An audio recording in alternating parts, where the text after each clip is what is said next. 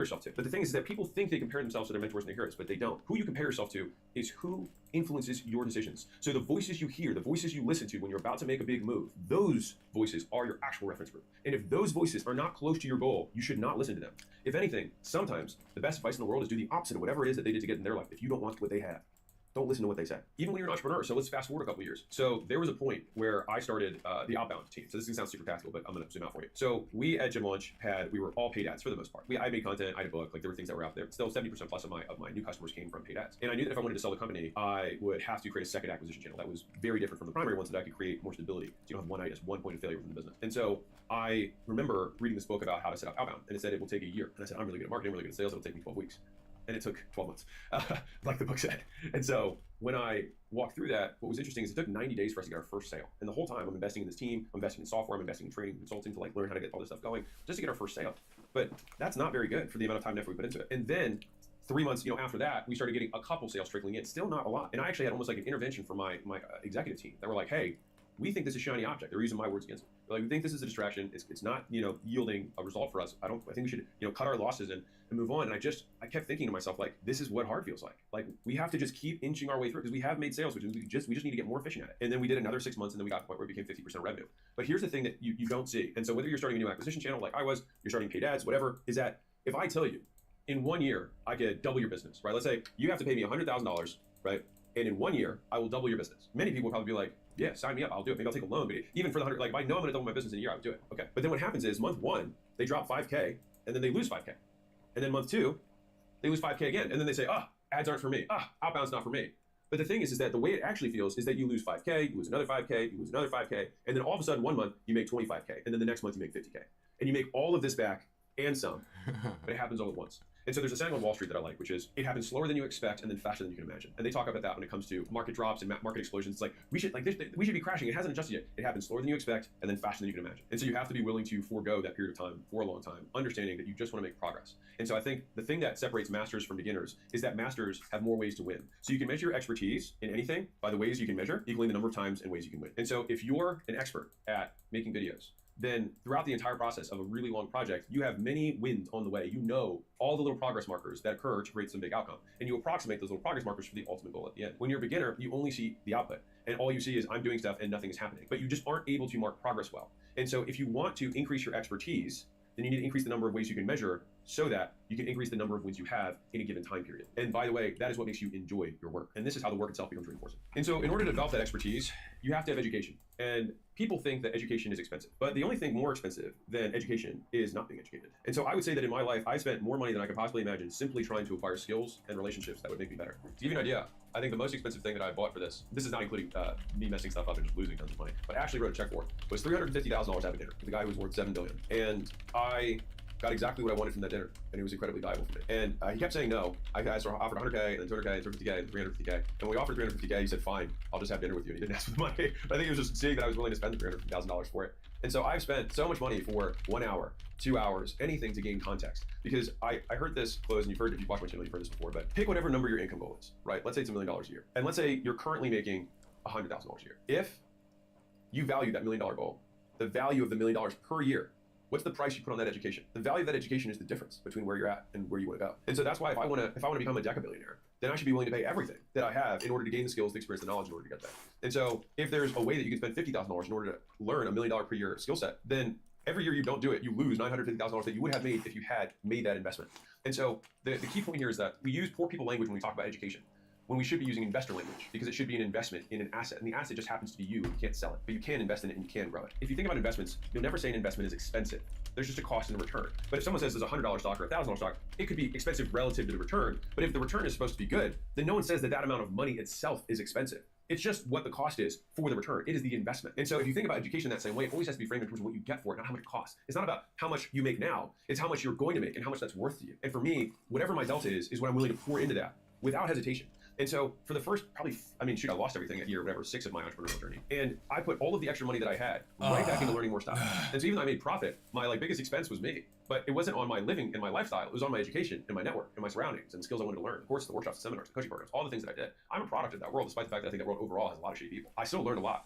And you can learn just as much by learning what not to do and say, I will never do that, or treat someone the way that person treated me. Because the best students never come out negative. So really, I think that like I have always been the top performer in every single program, coaching, whatever I have ever done. And so the process that I use is, number one, do everything they tell you to the T the first time. Then take what works and toss the rest. You can learn something from everyone, but only take in that which makes you stronger, which is a quote that I have from Harry Potter, the Sword of Gryffindor. But I love it because it was enchanted to have this spell that it would only take in things that made it stronger. So it took in the Basilisk Venom, which allowed it to kill, the Horcruxes later on. But I like to see myself as that sword, is that I continue to invest, I continue to put things into the steel, but I only take in that which makes me stronger. So a lot of people have these negative experiences with coaches, consultants, vendors, whatever, and I just like to think to myself, like, in what way will this make me better? And so by instead asking that question rather than enumerating the many things they could have done better or the things they did wrong, simply saying there is something that I can learn from this, and there is something in this experience that will make me stronger. And that frame may have been one of the most valuable frames that I've had because I, like you, have spent plenty of money on things that have, quote, not worked. But I still learned enough from them and oftentimes what not to do that allowed me to then see what to do. But before I ever did that, I had to do the first 3 steps of that, which was do everything they said to the T the first time.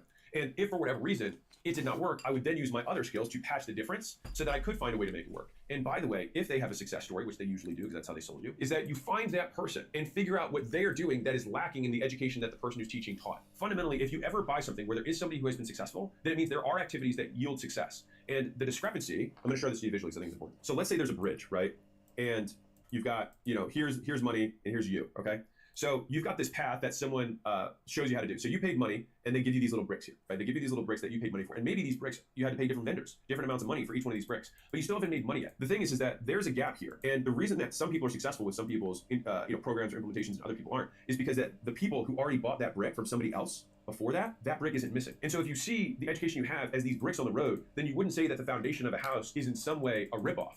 You would just say it's not a complete house. Now, if they sold you the expectation that you would have a house, sure, you could be upset by them, but they still helped you build a foundation. And so it's the same people who get upset saying, oh, I learned arithmetic from Mrs. Glass, but then when I found Mr. Hardwick and he taught me calculus, she only taught me arithmetic. She's a moron. You wouldn't say that. But for some reason, people talk about the basics of business the same way when they become more advanced. If someone taught you how to do outbound and do warm outreach, they could sell your first customers, and someone else later teaches you how to run ads, well, you probably learned how to work the leads from the ads that work for you because you learned how to do outbound. You probably learned how to sell because you learned how to sell strangers. And so when you did the ads, it worked for you, and then somebody else who did that same exact implementation didn't have the bricks that you had, and they never got the dollars that came across. And so whenever something doesn't work, it doesn't make you any better by saying it's their fault. And fault also only matters in the eyes of the law, which you're not going to sue anybody anyway, so who gives a shit? The only thing that matters is whether the outcome happens or not, which is under your control, because it means that you simply have a discrepancy from where you are and where you want to go. And so a lot of people would then say, sure, Alex, it's easy for you to say you're a white guy. You're right, cool, so just don't watch the video and move on. But for everybody else, you've got connections, you've got money, you've got looks, you've got intellect or intelligence. These are all great, but you can be all of these. You can be somebody who has all 4 if you have one thing,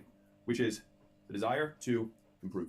The insatiable desire to improve. No matter where you start, if you have this, it's hard to beat someone who improves every second of every day without stopping, without giving up. And so I have met people who have connections, money, looks, and intelligence, and they do not people who have an insatiable desire to improve, who do not stop.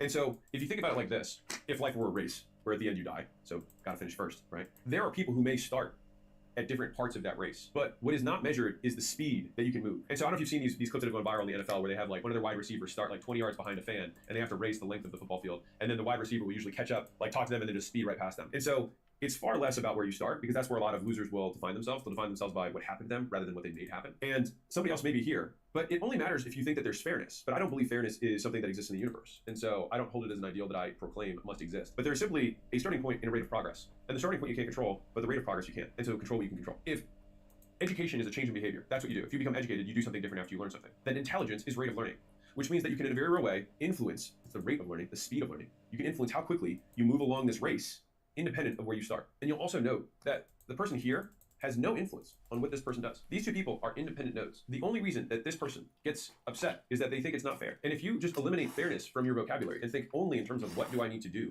then it eliminates a lot of the distraction that keeps you poor. So if you recall from the very beginning, lazy people get distracted. They focus on distraction. And one of the biggest distractions is it's not fair. It's not fair. I shouldn't have to. I should get. I should. It should. Things shouldn't. It's all shoulds.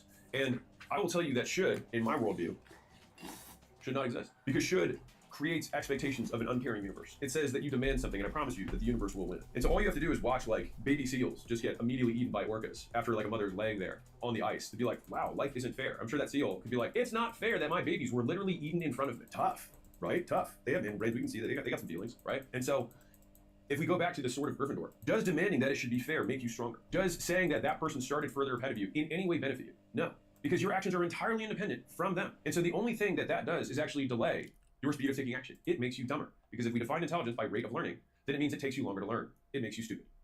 And I think that that's why people stay here for a very long time. And many of them never leave. So what are the things that bad entrepreneurs talk about with good entrepreneurs? Is one of the excuses they'll make is that they will make preference excuses. They will make trade-off excuses. They will say, this is not worth the price, in which case, fine, but don't also want the thing. So for example, privacy is the price of fame. Loneliness is the price of ambition. Pleasure is the price of discipline. Novelty is the price of loyalty. Discretion is the price of trust. And so many people want the benefits of these traits, but can't afford the cost or the price. They're not willing to be discreet, but they want someone to trust them. They can't hold someone's secrets. They want somebody to be loyal to them at home, but then they want the thrill of the new relationship. They want the benefits of discipline, of consistency, but they can't trade the pleasure in the moment. They want ambition, but they're not willing to pay the price of being lonely, of being the exception. They want fame, but then all of a sudden they are startled when they realize that they have no privacy. And so each of these things are trade-offs. And if you're not willing to make the trade, fine, but don't bitch about it. And I think part of it is that we have a hard time understanding to what degree. And so each of these ideals are not binary. It's not discretion, it's how much discretion you have. It's not novelty, it's how much novelty. It's not pleasure, it's how much pleasure. It's not loneliness, it's how long. And it's not hard work, it's how hard do you have to work and how long do you have to work. And so most people, and I think this is where a lot of the complaints come, is that they believe they're doing 10 out of 10 work, right? They're like, this is 10 out of 10 hard for me right now. But they're actually only doing 1/10 of the amount of work that it takes to get to this goal. And so they might be doing a 10 out of 10 work for a 100K goal, but they're doing a 1 out of 10 work for a $1 million goal. And I think a lot of that work comes down to being able to accurately assess reality and see what your actual discrepancies are and realize how much work you really have to do in order to get good at every one of those discrepancies. Because most outcomes don't occur until you've met all of the conditions, like a pipeline. All right, so let's say you've got this pipeline here and you've got these valves. These are the valves, you've got this water that's coming here, and let's say once you get all the way through, the water comes out the other side. These valves have to open. You have to open this thing, open each of these valves, and let's say you've checked off 3 of the 4 boxes. The water's still gonna be stuck here. You're still not gonna get the water through. And so the thing is that as much as you work, and you're like, but I did that, and I did that, and that didn't work, and that didn't work. It may have worked, it just might not have met every condition to get the outcome. And so if you think about life and outcomes that way, it gets a lot easier because it stops being emotional. You can simply say, there's a condition that I haven't met, and I have to figure out what that condition is. Rather than proclaiming that the universe isn't fair, or that you started further back, and that's why your effort hasn't resulted in it. Maybe this person only has to meet 3 of these, and you have to meet 4. Okay, well then I guess that means that you're gonna be better than them. Why is that a bad thing? It means that you're gonna develop more skills to achieve the same goal. Great. If the end of this life is that you are the steel, you are the thing that gets created, then you can't resent the hammer and the fire that makes you. Because you can't wish for strong character and an easy life.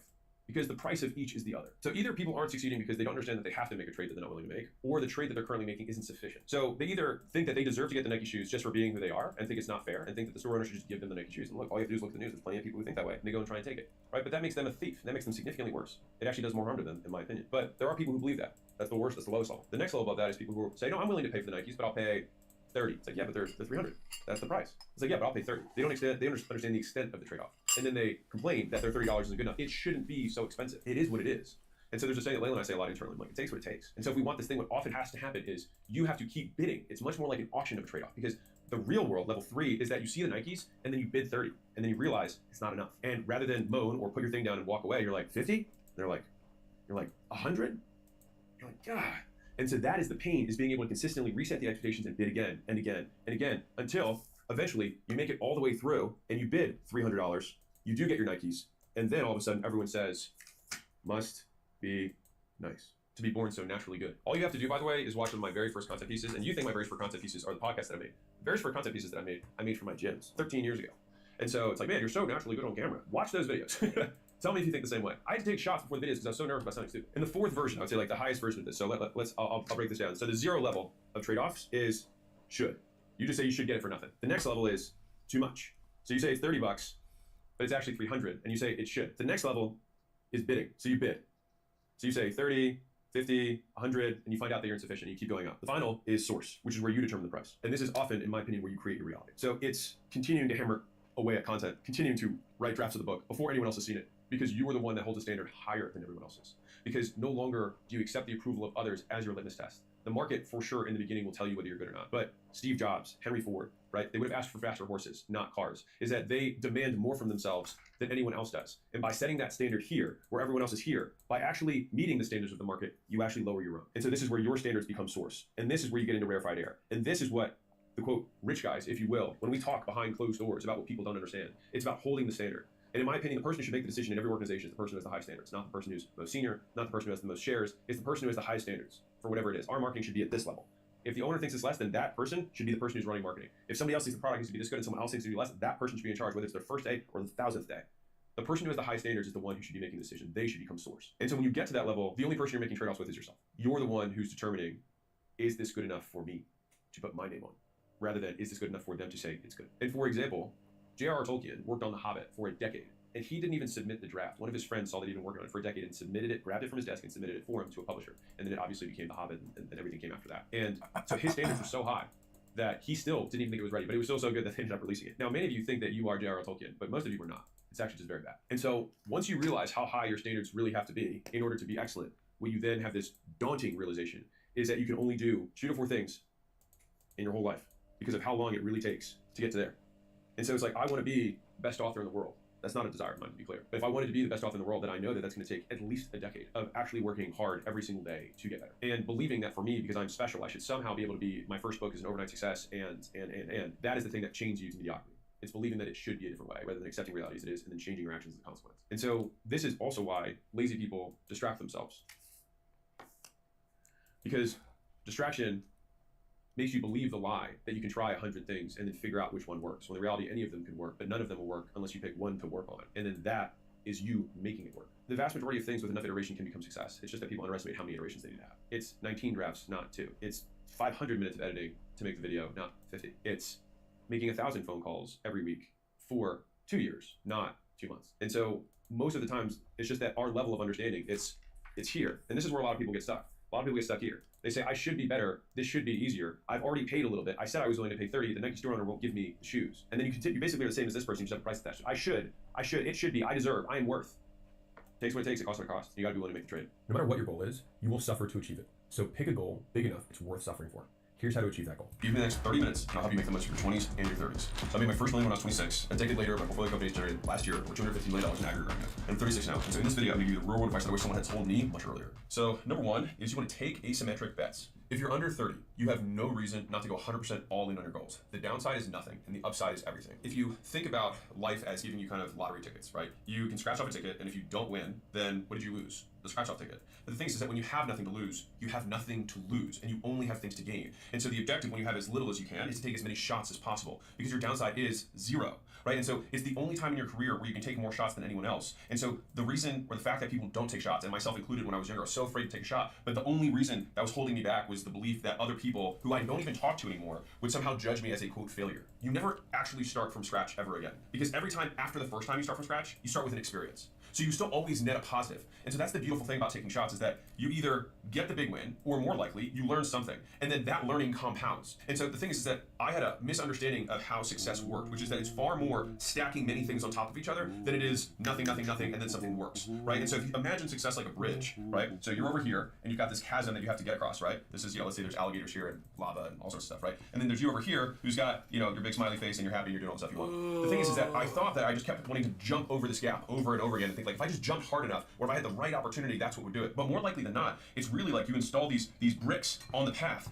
and you keep walking, and it's like, okay, well, I fall here. Okay, well, I'll fix this one later. And then you take and then you start again, and then you fall here, and then you fix this, and you keep going, and you fall here, and then you fix this, and then all of a sudden you make it all the way across. And that's what it looks like, or what the experience of kind of becoming the overnight success is. And that's why so many people talk about it, where it doesn't happen at all, and it happens all at once. It's not that it happens all at once. The actual outcome of getting a system to work all the way through, that is binary. But the process of building the system is actually very linear. I'm also not saying this from a position of like, even though I saw some success early in my career, I also started pretty early. And so I had 9 failed businesses, 9, before I had one that really worked. And so I bring this up to say, like, I don't know what failure you're on right now. Maybe you're on 0 failures, you're on 1 failure, 2 failures, but you have way more failures in you. At the end of the day, like, one of the big realizations I had is that since life is an infinite game, and what that means is that there are games where you have a defined time period, and at the end you count the score, right? And then there's infinite games where the only point of the game is to keep playing the game. And so, like, the point of marriage is not to get married, it's to stay married. The point of health is not to get healthy, it's to stay healthy. And the point of business is not to get into business, but to stay in business. And so basically the only thing that you have to do to stay in business is to choose to continue to fight. And so once you realize that, then you realize that you become a success the moment you decide you are, because being successful is far more about being in the game, about being in the arena.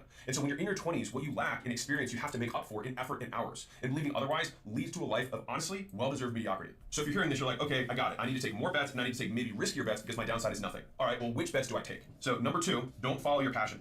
So passion is vague, and so it's very difficult to say, I like this thing more than this thing. But what you can say is, I'm better at this than that. And so passion usually then comes from competence, not creates competence. And so we usually like things that we get good at, rather than getting good at things that we like, right? And so this is the thing like that I think confuses a lot of people. And so the other flip side of this is that enjoying something doesn't even guarantee that you're good at it, or that you're gonna be able to make money from it. And I remember my dad used to tell me when I was much younger, he said, listen, if I were following my passion, I'd be a bartender at ski slope, right? He said, if you could just make money, he said, the rest of your life you can do whatever you want. And I actually think it was very practical advice for me. I'm very grateful that I got that. The thing is that getting good at anything, you have to slog through this period where you're probably not gonna be passionate about it, because it's very boring, it's very monotonous, it's very repetitive, right? It's one thing to say, oh, I like ping pong. It's another thing to say, like, I hit 500 forehands and 500 backhands every morning and every night, right? It's a different level of dedication that you have to it, and that isn't gonna be something you're passionate about. You might like playing the game, getting good at the game are two very different things, right? And so it sets this false expectation that I think ultimately harms more people. And I think one of the biggest reasons of not following your passion is that your passions will change as you age. I promise you, the things that I was passionate about when I was 20 is not things I'm passionate about now, and I'm sure that things I'm passionate about when I'm in my mid, late 40s are gonna be different than things I'm now. Same as 50s and 60s. And so this idea that like I have to find this one thing, it puts a ton of pressure on that thing that it has to be perfect forever. And if it's not gonna be perfect forever, then why don't we be practical now so that we can give ourselves options later? So fundamentally, all we're gonna look for are things that you're good at that people already spend money on, because that creates a very high likelihood outcome of you creating something that you can exchange in the marketplace. Once you've decided on something that you want to get better at, you're already good at it, you want to get better at it, which is hopefully, maybe it is your passion, which would be amazing, but a lot of times it's not. The next thing is you have to get good at one thing. Think about the equal opposite of this. How would I get someone to be poor? I would get them to keep starting new things rather than getting good at one thing. And so do you remember that guy who got rich, dropshipping, day trading, buying crypto, and wholesaling all at the same time? Yeah, me neither. You have to focus. And it's arrogant to think that you can do multiple things at once and beat someone who does one thing with all their effort. You have to pick one thing and go all in, and then you become the one who's hard to beat. So I told you earlier that I had 9 failed businesses. Now, here's the part that a lot of people don't know. 6 of those I had at the same time. And so I like to tell people, oh yeah, I'm a CEO, I've got multiple companies, right? Like kind of the way I do now, but it's very different now, because the thing is that I actually have CEOs who run those businesses, right? Not me. Because you can only be CEO of one thing. You can only drive one thing. Now, I drive acquisition.com, right? But CEOs of each of the divisions of each of the portfolio companies, like those are people who run their own profit and loss statements. And I didn't understand that. And so I had a chiropractor agency, a dental agency, a gym launch business where we did turnarounds. And then I also had 5 gyms of my own at the time, all right? Depending on how you want to describe it. I had 5 locations plus the 3, so I had 8. It's a lot, all right? It's too much. And because of that, I was stressed out of my mind. I was so spread thin. And basically, I had lots of things that generated revenue, and I didn't make any money. The only thing that depends on my ego, not my bank account. When did this big turnaround happen for me? Layla came into my life, and she was like, hey, you're clearly really good at this one thing. Why don't we just cut everything else? And that's exactly what I did. It was the hardest period of my life. I had shut down all the other businesses but one, which also meant that I had end partnerships with all these different other people that were relying on me.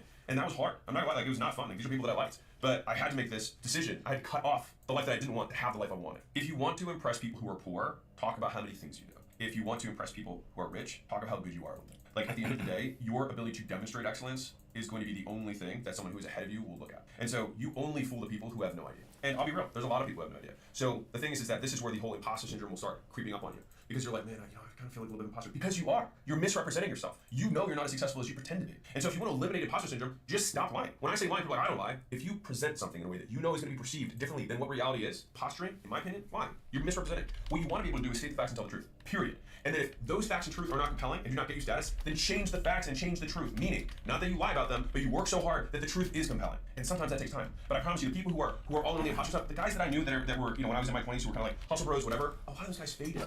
Or they're still like jumping from thing to thing to thing, kind of like pretending to be successful. But like I know that they're barely able to afford their house. At the end of the day, it's a choice that you have to make. Do I want to pretend to be rich? Do I want to pretend to be successful? Do I want to look like I'm successful? Or do I want to be successful? Which more likely is do the things that success requires, which today do not look like success. It looks like a very long string of failures, because you will be rewarded far more in life for your determination than your intelligence. But the problem with determination is that in the short term, it looks like a long string of failures until it works. Okay, so you're like, got it, I'm gonna focus. Now let me give you something that's gonna help you stay focused. Number 4, stop networking. All right, now this is a really, really important point. Now, it's not that I even have some big problem with networking overall. That's actually not my point. It's more that there are seasons of life, right? In the beginning, you're in exploration. I grabbed this from the ball and I really love it. Later on, you get into exploitation, which is where you go all in, right? And so the thing is that in the beginning, you're tasting lots of stuff. You're trying to figure out what you are good at or have some proclivity towards. When you have that proclivity, then it becomes very clear, now is the time to cut everything else so that we can focus and go deep. Right? So you go broad in the beginning so that you can figure out what you go deep on. The broad period that you're in is never the period where you're going to make money. Like, this is the part you have to get. I'll say from the beginning of when I started until I really graduated from it was about 5 years. It's less of a binary, more of a continuum. In the beginning, you taste lots of stuff, and then you just have to, because in the beginning, you have to say yes to things. You have to say yes because you're so bad, you're so scared, you never want to say yes. But you learn to say yes a little bit, and then you say yes more, and then you say yes more, and then very quickly, you learn to say yes and get overwhelmed. And so the only way out of this yes trap is you have to start practicing to say no. And if you're like, wait a second, that means that I have to change what I do. Welcome to entrepreneurship. Like, you have to learn, you have to evolve, you have to grow. So let me give you a very tactical example. So if you're debating between going to a networking event, right, or like a lunch with some dude who's like, hey, we should collaborate, we should synergize, we should maybe trade ideas, let me pick your brain, whatever, right? And if you're picking between any of those things and working, choose the work. Because when the work works out, the people will still be there to take your call. But if you never do the work, no amount of networking will get the work done for you. And the bonus or negative bonus here is that if you don't get the work done, they're not going to take your call in the future. And so they're willing to take the call today with whatever small amount of success that you have. But if you lose that success because you get distracted, they're not going to take the call in the future. That door will be open, I promise. And not only will that door be open, 100 other doors will open for you if you win. During the season, losers congregate, winners isolate. If everyone was supposed to win, they would make podiums bigger. The top of the mountain isn't supposed to fit a lot of people. It's normal. The air is hard to breathe. And the thing is if all of this seems antithetical or different than what you've heard or what other people around you are experiencing, ask yourself, do those people have the lives you want? A great way to make a mistake is to ask someone else's idea about your idea who has no idea. When you make this transition from going from the exploration period to the exploitation phase, you go from many looser connections to a very few tight ones. I tend to be very transactional as a person, but I think we all are, and some people are just open about it. Everybody on some level does some sort of math in their head of like, this person in my life, I get more benefits than I have costs. But the thing is that if you want to raise the standard of your life, you have to raise the standard of the people who you surround yourself with. Because the fastest way to change your life is to change who you're friends with. Because that reference group is ultimately going to be what you compare yourself to. And so if you change who you compare yourself to, all of a sudden, you will create deprivation around the difference between where they're at and where you're at. The only way that people let you into circles that you don't deserve to be in is work ethic. There is no other way. It is the universal currency of respect across cultures, across time periods, across cohorts, across generations. An old man will respect a young man who hustles. And they will always be willing to give time to somebody who they think will execute. Like that was my secret. And it still is my secret. Like I know where people who are above, I punch above my weight class in terms of people that I'm connected with because they know that I'll do the work. And so they don't feel like they're wasting their time by helping. Because the thing is, a lot of people are actually very happy to help you. What they aren't happy to do is waste their time helping you when you actually don't help yourself. And so I've shed friends at every season of my life. And my close circle has always been very small, like very small. The thing is that I think of my life in kind of seasons, right? And so you're gonna have friends for this season, and maybe you keep them for life, but maybe you don't. And I think giving yourself permission to say, like, that was that season, and they were amazing friends for the objectives that I had then, and then my objectives changed. And it's not really fair to them to say, hey, I'm completely changing all the things that I'm doing. You have to still be friends with me. It might not make sense for them. And so not keeping this expectation over them has helped me kind of like free myself of that so that I can reinvest the time that I have in friends that I think will help me get to where I'm trying to go next. Okay, so if we're taking these big bets, and we're following something that we're good at rather than that we're passionate about, and we're not gonna get distracted, we're doubling down on one thing, and we're turning off these other things that in the beginning we were exploring, the little lunches, little networking, because we know that if we just succeed at this one thing, all of those doors will be open. What do we do to make money? So let me give you a money rule. Money loves speed. And this will relate back to the asymmetric bets. By the time you have all the information, the opportunity is gone. Sometimes you just have to make your bet. And it's almost always faster to make a decision, then make a mistake, and then correct that mistake than it is to painstakingly deliberate on the decision. If you know how long it would take you to fix something, if you're wrong, then just make your best bet, because you can always fix it later. And so said differently, if it takes you 5 minutes to decide and then 10 minutes to fix something, don't take 2 hours to decide, because you can just do it, and if you're right, you immediately are moving forward 5 minutes later. And if you're wrong, you're moving forward 15 minutes later. But either way, it's gonna take you less time than trying to assume that you're gonna know everything, because you're just not. You have to get a grip with uncertainty. Like, uncertainty is the job. Like, if you want certainty, don't try and go after your dreams, because the thing is that the only way to go after certain dreams is to go after an old dream. And if you go after an old dream that's already happened, you're trying to fulfill something that will not happen again. And so you're either gonna do the work, or you're gonna sit around wishing you've done the work. And one of the things that took me a very long time to understand was that the things that dragged me down were not the things that I thought they were. Because the heaviest things in life aren't iron or gold, but they're unmade decisions. They're the things that weigh us down. They take up all of our attention, all of our brain power. And so right now, there's probably a handful of decisions that you know you need to make that you're just not. If you want to feel yourself go so much faster than you ever have, just decide. So few decisions in life actually are irreversible. Even the ones that people pretend are irreversible.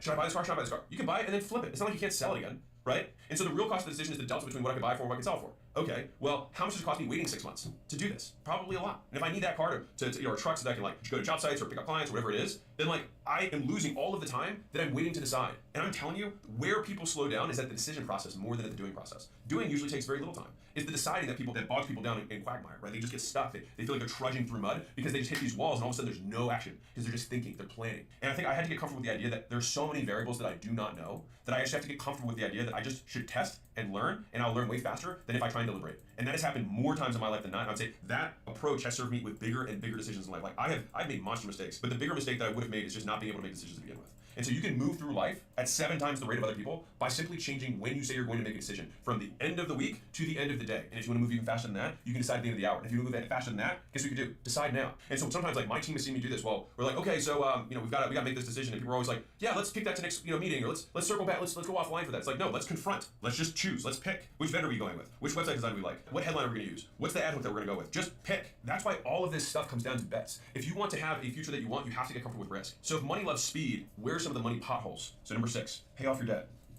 Now I'm going to hit you with something you probably haven't thought of before, which is there are many kinds of debt. There's obviously financial debt, but the biggest and most expensive debt is ignorance debt. It's the cost of what you do not know, but should. And to be clear, I still pay off ignorance debt every day. It's the debt in skills and knowledge that I should know to get faster and further to where I'm trying to go, but I don't. And so I have to just fail until I get this knowledge. The thing is that if I don't fail, I will never get it. I am willing to pay in looking bad, in money lost, in time lost and people judging me to make bets. And so I like this perspective on experts, which is that an expert is just somebody who's made all the mistakes you can make in a very narrow field. You have to learn how to lose before you can learn how to win. And the first rule of losing is that you didn't lose, you just learned. You paid down the most expensive debt. So then the question is, if you know that you have to pay this debt off, why aren't you?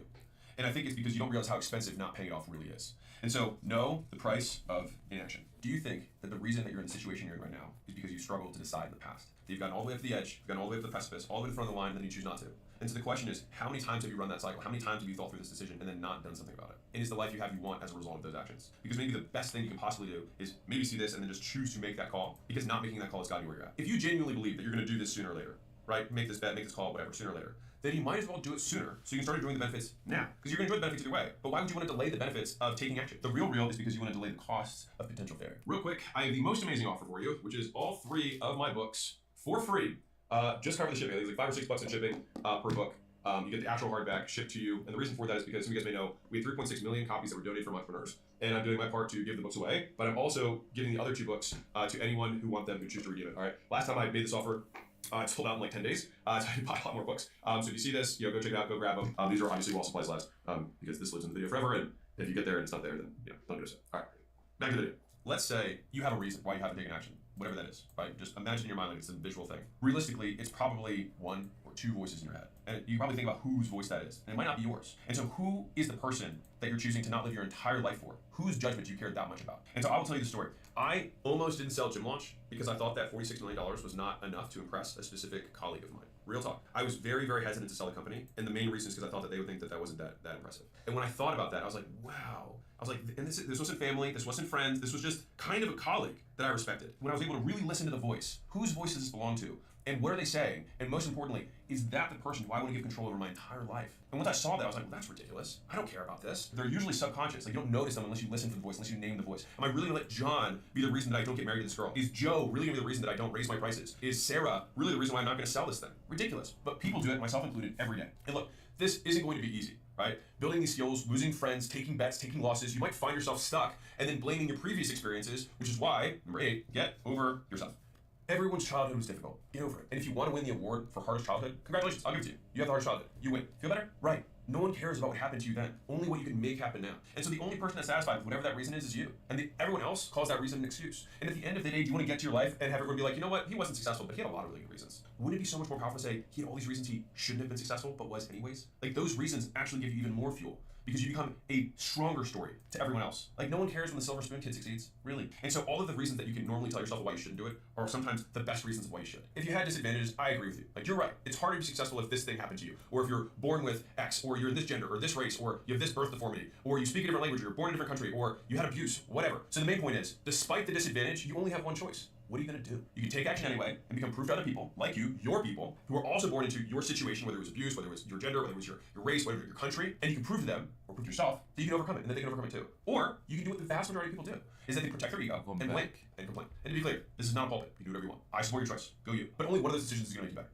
And likely only one of those decisions is going to get you closer to where you want to go. Because at the end of the day, here's the TLDR. Losers define themselves by what has happened to them. Winners define themselves by what they can make happen, despite what's happened to them. And so where some person sees an excuse, another person sees an origin story. Like, you look at every champion, every hero, every comic book, they all have hard pasts. And so you having a hard past, whatever that is for you, or some disadvantage, just makes you like every other superhero who ends up, changing their lives. And I actually love this. I heard this from Joe Rogan. This is not mine. Every single one of us can today wake up like it's the first day of a video game. Like, you just like got transported into this body and you're like, okay, look around. I have a wife, I have some kids, I have a job I hate, or I have a business I don't like, or I have some bet that I have this thing inside of me that I know I can do more, but I'm not. You have all this stuff that's around you, and now you can choose. Like, everything else behind you, you can just have today be your spawn point. And so when you're in a video game, it's easy to just forsake all that stuff because you don't have this emotional connection to it. But the thing is that like the action needs to be taken either way. So whatever frame of mind you need to be in order to do it, then do that. All right, so once we get this head trash out of the way, then we have to get back to business, if you will. So what's the next thing that we have to do? We have to solve bigger problems.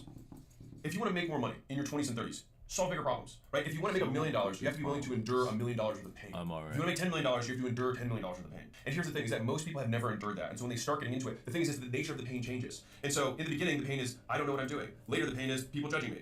And later, the pain is lawsuits. And a lot of the pain is just not knowing what the hell you're doing at whatever stage of business you're at, because that never goes away. And so not knowing is a constant. So trying to solve for not knowing is silly, because it's never going to happen. And so this is why you have to get comfortable with uncertainty. You have to make uncertainty your friend. If we're going to solve problems, right, we might as well pick big ones. And I'll give you a great analogy that I got from Stephen Schwarzman, who's the founder of Blackstone. He said, big goals and small goals are usually just about as hard. A common VC saying is that having a really successful restaurant, you might have to work 80 hours a week, and manage all these different people to have a really successful local restaurant. And you might also have to manage all these people and do all this other stuff if you want to build a $1 billion unicorn. Both of those things are hard. And so if it's going to be hard regardless, you might as well go big. And actually, it's been that is a very helpful frame for me, because one of the beliefs that I have about business and life is that suffering is a constant. Like, I have to remind myself this on a regular basis, which is that if we are growing, I am in pain. If we're plateaued, I am in pain. And if we're declining, I am in pain, which means that I am pretty much always in pain. And so to think that there's something wrong with pain misses the point of how this works. It is a constant. And if it's a constant, we need to think about it. It shouldn't be a reason to do something or not do something, because it's just always there. Competition for big goals, believe it or not, is actually much rarer. It's thinner air. People believe that it's so unrealistic that they don't shoot for it, which actually makes fewer people there to compete against. And so it is probably harder in some ways to have a local restaurant that is really successful than it is to have a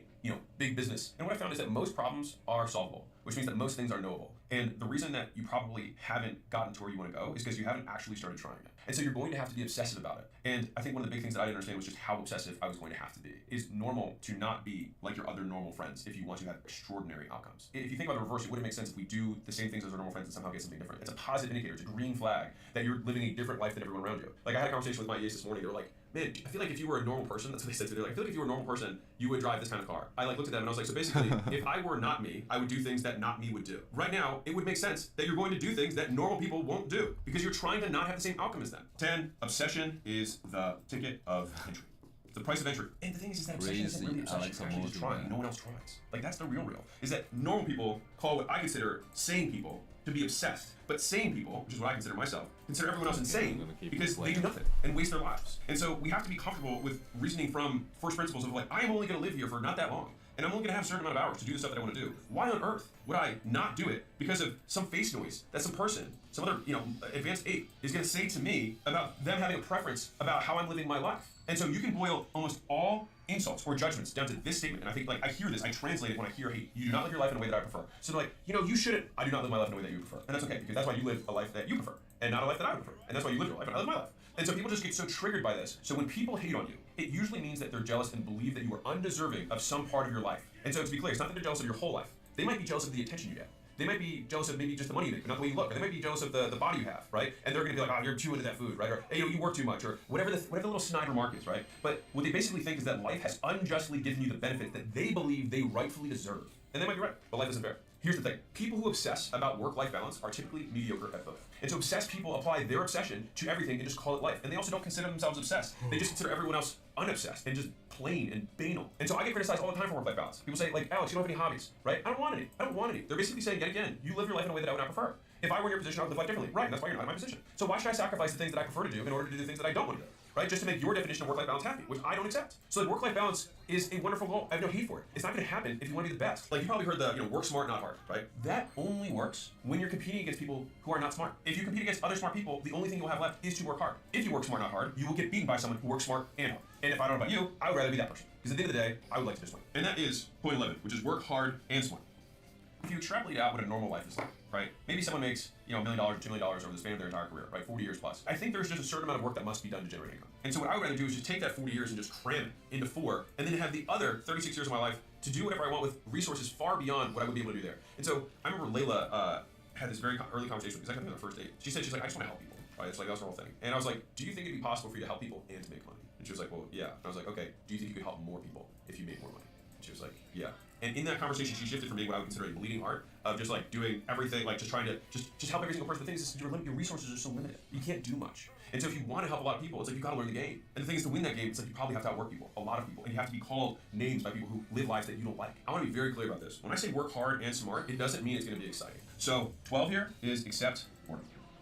Like, if you want to be creative, you must first learn to be bored. If you want to achieve a goal, you'll either have to accept boredom or pain. And the bigger the goal, the more of both you're going to get. I have this great visual in my head about how winning works. Right? So you imagine you have this marathon, right, that you're running. So you've got the starting line here, right, start. And then you've got this big race, right? And then you've got a finish line over here. Ta-da, finish. Now, when you've seen a race, where do people gather? They gather here, and they gather here. So here's the question. Where does the winning happen on your own? Because no one cheers for you not drinking for a day, or not smoking on a long drive if you're trying to quit, or not overeating for one night, or skipping out on going to the club with the boys. No one cheers for that. No workout or meal is ever impressive on its own. And so the reason so few people understand success, or at least achieve it, in my opinion, is that consistency never looks impressive in the moment, only at the end. Because if you think about how consistent, it's very difficult to visualize consistency, because you can only see someone do something once. right? You see a snapshot of someone take a shot or hit a backhand. The only way that you can actually witness consistency is working with people who are consistent. Because the thing that you have to see is that person show up every single day. Like someone can show a workout of me working out, and someone else might be like, okay, well, I mean, that's a workout. Maybe I should kind of work out like that. And sure, there's a level of intensity that might be there, or form and things like that, whatever. But the thing that people won't see is it's very hard to witness 20 years because you have to be there for 20 years. And this is why I think so few people are able to internalize consistency, which is the most important success rate, because it's very hard to lose if you show up every day. It's very hard.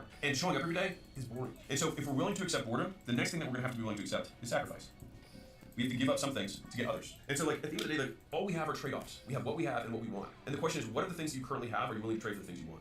And I think it's such a perfect way of thinking about it. Like you have everything in your life right now that you're going to have to trade. Like everyone trades. Everyone starts even when you had that zero. You have things in your life.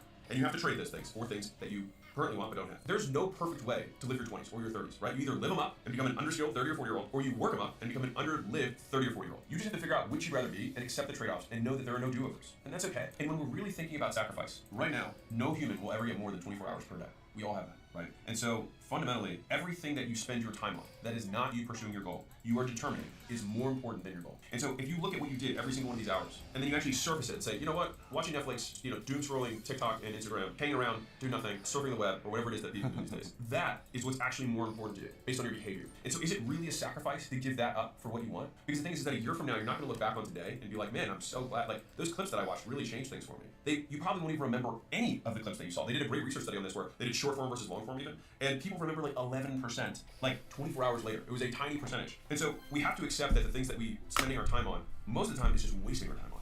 And so I think Seneca said this, it's not that we don't have enough time, it's that we waste the time we have. I come back to this, which is like, is it really a sacrifice? Or you finally just say, I believe this is my priority, and therefore all of these things that are not helping me pursue that, I'm now going to trade out for things that will help me get this priority. That's it. And to me, if you like what you're going to get, how would you not make a trade? And so I had this clip that went super viral from a podcast that I did yesterday. And the host asked me if all my books and all my tweets and all my emails and all my YouTube videos were all deleted, and I had to compress all of my stuff into 60 seconds, what would I say for somebody who's in their 20s and 30s? This is what I said. Figure out what you want, ignore the opinions of others, and use so much volume that it would be unreasonable to not be successful.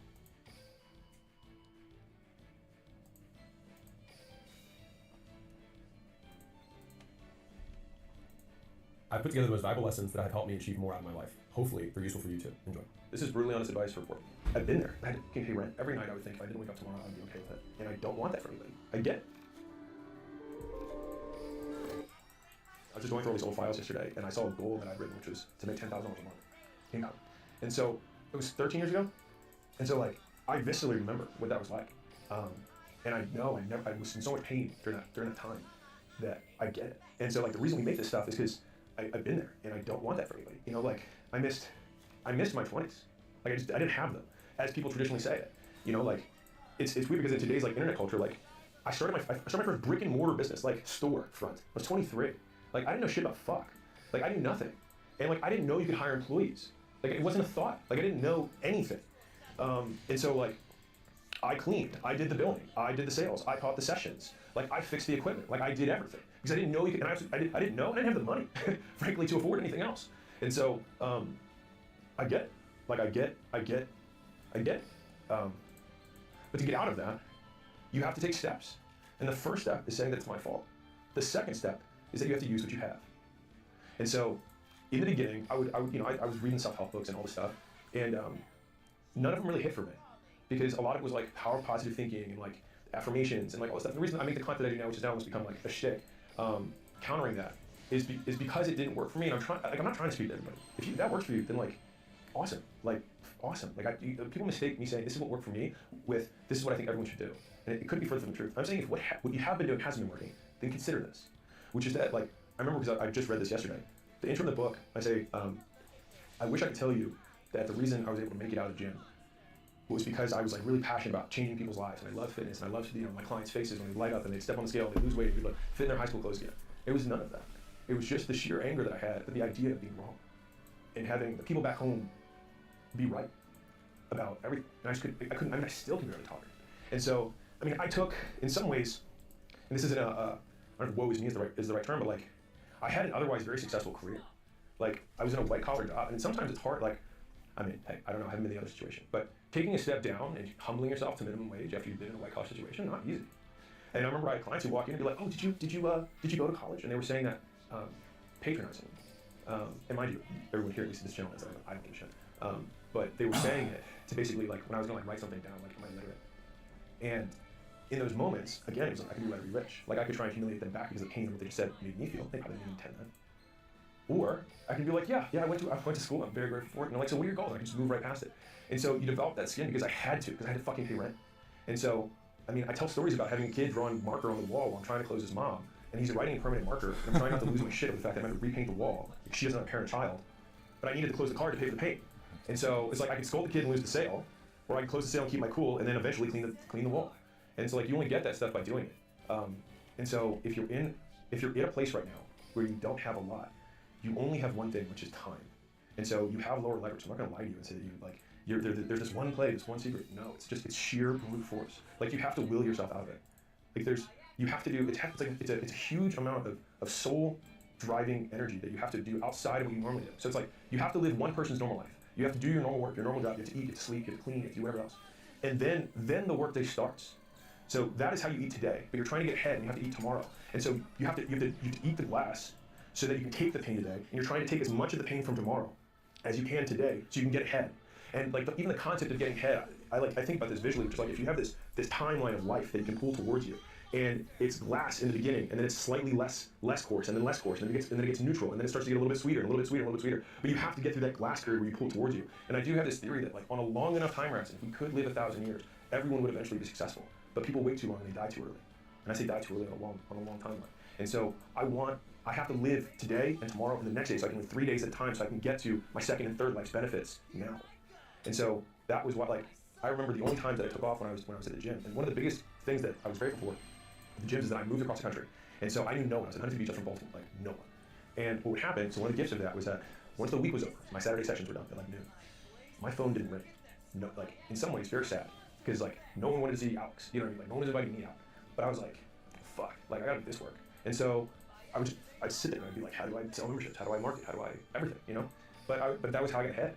And so I tell the stories of like, I remember when I stopped watching the Ravens, and I was from Baltimore, so that was like a tie to home. And so yeah, it's fresh for me because I just read the story, but it was tough.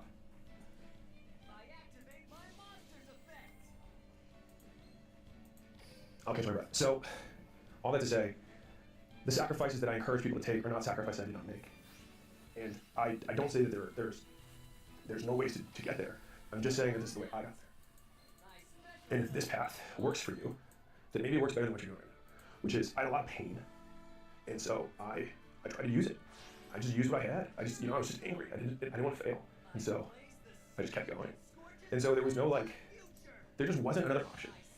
And so I think that's what I would encourage people to think about. Was like, I didn't allow another option, because the other option was just worse than dying. Because, I mean, I've told this story before and things get hyperbolized, exaggerated, romanticized, whatever, but like, when I had my big consulting job, I was making good money, and I had the approval of my peers and all this stuff, and I just didn't want to wake up the next day every day. It wasn't like I was trying to kill myself, it wasn't that, but every night I would think if I didn't wake up tomorrow, I would be okay with it. And so, when I knew that was what I was going back to, if I didn't make this work, I had no plan B. I mean, I had plan B is that I would drive Uber and strip, I joke about that, but that was very much my plan B if I didn't make it work. I get grilled on social media for saying this because of like fucking race wars, but like there have been slaves for thousands of years. There were slaves in Egyptian times. There were Jews who were slaves. There were Persian slaves. There were white slaves. There were black slaves. Humans have enslaved one another, period. And I like to think of things in extremes because it allows me to think of what's possible. And so the idea that someone else at some other time in history has worked 7 days a week, every hour that they're awake, with the threat not of their own death, but of their children's death, because that's what I would do if I were trying to control somebody. I would take their kid and say, I'll kill them if you don't work. And guess what? It'll probably work. That capacity exists. And so I would think to myself, like, I would try and put myself in that frame so that I wouldn't get into the woe is me cycle and think all these things I could blame for why I'm here right now. Why isn't this working as fast? Like, how is it that these guys are making more money than me?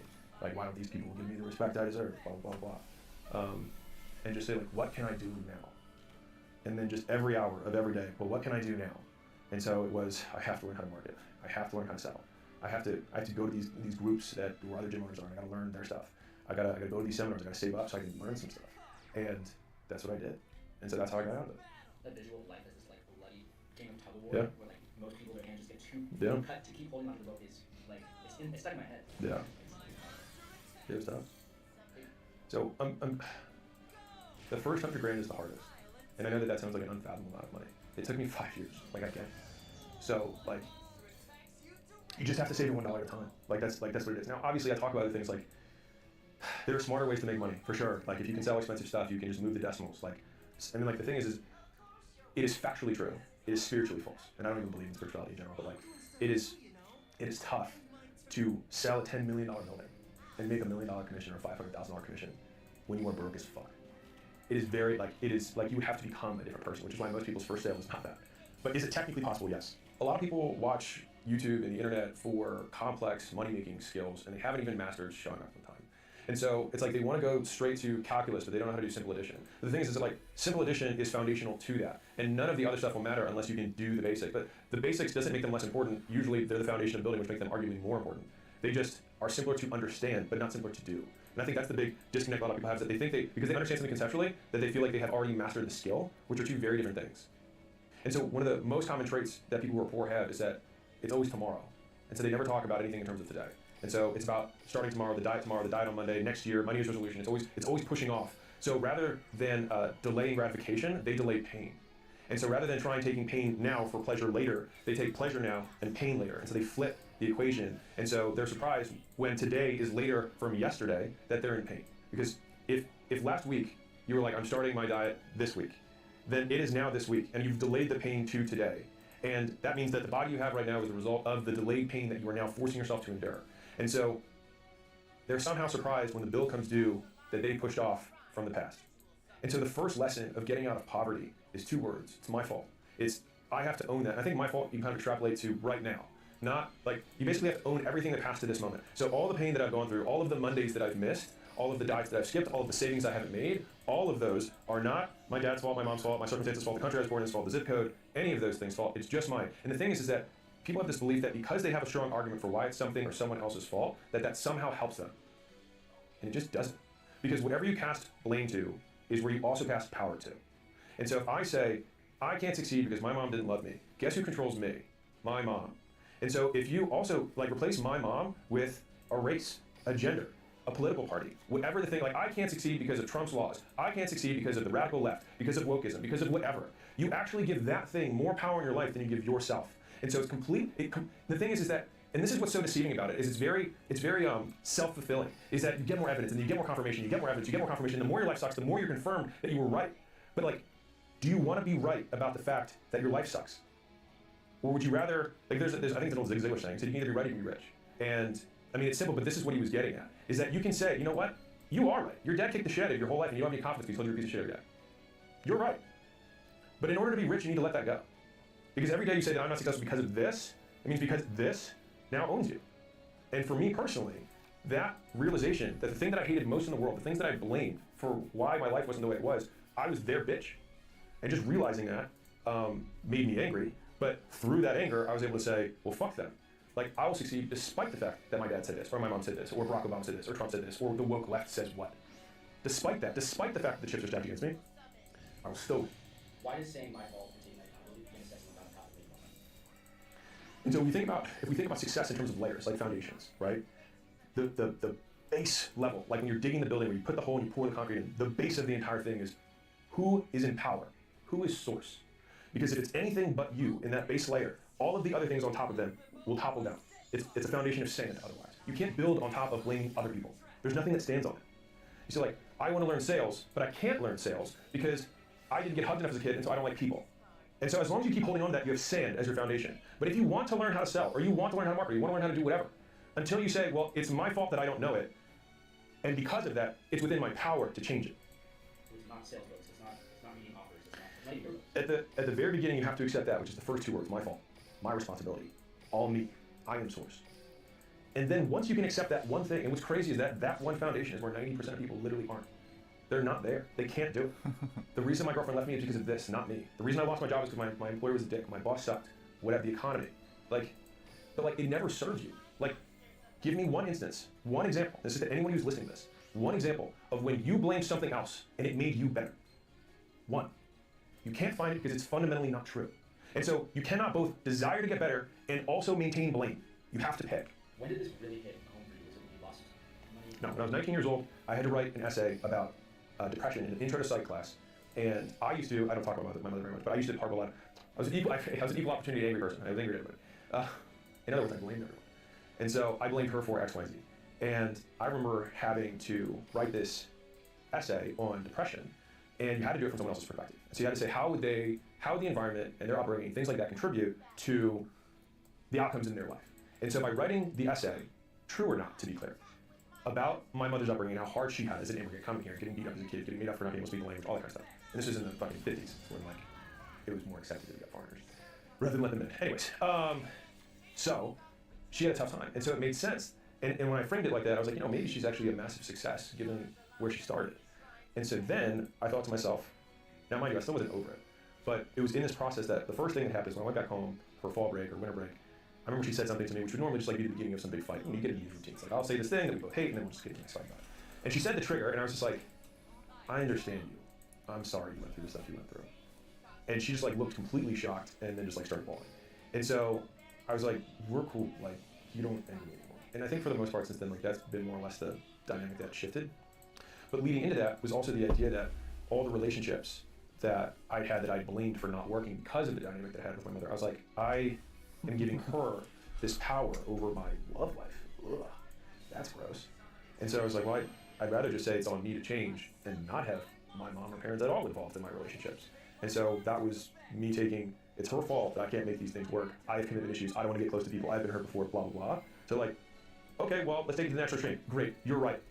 You'll never be close to anyone. You'll never have a relationship that'll last. You're right. Now what? I remember I was at a conference, and I had this lady stand up in the crowd, and I had just done a thing on like, I don't know what it was, call offers. And she stood up and said, let me give you 6 reasons why this isn't gonna work for my business. And so she went down her list, and I was like, So I got to the end of the whole thing, and she said, and that's why this isn't gonna work for my business. And I was like, you're right, you'll never be able to make this work for your business. And she looked at me like angry, and she laughed back. She's like, yes, I will. I'll be able to make this work for my business for this reason, this reason. And so the thing is that like, if the victim frame is just taken to the natural extreme, you realize that you're right, you win the game. And by being right the entire time, you lose everything. And so it's one of these frames that I love. Dr. Kashi says this. He says, you're 99% right, but 100% wrong. And what that means is like, for example, every time I bring a girl home, and I want my parents' approval, I bring her home, and they say, this isn't the one, this isn't the one, she's not good enough, whatever it is, every time. It's easy for them to say that because every single person you date, except for the one you marry, they are right. And so they're 99% of the time they're right. And they're confirmed by saying that that person you bring home is not good enough. Because every time, eventually you break up, oh, it's not gonna last, this isn't the one, it keeps going, right? But if you keep doing that all the way to the natural extreme, you're 100% wrong. Because you will be wrong eventually. And it's the same thing as like, I want to start this business, it's not gonna work. It's not gonna work. The second one won't work, the fifth one won't work, the seventh one won't work. And they're right. But they're just wrong on the long enough time horizon because one of them will fucking work. And one of the girls or one of the guys that you bring home will be the one that you are gonna be with. But it's so much safer for them to be right and right and right. And they get deceived by their short-term rightness that they miss the long-term wrong. And we do this to ourselves too when you're in the victim frame. I don't even like using the victim frame, but when you're in the powerless frame.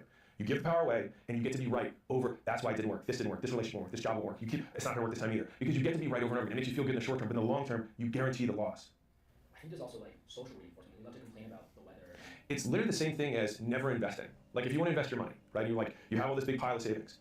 If you ever invest, there's always the possibility that it goes down in the short term. It's just the nature of markets in general. But if you never invest, you guarantee that you will never get rich over the long haul. And so every day, you could make this risk. You take a small risk, but you guarantee a macro win. So you take a small risk today, potential for loss today, for the guarantee over the long haul that it grows and it makes you money.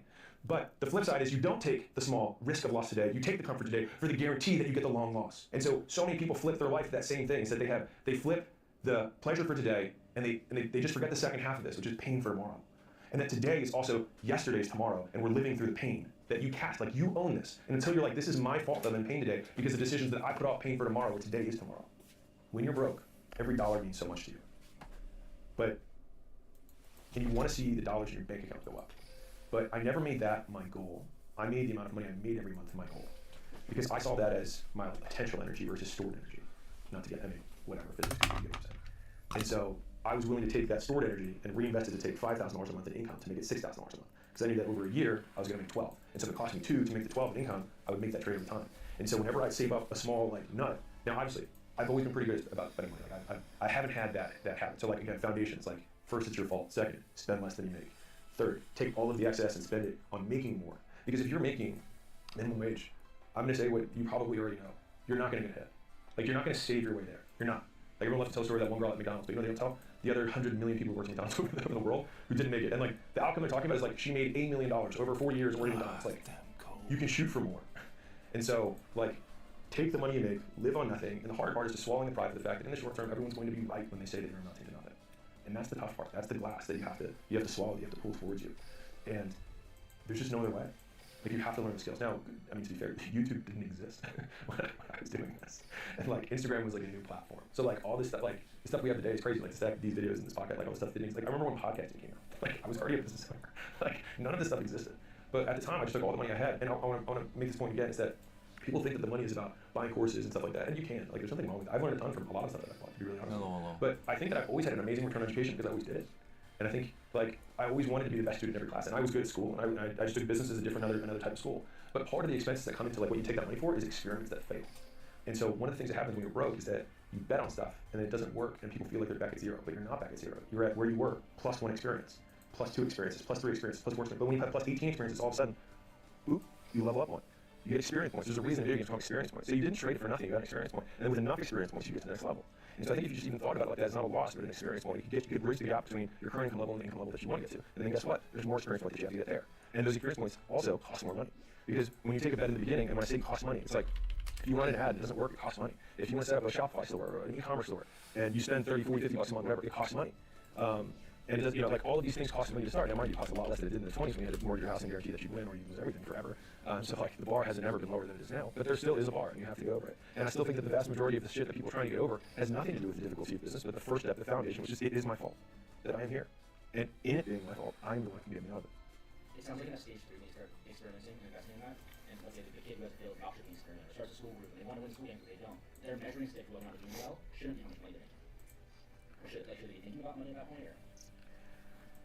So the wealthiest people I know only think about skills. They think about what can I learn and then what can this skill get me. And so they will always take any money they can to buy more skills. And in the beginning, you have to buy all the skills yourself. Once you have enough skills that you can generate an excess of income, you can start buying other people's lives. And what I mean by that is like everything comes down to buying time.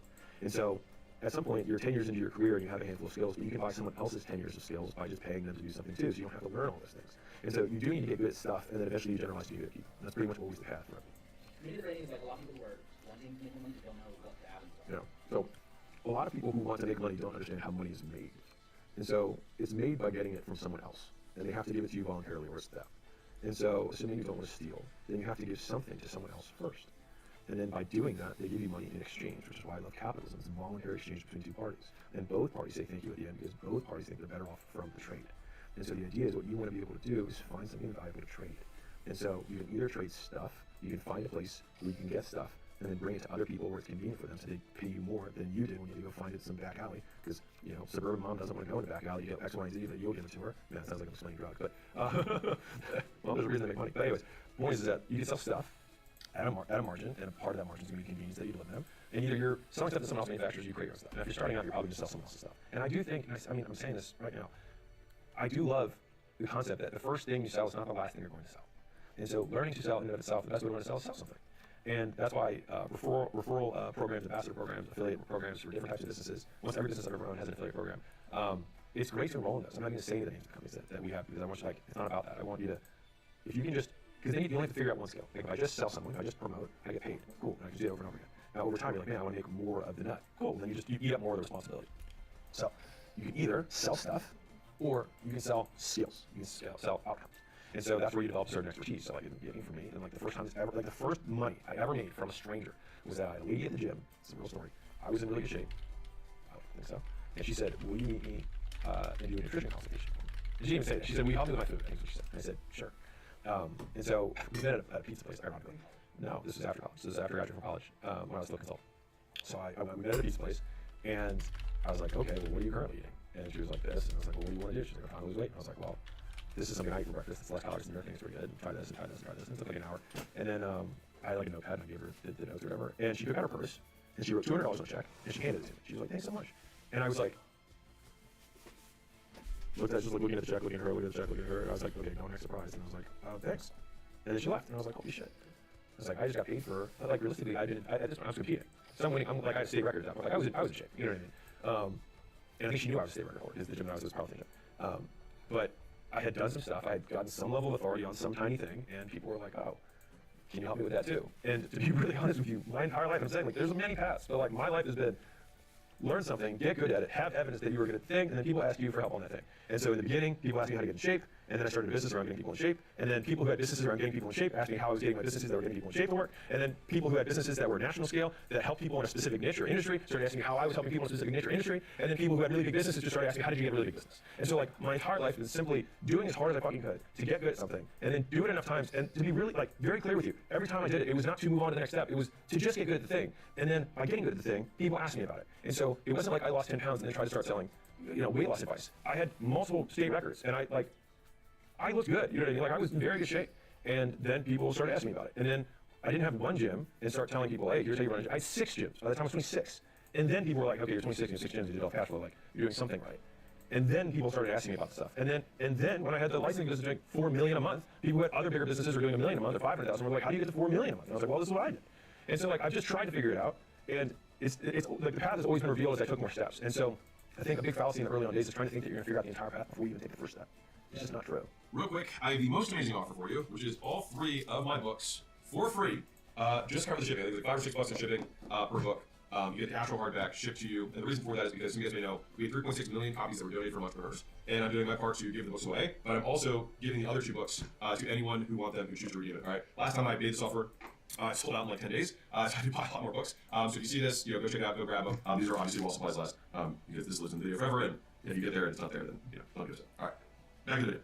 How important is it to have that moment of first? I mean, in some ways, I think it's everything. In other words, it's not like one of the cool shameless plug for school. The 30.44% of people who finish their first month of school make their first dollar online, and that's like so like that's why we do it. You know what I mean? Like I know how hard that first dollar is. Like there's so much to get the first dollar across because the second dollar comes so much faster after that. That's why I invest in the company. That's why I'm so adamant about it. But anyways, the point is that yes, I think having the first dollar get across is very important. But if you can reframe it from that experience points perspective, that there's probably 3 levels before that. You have to, like level 1 is that you have to understand it's my fault. Level 2 is that you have to use what you have, not what you wish you had, to get to where you want to go. And where you want to go isn't 100 steps forward, it's just the next step. And so like, I don't think that anger drives me as much as it used to. But it was everything that I had when I started. And so if I had listened to the positivity mantra when I started, I never would have gotten going because nothing made me feel happy. And so they were like, follow your passion. I was like, my passion is to not be poor. And to not be here in Baltimore. That's my passion, is not be here. And so that's what drove me. And so I think that it just needs to be restated that like, is that the goal? Sure. But is that necessary to start? No, it's not. And so I can tell you that even when I was angry and getting through that, making more money did make my life better. Like I had more ability to deal with inconveniences, hassles, health issues from family members that I had to foot the bill for, like all these things. Like money can provide value. And so I'll say this thing that a mentor told me. He said, money does not buy happiness, but it can help you avoid pain. And so like, I think there's nothing wrong with making money. Obviously, I like doing it. But I just hate the people who espouse that you have to feel a certain way to win, or that winning when you are angry or sad or in pain or ashamed is somehow wrong. And so I just like you have to meet success where you're at. And the first step you have to take out anger, and the next step you have to take out of sadness, and the next one you have to take out of shame, and use that to propel yourself forward. All that matters is you take a step. And one of the things that I always like is for a very long time I didn't consider myself a good person. I mean, I still probably don't, but in terms of like I always identified with the villain. And the oppressor in most scenarios, which is bad. But anyways, there's a point to this, is that I never thought that I deserved the good life. I didn't think I deserved the happy ending. I doubt it. And so the thing that got me through that was the idea, and this felt like honestly like gaming the system. So like from the evil side, was that I could still get the good guy's ending if I just did the thing that they do to get the ending. So I didn't have to do it with pure intentions. I didn't have to do it as a great God. But if I just still did the things, I could still get the getting. And I think for me that realization has been why my ruthless focus on like, well, what did you do? And to everyone who listens to my stuff, like it's like, great, throw the emotions out, throw the spiritual energy vibrations out. What do you do? Patience is just figuring out what to do in the meantime. Like courage is acting as though you weren't afraid. like what do you do? And then eliminating everything else and just doing that. And then doing whatever mental tricks you have to do, which is like, there were slaves who worked 7 days a week, so can I. Like, and then alternatively, catastrophizing the alternative path, which is that if I do not do anything, this is what will happen eventually. That pain in the future will be my pain today, and then actively thinking about what that pain would be like, and then seeing if that can make you more comfortable than the comfort that you're in. And I think Tony Robbins says this. He says, change happens when the pain of staying the same, when the pain of change is less than the pain of staying the same. And so if you're comfortable in staying the same, the point is to make yourself more in pain to get yourself to move. And so I think there's a skill in being able to future pace and think through what pain you're going to go through. Like if you're like, man, okay, I have gained 5 pounds a year, and it has been 4 years, so I'm 20 pounds up. Well, if 4 years from now I'm another 20 pounds heavier, and imagining the snide comments at the holiday party, or if you're a girl, the guy who says, man, she'd be really cute if she lost 40 pounds, or like, even like I'm going girl's perspective here, a guy who says something that's like, I would deal with her, but she's just too fat, she's just not cute enough. And you're like, wow, that's so politically incorrect. Deal with it. It's fucking life. But the thing is like your thoughts don't need to be politically correct. They're your thoughts. They're no one else's thoughts. And so whatever you have to do to get yourself there. For me, the idea that a girl that I would want to be with would be like, I just don't think he's ambitious enough. I don't think he's successful enough. Like that, those ideas killed me. And so I never wanted to be denied entry to somewhere because I didn't have these things. Now, do I believe that people should be denied entry? No. But I also realize that's the way the world is. And so I think you can balance both ways. Like I'd love things to be different, but I accept the fact that they're not. Is this really your argument for getting your other girl friends? Because I bet other girl friends reduce the pain of things. A friend who supports you is someone who deliberately decreases the possibility of failure. And so if you look at your friends and you ask yourself, does this person increase or decrease the possibility of failure with my goal? It's very easy to answer that question. It's yes or no. It's increase or decrease. There's no in between. Does it increase or decrease my possibility that I get to my goal? If the answer is decrease, then get rid of them. Because imagine that you have a 100% chance of hitting your goal, and you have 3 friends that have a 30% decrease. Like you might now have a fucking, whatever 3 times 3, right? A 27% chance of hitting your goal now because you have 3 terrible friends. Yeah. They're it's like getting in video games. It's like you got somebody who's casting like a slow spell on you, and you're like moving so slow, and you're like weak, and like all your hits have like half power. Like a lot of people need to shed friendships. But the thing is, it's more that they call them friends, but they're not really friends. They're just there, and they're there because they've always been there. They're not because they should be there, but because they're going to help you get to where you want to go. They're just there. They exist. They're not going anywhere. They don't have goals, and they're a different part of their journey. There's nothing wrong with that. But if you're going to start the path of drinking glass and starting to do double time, you got to live your life. You got to live tomorrow's life, and the next day's life, and start dragging that towards you. They're going to be upset about it. And so one of the sayings I recently had I like a lot, which is, there are no social obligations, only social consequences. And the people who want to deliver those consequences often do it by talking to you less and by avoiding you more. They try to spend less time with you and talk to you less. They punish you for the fact that you missed the party, you missed it going out, you didn't show up at their wedding, you didn't show up at their dog's christening or whatever. But the crazy thing is that if you felt obligated to go, then it means you didn't want to go. And that means that if you didn't want to go, then the punishment of not going is that you don't have to go more in the future because they avoid you, they don't invite you anymore. And to me, that's a win-win. You save time today and you save time tomorrow. And I don't understand why people are not willing to deal with that. Like just looking at what happens, rather than whatever emotional noise they make with their face at you. Like moving past that, great, you expelled air at me, understood, got it. But the outcome is you will no longer invite me, which is what I want. Great, I feel like we won here. And so thinking second and third order outcomes from what happens when I quote break up with this friend or what happens when I offend this friend, a lot of times it's you closer to your goal. And I've always been okay with that. And like if someone like the moment I have seen somebody is decreasing the likelihood that I hit my goal, I am happy to tell them that. Like I think you are not good for me. I don't think you help me hit what I want to hit. And they're like, well, then they'll try and downgrade your goals and say you shouldn't believe this way, and then they'll cast their beliefs on you. And for me, it's like, that's amazing that you believe that. I don't believe that, and I don't really want to believe what you believe, because then I would have your life, and I certainly don't want that. And so, like, again, I make these tweets about this, but it's like, if you don't like their life, don't listen to what they say. Like, don't take their advice if you don't like what you see. And so, if everyone around you has a life you don't want, then don't listen to any of their advice. Again, hopefully you're listening to this and watching, there's some element of my life or whatever that you find awesome, cool, and maybe some element of what I can share is helpful for you. But you have to put blinders on, because there is a period of time where I've said this, but you're not going to be successful enough for the next tier of friends, but you're too different from the friends that you used to have. And so that middle path is very lonely.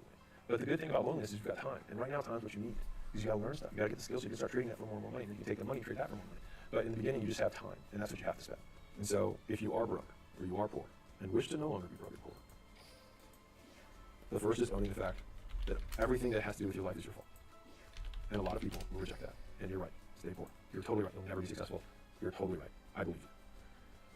The next step is being willing to use what you have rather than what you think you should have, or what you wish you had. The circumstances, the connections, the money, whatever. The passion, the purpose, the meaning behind the work. You can wish for all that stuff, but you don't have it. So you have to use what you have. Which could be anger, could be shame, could be pain, whatever. Then, as soon as you start taking action, everyone around you will collapse and try to pull you down. And so the only way to protect yourself against that is to increase your own approval of self and decrease how much their opinion of you matters. Which means that you have to be proud of you for taking the step and actively look at their lives and think, do I want what they have? If the answer is no, then do not listen to what they say. And then when you do that, you keep walking, you keep taking steps, no matter how painful it is, and you never stop. And if you do that, you will get there. That's it. Cool. In your 20s, you don't need to find yourself. You need to build yourself. Here are 18 tactical lessons I learned about achieving early success. I made my first million at 26. I crossed 100 million net worth at age 31, and this is my roadmap for things I learned along the way. I'd like to normalize a 6-day week, 12-hour per day work week for men between 16 and 28. And despite all the self-worth voodoo that social media and society will tell you, you are valued based on your utility. And when you're young, you have none. But you have a lot of energy. And so trade that energy for experience points and become useful. The first rule of entrepreneurship, according to Alex, is use what you've got. And the reason I like that is because many people always don't start things because they don't have the capital, they don't have the connections, they don't have the whatever insert insecurity or projection of blame and power they want to put on. But the first rule is you use what you have. And so it's about resourcefulness, not resources. And so if you have energy, you use the resource you have, use what you've got to trade, to develop experience, to develop proof that you can get good at a skill. And you only get good at a skill by not being good at a skill and repeating it and then failing at each time and then making incremental improvements, which take many, many repetitions until you actually get good. And this may be a little controversial, but I'm not here to be nice to you. I'm trying to be kind, which might mean that it hurts a little bit. So let's make this practical. If you have less than $100,000 in savings and you would like to have $100,000 or more in savings, these are the things that I would recommend doing. And that means that you have to check out your ego. Your ego's going for this. All right, you don't care what other people think because they're not going to be there in 10 years. All right, you have a whole new group of friends that are way fucking better and cooler. So one, stop eating out. Discount groceries only. That's if you're super poor. Here's my caveat, if you know how to make money, you already have the base level of skills, then eating Chipotle and whatever you can, DoorDash it in so that you can keep working. The moment I realized I could make $500 every 30 minutes by selling, I was like, oh, I'm never cooking food or grocery shopping ever again. Anything that was less than $500 an hour was now immediately outsourced, all right? But this advice is for people who are super broke, okay? So if you don't have the skill set yet, at all, and you're struggling to just get things going, then you need to be completely on the defensive so that you can have enough money so that you can start taking bets. Because the only way that you're going to get ahead is that you have to make bets. You got to make bets on education, you got to make bets on opportunities, you got to make bets on inventory, you got to make bets on software. You want to start a Shopify store, you want to start a school community, you want to start something. It's still going to cost some money, right? You might have to buy a camera, you have to buy some software that helps you edit videos. Like there's some expenses.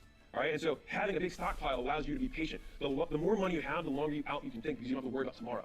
You know that next month and the month after taking care of, because even if you make no money, you've got enough.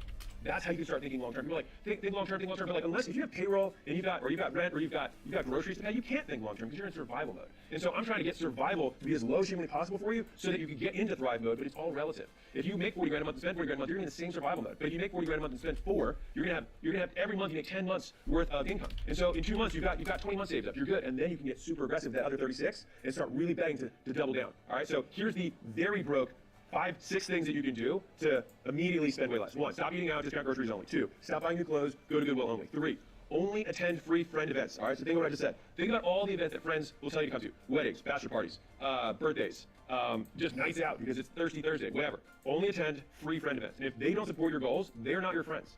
Think about that. If I said, hey, I've got this goal, and I said, hey, there's this human being, and he wants to get you to not have the goal, would you describe him as a friend or an enemy? Think about it. Some of the people in your life that you call friends are actually your enemies. You just don't know it.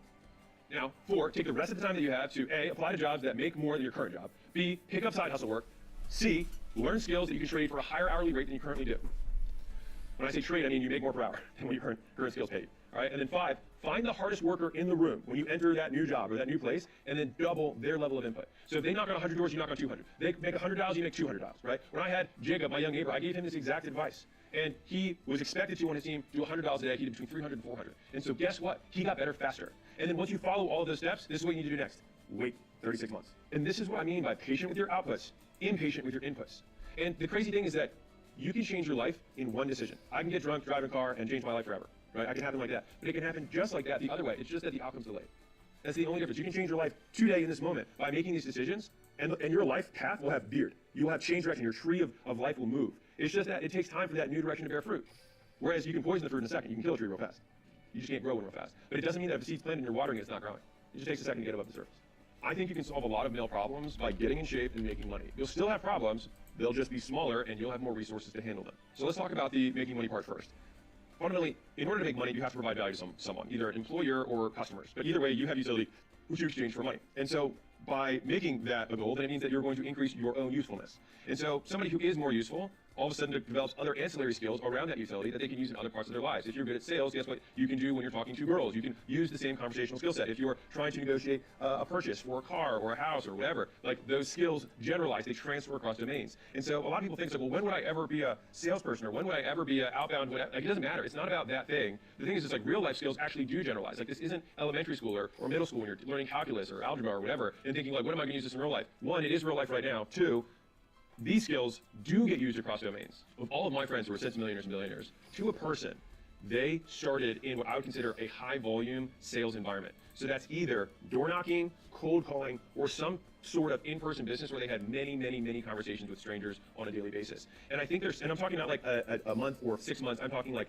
3-5 years where no one knew their name. They were just some faceless representative that stood there at the door, saw people, sold memberships, sold insurance, sold solar, sold whatever. And the thing is like skill development happens through volume and feedback loops. So it's the number of repetitions you have times the amount of improvement between repetitions. Brute forcing the amount of volume definitely will help if you can give yourself feedback. I've seen people say, hey, I've actually made 100 pieces of content. Now this is like 1% of people because most people do nothing. But of the 1% of people who say, okay, I posted every day for a year, the thing is they didn't do the most important part, which is you don't just like make a video and post it just every day, like, hey, make a video, post it, make a video, post it. You have to look at what you did and what you could do better. Fundamentally, that is the cornerstone of feedback. And so you look at the top 10 videos you made over the last month and you say, okay, how do I do more of that and how do I do less of the bottom 10%? And you just pick one thing that you did well there and you try and do it in every video going forward. And that develops a checklist of things to do so that you develop a skill. And so speaking from my own experience, the first sales conversation I ever had, first off, I had zero sales training. No one was like, hey, this is the script, this is how you go over. They're like, hey, here's a new lady, go sign her up. And so I was like, okay, and I didn't even know this was a sale. I didn't know the term sales. He said, go sign her up, and I said, okay. And so I walked over, and she was like, hey, I want to know more about the gym. And I said, what do you want to know? And she was like, well, I mean, like, how much is it? And I was like, oh, it's whatever, $150 a month. And she was like, okay. And I was like, you want to sign up? And she said, I left my credit card at home. And I was like, okay. And she was like, I'll be back with a credit card. And I was like, cool. And so I walked out, and it was like 2 minutes, right? And I walked out, and the owner, Sam, was there with a few of other gym owners. She had bought a few gym owners, and so it was like 3 or 4 gym owners there. And he was like, damn. He was like, that was fast. And I was like, yeah. He's like, you closed her? And I was like, yeah. And he was like, with a credit card? And I was like, oh, no, she's going to go get it. She'll be back. And they just looked at each other, and they looked back at me, and then just started laughing at me. Uncontrollably. I couldn't breathe at how dumb what I had just said was. And the thing is I had no experience. And I tell that story because so many people assume that, like, I walked out of the womb closing deals. You know what I mean? Like, hey, nurse, what are you doing there? You know what I mean? Like, but it wasn't like that, right? Like, I didn't know. I didn't even know the term. And so, over time, I just started developing, like, okay, well, what do you do? And I watched other people. So I was like, okay, they start with asking them why someone's there, asking them about their goals, asking them things that they've done in the past that didn't work. I was like, okay, that seems to work okay. And then when they ask them why, then if they don't want to say yes, they ask them more questions rather than just saying okay. So I started to develop at least an understanding of the framework of how sales occurred. That's really good, right? And so then I went through like that rocky cutscene period where this is where I'm very grateful for this, is that Facebook ads is when I started running them in 2013 were super cheap. And so it actually gave me so many repetitions. Because not only was I taking 15 to 20 consults a day in person, I was also working leads. And so I'm talking to strangers over the phone to set the appointments. And so all I got was just names on a list. And I would call them, set the appointment, like, who's this again? All of that. And by the way, if you are local, you just say the name, pause with a question mark at the beginning. You're like, John? And they'll be like, yeah. You're like, this is Alex. I'd pause, and they're like, who is Alex? I'd be like, from Facebook, you signed up for blah, blah, blah, blah, blah, our thing? Yeah, I'm just calling to make sure that you're not a crazy person from the internet, and neither am I. I was like, we're actually on the corner of X and Y. I was like, right next to the 7-Eleven. They're like, yeah. I'm like, okay, cool. I just wanted to see what time you want to come by. I was like, we have the sweetest facility in the world. Not really, but it's at least pretty decent for this area. But we have 5 out of 5 coolness. And they would just laugh and they'd be like, I can make it at 6. And I'm like, 6 works. I was like, do you want a picture of me or just of the address? And they're like, just the address. I'm like, all right, sounds good. I'll text it to you and I'll see you later today. Right? So that kind of, like, notice the like half giggles between each word. Like, it's showing that you're a positive tone person, high energy. Someone's like, man, this guy seems cool, or this gal seems cool, right? And so they're more likely to show up. They're more likely. Now, if I maintain that tone, if they give me an objection, I can pivot really easily. If I'm like neutral, or like, I saw that you signed up on the internet for our thing. Would you like to come in? They're like, well, tell me more about it. Like, well, it's just, if you have no room for messing up. And so I always try to have more rapport and bring a lot of energy. And the thing is like, if you've seen any of my content, I'm not naturally like a high energy person. I will continue to work, which is different than being like up here. And so I developed a lot of things to try and keep myself energized. And so I had a small trampoline that I would bounce on before and between every sales appointment. It sounds ridiculous, but I'm telling you, it's like $100. If you buy one of those little trampolines and you bounce either between sales calls or between people, like I'd have people coming in as I was still bouncing, and I'd be like, I know this is ridiculous. I was like, but try and be in a bad mood on a trampoline. You can't do it. You can't do it. You can't do it. I challenge you too. You can be in a bad mood. If you try to jump around like you feel like such a child, it's ridiculous. But what would happen is like I would also get a little bit exercise, my blood would keep moving, but it's also just like mentally. Literally bouncing gave me a lot of energy for these appointments. And so I say this because I developed all of these things over time. And so if you're starting out, you're not going to be good. That's why you're new. You have no experience. But there's a difference between, there's a story that, I can't remember what it is, but there's a foreign kid who had never seen a banana before. And so the adult gave the kid a banana. And so the kid took the banana and then bit right into it with the skin and everything. And another child was like, you're such an idiot. And then the adult yelled at that child and said, no, he just doesn't know any better. And there's a very big difference between being dumb and being inexperienced. Right now, you just don't have reps. And so you're going to make a lot of mistakes, like biting into the banana, like for just letting someone walk away, assuming it's a close, and they say that they're just going to come back and call you with their credit card. Right? By the way, that never happens. Very rarely. But instead, you want to just peel that banana, you want to bite into the banana, bite into the orange, all of those mistakes as quickly as possible, and not judge yourself for making the mistake, and see the mistake as part of the process of being like, that didn't work, that didn't work. And if I develop enough of these doesn't works, then you just kind of walk the minefield, and you get to where you're trying to go. People are like, wow, you're so good at this. And you're like, oh, no, I actually just know all the things not to say in a sale, and then they end up buying. I just avoid all that, and then they buy. And to be clear, I think I have a similar piece of advice, but for very different reasons, of telling young men in general, or men, to work harder. And it's not because I think it's some sort of, beating your chest, I'm an alpha, whatever thing. It's just that for me, the point of my life is to become the best version of me. And in order to do that, I need to learn. Because there's huge discrepancy between where I am and where I want to go. And the discrepancy is going to get filled with skills, which means that I need to do repetitions to acquire failures that I can learn from to get better from. And if I can do more of that in a shorter period of time, I will learn more skills. And by definition, I will shrink the distance between myself and my ideal self. And so that is pretty much the only thought process I have around this. And I also believe that you need to be patient with outputs and impatient with inputs. So let me unpack that. Patience in general is figuring out what to do in the meantime. So when someone says, hey, be patient, what they just mean is figure out something else to do in the meantime. And so if I'm telling you to be patient with outputs, it means that you basically just have to figure out something else to do in the meantime while you wait for outputs to occur. Because you can't output. Money doesn't appear. You have to do something and then money happens, right? But the doing something part is the thing that you can control. The money happening is the part that you don't control. That comes afterwards. It's an outcome, right? And so when I say patient with outputs, that's the first part. The second part is impatient with inputs. And so if being patient is figuring out what to do in the meantime, impatience is doing the thing in the meantime, right? And so it's the opposite of that. It's the thing you do in the meantime. And so if you want to be impatient with the input is the thing. That's the action you do. And so by delineating that, if you hear yourself thinking, man, why hasn't this happened yet? You're talking about output. And that means, great, if I think that thought, I need to do more of this input, right? And so use your input, your action, you're doing this, the thing you use your hands for, as your coping mechanism for your impatience with outputs. I want to say that one more time. Whenever you have that feeling that things should be happening faster, use action as your coping mechanism. I used to write this down a lot and say it, which was action alleviates anxiety. And so when I would have this anxiety about the future of like, why haven't I made it yet? Why are these other people doing better than me? Like, is this not going to work? What if I'm on the wrong path? Action alleviates anxiety. The only thing I could control is that I would work, is that I would get better. And the key point there was that it wasn't just working for work's sake, it was working with the intention to improve. And so you want to do repetitions because by doing things more times you get better at them, typically just by accident. But if you're deliberate about the point of doing this, and when I started working at a gym, going from a white-collar job, it wasn't because I wanted to become a trainer for the rest of my life. It was because I wanted to learn the skills. And then I knew that once I learned those skills, if I owned a gym, then I would know how to do the training part as well, and that would be good for me. And so then when I was a gym owner, and when I started working at a gym, I wanted to own a big chain of gyms. That was my whole goal to start with. I wasn't getting into this for one. Like, I never had the goal of only owning just one gym. And so even when I started that gym, the whole point, and I worked all the time, is I thought of all the things that I didn't know how to do yet. And so it wasn't about, great, I've made it, I own a gym. It was like, I'm so deprived of where I want to be. I have to fill this gap as fast as I possibly can. And so that's why I spent so much time on this and got feedback from as many human beings as I possibly could who were ahead of me. So I want to say this clearly. Once I started my gym, one, I paid for a mastermind for gym owners before owning a gym. And I did that because I figured, well, why would I start a gym until I learned all the stuff that you guys did wrong? I was like, I'll just learn from all y'all's mistakes. This sounds like a great deal for me. It almost felt unfair. I was like, yeah, okay. He said, don't start at one of those locations. He said, have good storefront. He said, make sure that you have, good parking. I was, ooh, these are all good, good things. They're like, don't go too big. I was like, okay, that's good. And they're like, make sure your rent's under this per foot. I was like, all right, make sure I got that, right? And so I took all these notes in that I would have just made huge mistakes on the upfront. Now, once I did start my gym, what a lot of people don't know is that every weekend I would either be on phone calls or I'd be driving out to other gym owners. And thankfully, because I was so young when I started my business, they were just like, they felt bad for me. And so they would just sit there and I'd be like, hey, why do you do that? Hey, why do you do that? Hey, why do you do that? And it was like, they'd be like, God, you're such a pain in the ass. But I just wanted to learn, right? But I was always like willing to help them with anything they had. You know what I mean? I was like, let me show you the stuff that's working well for me. And I would always just share it.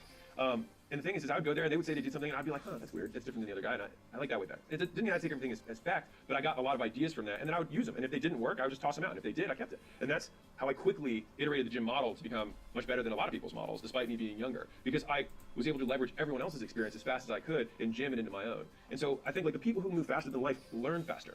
And the only way you learn is by changing your behavior with the same conditions, which means that if a person walks in, I say, this is my 6-point script. A person who's identical walks in right afterwards. If I've learned something, that script changes. It means same condition, new behavior. And so if you keep doing the exact same thing every single day, then you may not be learning. And it's a key point. It's good to work hard, but it's good to work hard and smart, which means that the work you do gets better because you tweak things. And so if you're not documenting the process that you have, and I'm not saying you're making content about it, but literally looking back at game footage, looking at the calls you did, looking at the content you did. I do this today. People ask me like, what are the masterminds you're into? What are the courses you learn from? I have now broken apart the learning process that I have that works best for me because I see the biggest gains in improvement haven't come from advice for me, for the most part. They came from looking at data, which was, let me look at the last 2,000 ads I made. Let me look at the top 50. Let me look at what these ones have in common. Let me look at what they don't look like compared to the bottom 50. Okay, these ones have these characteristics, these don't. I'll do more of this and less of that. And then I do another 100 ads and I look at the top 10 again. I say, what do these ones have that these ones don't? And I do that for sales calls, I do that for content, I do that for meetings, I do that for businesses in general when you start zooming out.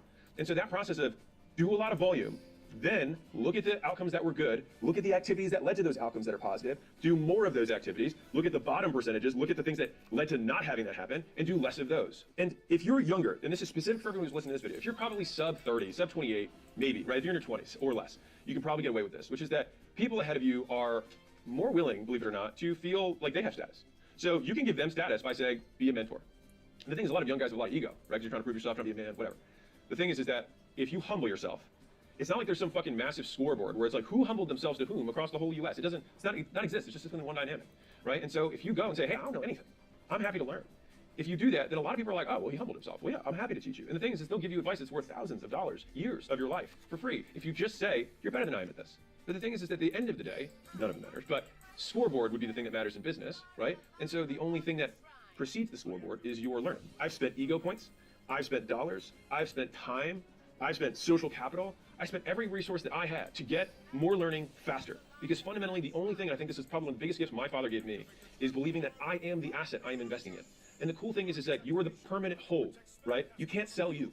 Like, you're you until you die. And so this is the one asset you've got because you compound. Skills compound. When you get really good at sales and really good at finance, guess what? You can raise $1 billion because you know how the finance world works and you know how the sales world works, right? If you know how to code and market, then guess what? You can build software and sell it to gazillions of people because you have the product and the acquisition. Like, skills stack disproportionately. If you only know one, you might not be able to make a tenth as much as if you know two.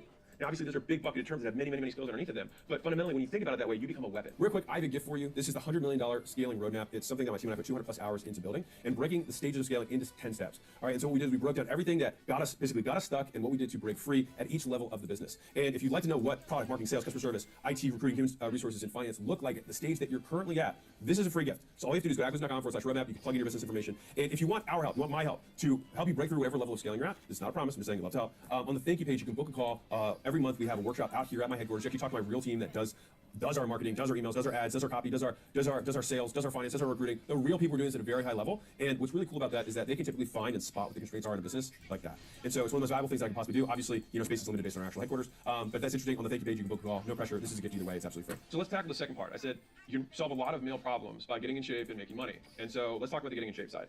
So you can avoid tons of problems in life by doing one thing: going to bed on time. And so instead of setting alarms to wake up, set alarms to go to sleep on time. It's hard to wake up late when you go to bed at 9. Right? And so the thing is that one simple behavior actually can eliminate a lot of the things that derail men, especially young men. And so Charlie Munger talks about this a lot, which is like, all I want to do is find out where I'm going to die and never go there. The whole point is he thought so much more about avoiding stupidity than trying to be intelligent. It's kind of like the stupidities are very easy to identify, the intelligence is hard. But if you avoid all stupidity, you just become intelligent by default. And so if you define intelligence the way I do, which is rate of learning, so how quickly you pick things up, that is intelligence. If you can avoid all of these things that make you look like an idiot, right? Then you become more intelligent. So let's talk about this from the getting in shape perspective. Show me a situation where you have two groups of men. One group of men that is really out of shape and fat, and another group of men that's really in shape that are going to outperform one another, and this is generalized. You have to take random sampling of the population, a bunch of in-shape guys, a bunch of overweight guys, who's going to do better at any task over and over again. If we pick 10 tasks that are completely different, the in-shape guys are going to do better than the out-of-shape guys. Period. They're going to have more energy. They're going to be more focused. If it's anything interrelation based, like those guys are going to close higher percentages. If you're better looking, you will close more. If you're better looking, you get paid more. If you're better looking, you get more promoted. If you're better looking, you do better in content. Period. Fight me. And so the thing is like if you have this one thing that affects every way that people see you, and the only thing you have to do is control what you put into your mouth, then don't you think it's worth developing that most basic skill of discipline at this point in your life? Because the thing is that you want to get in shape young. Because if you're not in shape, guess whose fault that is? So get in shape now. Thing is it costs time, not money. And right now, you've got time and not money. And time only becomes more expensive as you age. So buy it now while time costs you the least and you have the fewest responsibilities. It'll help you no matter what life path you choose. The thing that no one recognizes is that drinking costs you 2 days. The day you drink and the day you recover. And sometimes the weeks afterwards for the stupid thing you did while you were drunk that everyone else saw. It reminds me of this quote from Muhammad Ali, and I asked my team to pull it up because I think it's so good. Also because he was the greatest of all time and just a cool dude. What's the central part of your training? Is it running? Is it sparring? Or? Central part is dodging the nightclubs and the parties and the girls. You want the truth? And being in the bed by yourself 9 o'clock at night. And if you can get by that, you'll make it. Yeah, that's the truth. And I'll tell you the truth. You talk all that running and hitting the bags and jogging and biting when you want. But dodging ladies is the main thing. Especially when you're pretty like me. And I'll speak to myself personally. When I had my intense periods of work, I would take off for a long, long time. So the longest that I took off was 2 years while I was scaling gym lunch from, the 20 months we went from 0 to 4.5 million a month, 4.4 to be technical. I didn't drink that whole period. And once things settled out, I was like, all right, I'm willing to drink again. And right now, acquisition.com is scaling like crazy. And so Layla and I both said, let's just stop drinking for the foreseeable. Then same thing now. So that was when I was in my 20s. This is now when I'm in my 30s. And I'll probably continue this until I feel like I'm at a place where things feel chill again, and then like maybe I'll partake again. But the thing is like if you're hungry, argue me the opposite, which is me drinking more will make it more likely for me to hit my goals. I think you'd have a tough time making that argument. And so right now, everything's compounding is amplified, right? The stuff you do now amplifies throughout your career and your life. And so I would want to stack as many advantages as I can to my favorite, which is like, I'm gonna go to sleep on time. I'm gonna not drink, right? I'm going to get in shape, right? I'm going to do as many repetitions as I can. I'm gonna humble myself with people who are more experienced than I am. Even if I think I'm smarter than them, they still know more. And there's a big difference in this, what I think is really tough for younger guys, is that your brain at 25 to, like 25-ish, 25 to 30 is like peak processing power. But I'm way fucking smarter now than I was then because I've still learned more. And that's the thing is that you may be smarter than someone in sheer processing power, but they still might know more than you. And so you can't live their life. And especially if somebody is further ahead, then it still means that they have knowledge that you don't. And so listen and humbling yourself to somebody, even if you think you are smarter, will teach you more. Because again, argue the opposite. I will learn nothing from no one. How does that help you? It helps you for your ego feel good. But at some point, your ego's gonna have to rectify its good feeling with reality, which is that you're broke as shit and no one cares. And so I would rather humble myself rather than have the world humble me. This is a Bible quote that I just really like a lot. It's from Matthew 23:12. It said, those who are humble will be exalted, and whoever exalts himself will be humbled. I actually told that to one of our team the other day because I felt like his ego was getting a little bit bigger than it probably should have been. And I said, listen, man, I was like, if you want to get humbled, keep doing what you're doing.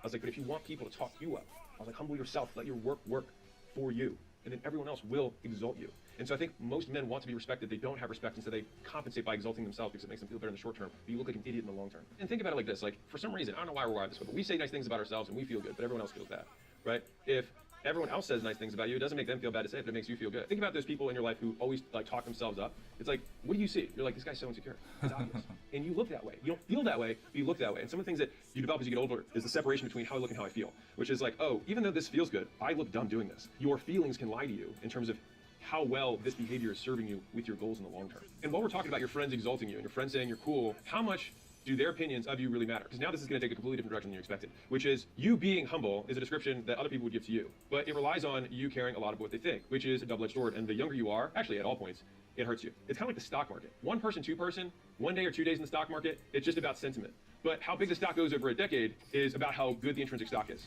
And so if a few people say you're an asshole, no big deal. If everyone says you're an asshole, probably a problem, right? And so it's understanding the nuance between that. But your friend group has a disproportionate sway over your behavior.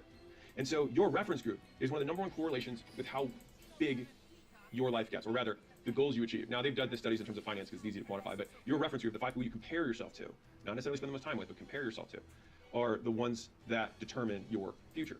And so sometimes you have to like your goals more than you like your friends. And every person who wants to do something in their life or has done something with their lives is going through the exact same chapter that you're going through right now.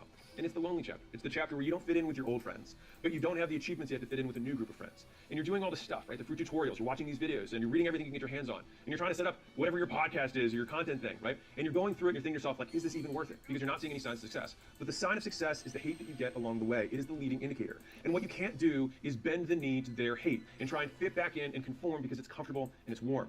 It's like the scene in The Matrix when Trinity opens the door, the very beginning, the first Matrix, when Neo's about to take the red pill, and he wants to get out of the car. And Trinity says, you've been down that road, Neo. You know that road. You know exactly where it ends. And I know that's not where you want to be. And then he closes the door. And he gets back in and he goes, they go take the red pill. So right now, this moment that you're going through is Trinity opening the door and saying, you could go back. You could go party. You could go to the nightclub. You could say that this was just a hobby. You could downplay what you're doing. Like, oh, I'm just trying it out. Oh yeah, I'm not really that into it. It's just something I found, right? But then as you're saying, you feel like a fake because you're lying to yourself, you're lying to them about what your real intentions are. And in that moment, when you're trying to think about having that conversation, you remember exactly why you left, why it is that road, and you know exactly where it ends, and that's not where you want to be. And the thing is that your goals will stick with you longer than these relationships. Your goals will serve you more than these relationships. And this is the stuff that no one will tell you. I can tell you personally, I talk to one friend that I have from middle school and high school, all right? I talk to one person, 2 people from college. And it's not like we talk all the time. I talk to him every 6 months or so. And so I say this because although these relationships feel like they're incredibly important in your life right now, they will disappear. The majority of these friendships are based on convenience. You're only friends with them because they lived in your dorm, they lived in your neighborhood, they went into English class with you. But as soon as your conditions change, you change where you're at. Many of them will fade away because you'll develop new skills, you'll develop new contacts, you'll meet new people who are upskilled from them. And then you'll compare them to these people. And you'll be like, man, these are better friends. These are people who are more aligned with my goals. They're trying to grow. When I want to work all day Saturday, they're like, cool, I'll work with you. Rather than being like, dude, we're going on a pontoon boat. Like, where are you going to be? And you have to accept that as the price. And the thing is, it's like, it's only if you want that. Like, if you want to live a life that is the same as everyone else's, then you can do what everyone else does. The only issue is when you want to do what everyone else does, but get what none of them have. If you want to be exceptional, by definition, you will be the exception. You will not be normal. You will be unlike the others. And so it makes sense that you would be in the out group. And it hurts as a human being because you want to be in the in group. It's part of our DNA. Shame is a real thing. And we don't want to feel that because in the natural world, if you're outside of the group, you have a much lower likelihood of living and procreating. So it's strong in our DNA to be in group. But the thing is that you're actually not in group or out of group. You're transitioning. You're between groups. And so in that lonely chapter, that's where you can do a disproportionate amount of work because you have no distraction. So you listen to the podcast, you read the tweets, you watch the videos, you consume the content because you know deep down, I can do more than this. And you begin to see the person that you could be and realize how far you need to go to get there. But despite how far away it seems, Time your limit goal is the best lost, version of man. you look That's back so down the dead end road annoying. and you know that's not where you want to be. And so you keep going and realize that there's no turning What? back. Once you see the promised land, once you see That what you is could so become, annoying. you can't go back. And if you're not sure who your real friends are, one, ask, is it more likely or less likely that I hit my goals with this person in my life? Just think about it. Like, if this person is in my life, is it more likely to hit my goals? Then remove them. Because it's better to have friends who force you to grow than ones who accept you as you are. Because the biggest risk to your future isn't your future competition or your rivals. It's the distraction that you insist on keeping in your life rather than doing the things you know you should be doing but aren't. Think about it like this. Imagine a competitor that you'd never want to go against. Focused, persistent, always learning, always improving, relentless, says no to everything but that which makes them stronger. You know what he looks like, you know how he acts, you know who he associates with. Great. That's future you. Now become him. You have to kill your current self for your new self to have room to grow. And so it's this constant appraisal of your skills and activities and saying, which of these makes me stronger? Which of these makes it more likely for me to hit my goal? And I just want to give you that frame because that single frame of, is this person being in my life make it more likely or less likely to hit my goal? Is this activity or this behavior that I do make it more or less likely to hit my goal? And I consistently just ask that question over and over and over again. And that is because for me, I do love my goals more than I love my friends. Because my goals will be with me long after they are. And so if you think about your relationship with your goals and you put it on the same pedestal or higher than your relationship with your friends, you're going to lose one of the relationships. And the question is, which one is the one that's going to serve you more in the long term? That's a decision for you. But for me, I can tell you personally, achieving my goals has served me more than any one person has. And because achieving your goals is a generalized thing, it can open all doors to new relationships. And so you do have to burn sometimes what you have in order to have what you want. If you want to impress poor people, outspend them. If you want to impress rich people, outwork them. And I can tell you this, being in the position that I'm at, because I have tons of young men who work for me. And I mean, they hear all the content that I make and they know that. And so if you lease a Ferrari for $5,000 a month or whatever, I know you're not rich.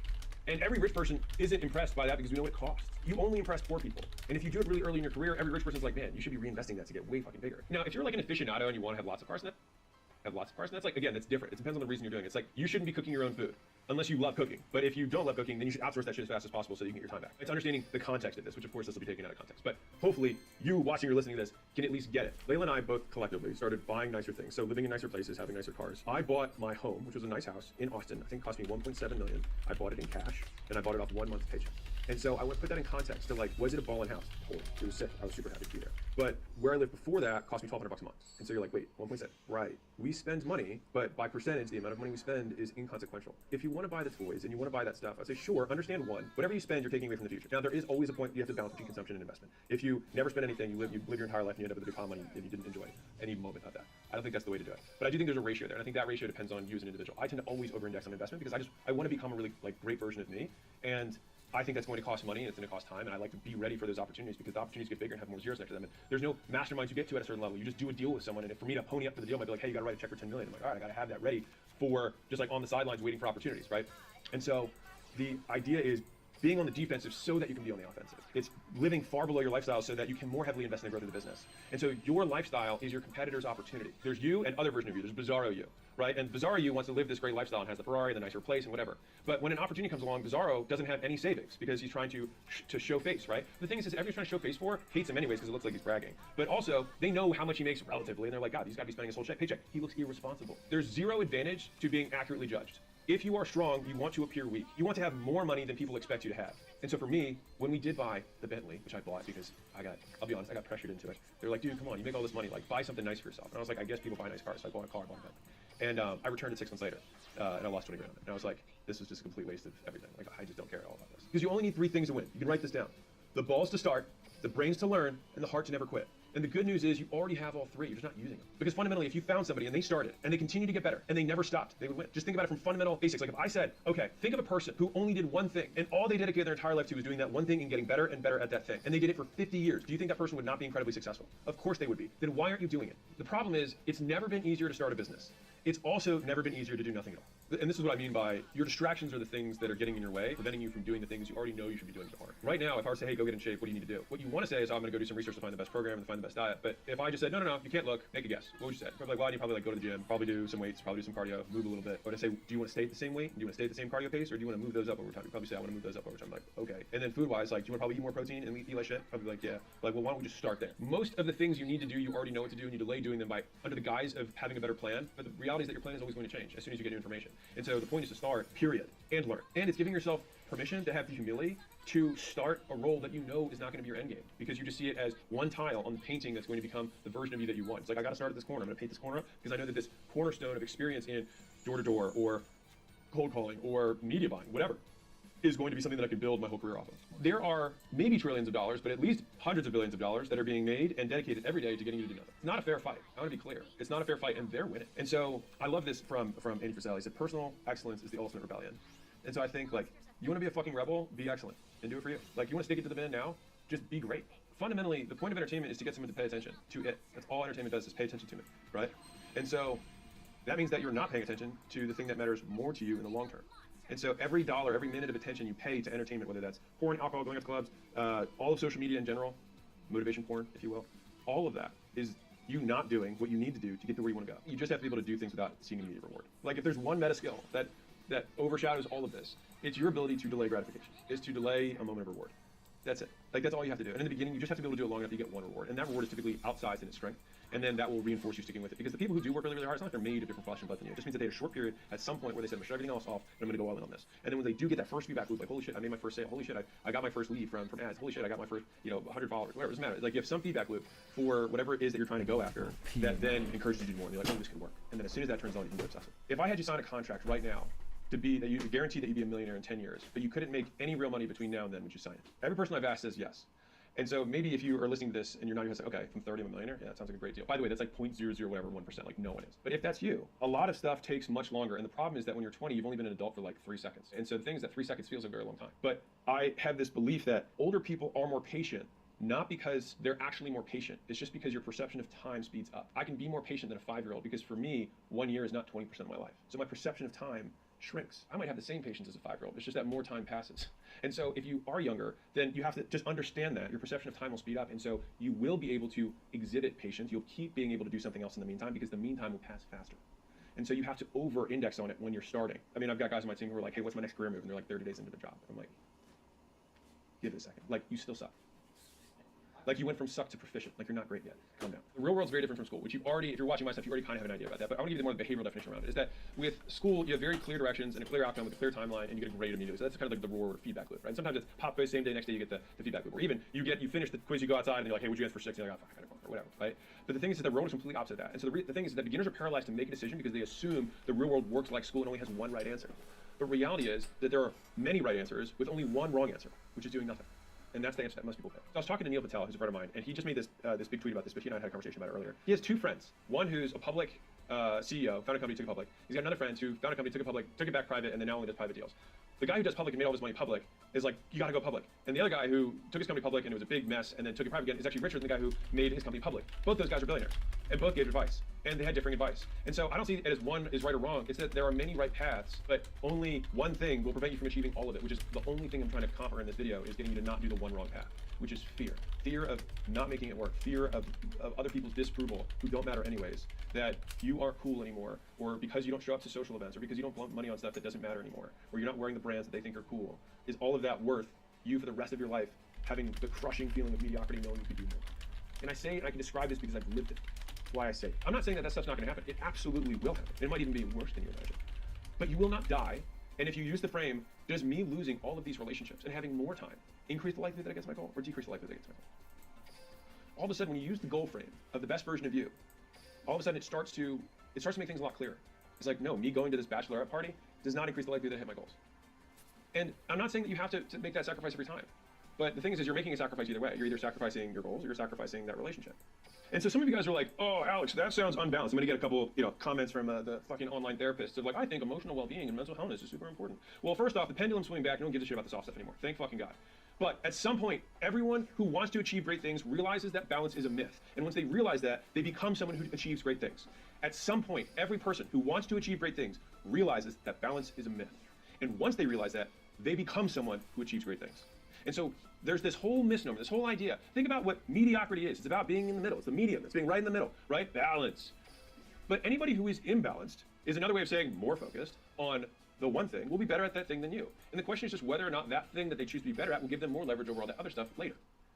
And so if you work very hard and you create something that's very valuable for society, I promise you, you will be able to find a hotter wife. I promise you, you will have the money that you want. I promise you, you can buy the time that you want to have. You will have all of that at your disposal. But if you choose the balanced life, there's nothing wrong with that. I just see that there's balance over a lifetime rather than balance at every moment of life.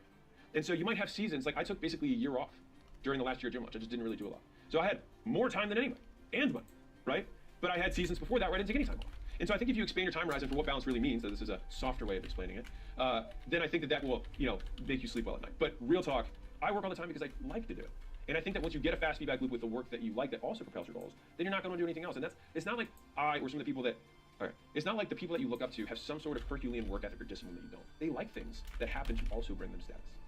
And that means that they went through a small period where they started doing that thing when they were good at it and it didn't bring them status, but they were able to make it through that bridge until eventually did start working and did bring them status, and then they just kept going.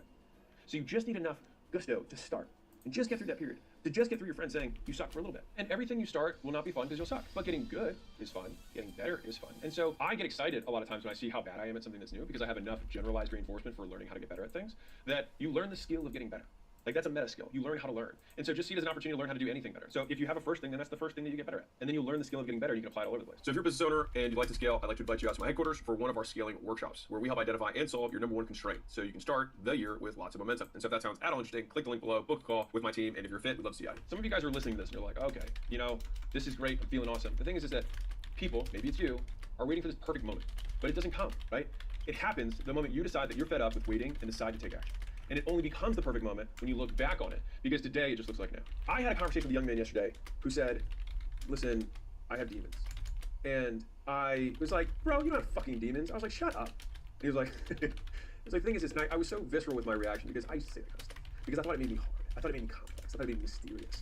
But you don't have demons. You're not self-sabotaging. You don't have mom or dad issues. What you have is a lack of skills in how to behave in a certain condition. So when you say you have demons, what it really means, if I say, okay, what do you mean by that? Define that. Define having demons, right? Most people say that they don't mean they actually think they have spiritual demons inside of them. I'm not even gonna touch that. What they really mean is that under these conditions, I behave a way that is not ideal. And so what that means is you have a skill deficiency. No shit. You're inexperienced. Of course you have a skill deficiency. You don't have demons. You don't know how to be consistent. You don't have, I just can't stay with anybody for a long time. No, it either means you have really high standards, which is fine, and you haven't met that person yet, or you just don't know how to behave consistently. It's like when I have a sales guy who's like, hey, I'm 30 days into this role and I'm getting kind of bored taking sales calls. So I'm like, oh, your ability to not be able to continue after something gets boring and learn to love the incremental improvements, the 100 or 1,000 repetitions, is the skill discrepancy that you need to overcome. The best salespeople, bad salespeople try and have a couple good days. Good salespeople get on hot streaks. Great salespeople never get cold. And so that takes discipline to understand how to consistently get yourself hot, how to consistently treat every sale the same way you do when you're on fire. Because there is no being on fire. It means you simply behave differently.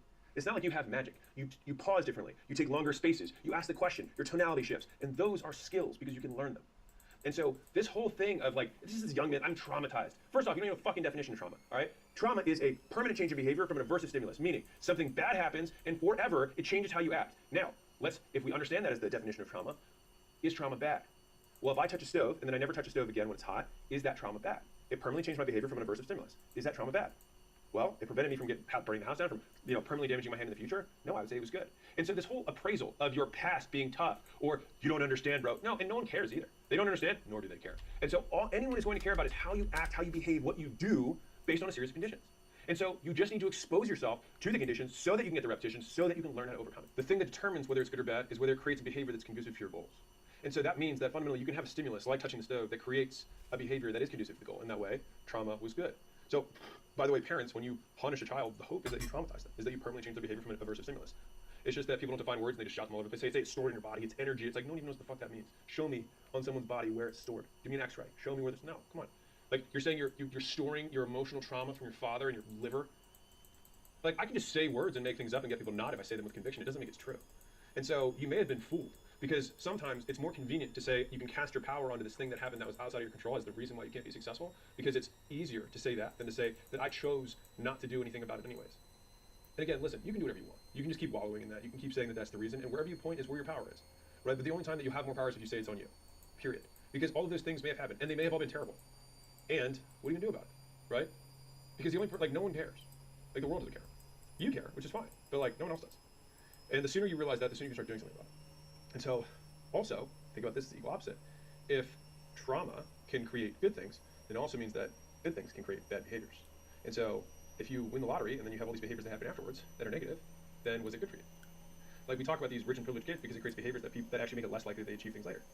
And so, just think about what occurred and what behaviors you take as a result, and separate good or bad from it, and just think, does it make it more likely that I hit my goals? It makes life a lot easier, and then it stops you from speaking in voodoo and speaking and appealing to mysticism and magic. Like there's this force around demons. It's like, dude, no. Like you had a girl who cheated on you. Okay. Now, what does that change about your behavior? I have trust issues. No, it just means that under these conditions, you are slower to give someone access to your bank account, or slower to move in with someone, comma, who cares? And is that a bad thing? And so I'll walk you through a 3-step framework that has been unbelievably valuable to me. And this is from Dr. Kashi. Logic, evidence, utility. Logic is, what does that mean? So you have demons. Okay, what does that mean? Define it in terms of behavior. What does that mean? Okay, got it. Now, how do you know that? Evidence. So you say, I have demons. We unpack that, and it means that for you, you self-sabotage, which again, define that. Okay, it means that I show up late to meetings after I get into a job after 2 months of being on time. Okay, so after 2 months of being on time, you start being late to stuff. That we translated from I have demons to I self-sabotage to that is the behavior that occurs. Got it. Now, I would say, how do you know that? Now, a lot of times people are like, well, it's happened. But when you actually look at it, you're like, it happened 3 times over in my last job. Okay, is it really a problem as you define it, or it happened in those 3 occurrences? Okay, got it. So now you know. Now most times people are like, I don't have any data, and you're like, okay, so then this is basically made up. And when I say made up, I'm not saying it's like you are a liar. I'm just saying that humans work in narratives, and a lot of times we add narratives, stories to things that don't actually mean anything. But it's convenient and it's fun, and we like talking about it. But it doesn't mean it's true. And so then you move to the third one, which is, and so what? Utility. Who cares? Why does this matter? And so then you say, okay, well, this matters because it decreases the likelihood that I will be able to retain future employment. Fine. Then, what do we do about it? And so you can walk through things that you have struggled with in the past with simply saying, let me define this in terms of behavior. What evidence do I have that this is actually true, now that I've defined it based on these things? And who cares? I have demons in the kitchen, all right, just as a completely ridiculous example. Okay, well, in my past, I've had bad things happen, bro. Like what? Like what occurred? I touched the stove and it burns me. Okay, great. Now we have some. Evidence-wise, how many times did it happen? 1 time. Okay, and it never happened again in the future. Okay, what did that result in? I don't go into kitchens anymore. Okay, now, this is good or bad. When you say who cares, it's in relation to what? My goals.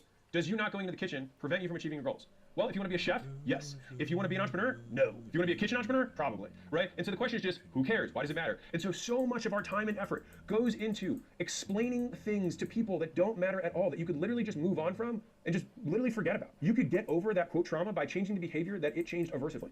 So in this context or in this condition, I behave this way and it's not conducive to my goals. Great, that's good that you've identified it. Cool, so what do we need to do so that when you're in the condition, how can we increase the likelihood that you do act the way that you want to? And then you start stacking the deck to start shifting the pendulum in your favor. And you start attacking each of these little problems from skills that you have, whether it's behavior with people, or it's skills at work, or with a relationship, and you just do it one by one by one. And if you do it over a very long period of time, you get better. I promise you, and I'm saying this as somebody who, I struggled with my demons. You don't understand, bro, like I have stuff, like, okay. But it doesn't help you. And it also doesn't make you look harder. It just makes you less capable. Losers talk about what happened to them. Winners talk about what they made happen despite it. Hardship is a reality for losers. To winners, hardship is just your origin story. And like I promise you, if you can use this frame, like I was texting Layla the other day, like the bigger the monster, the more epic the hero.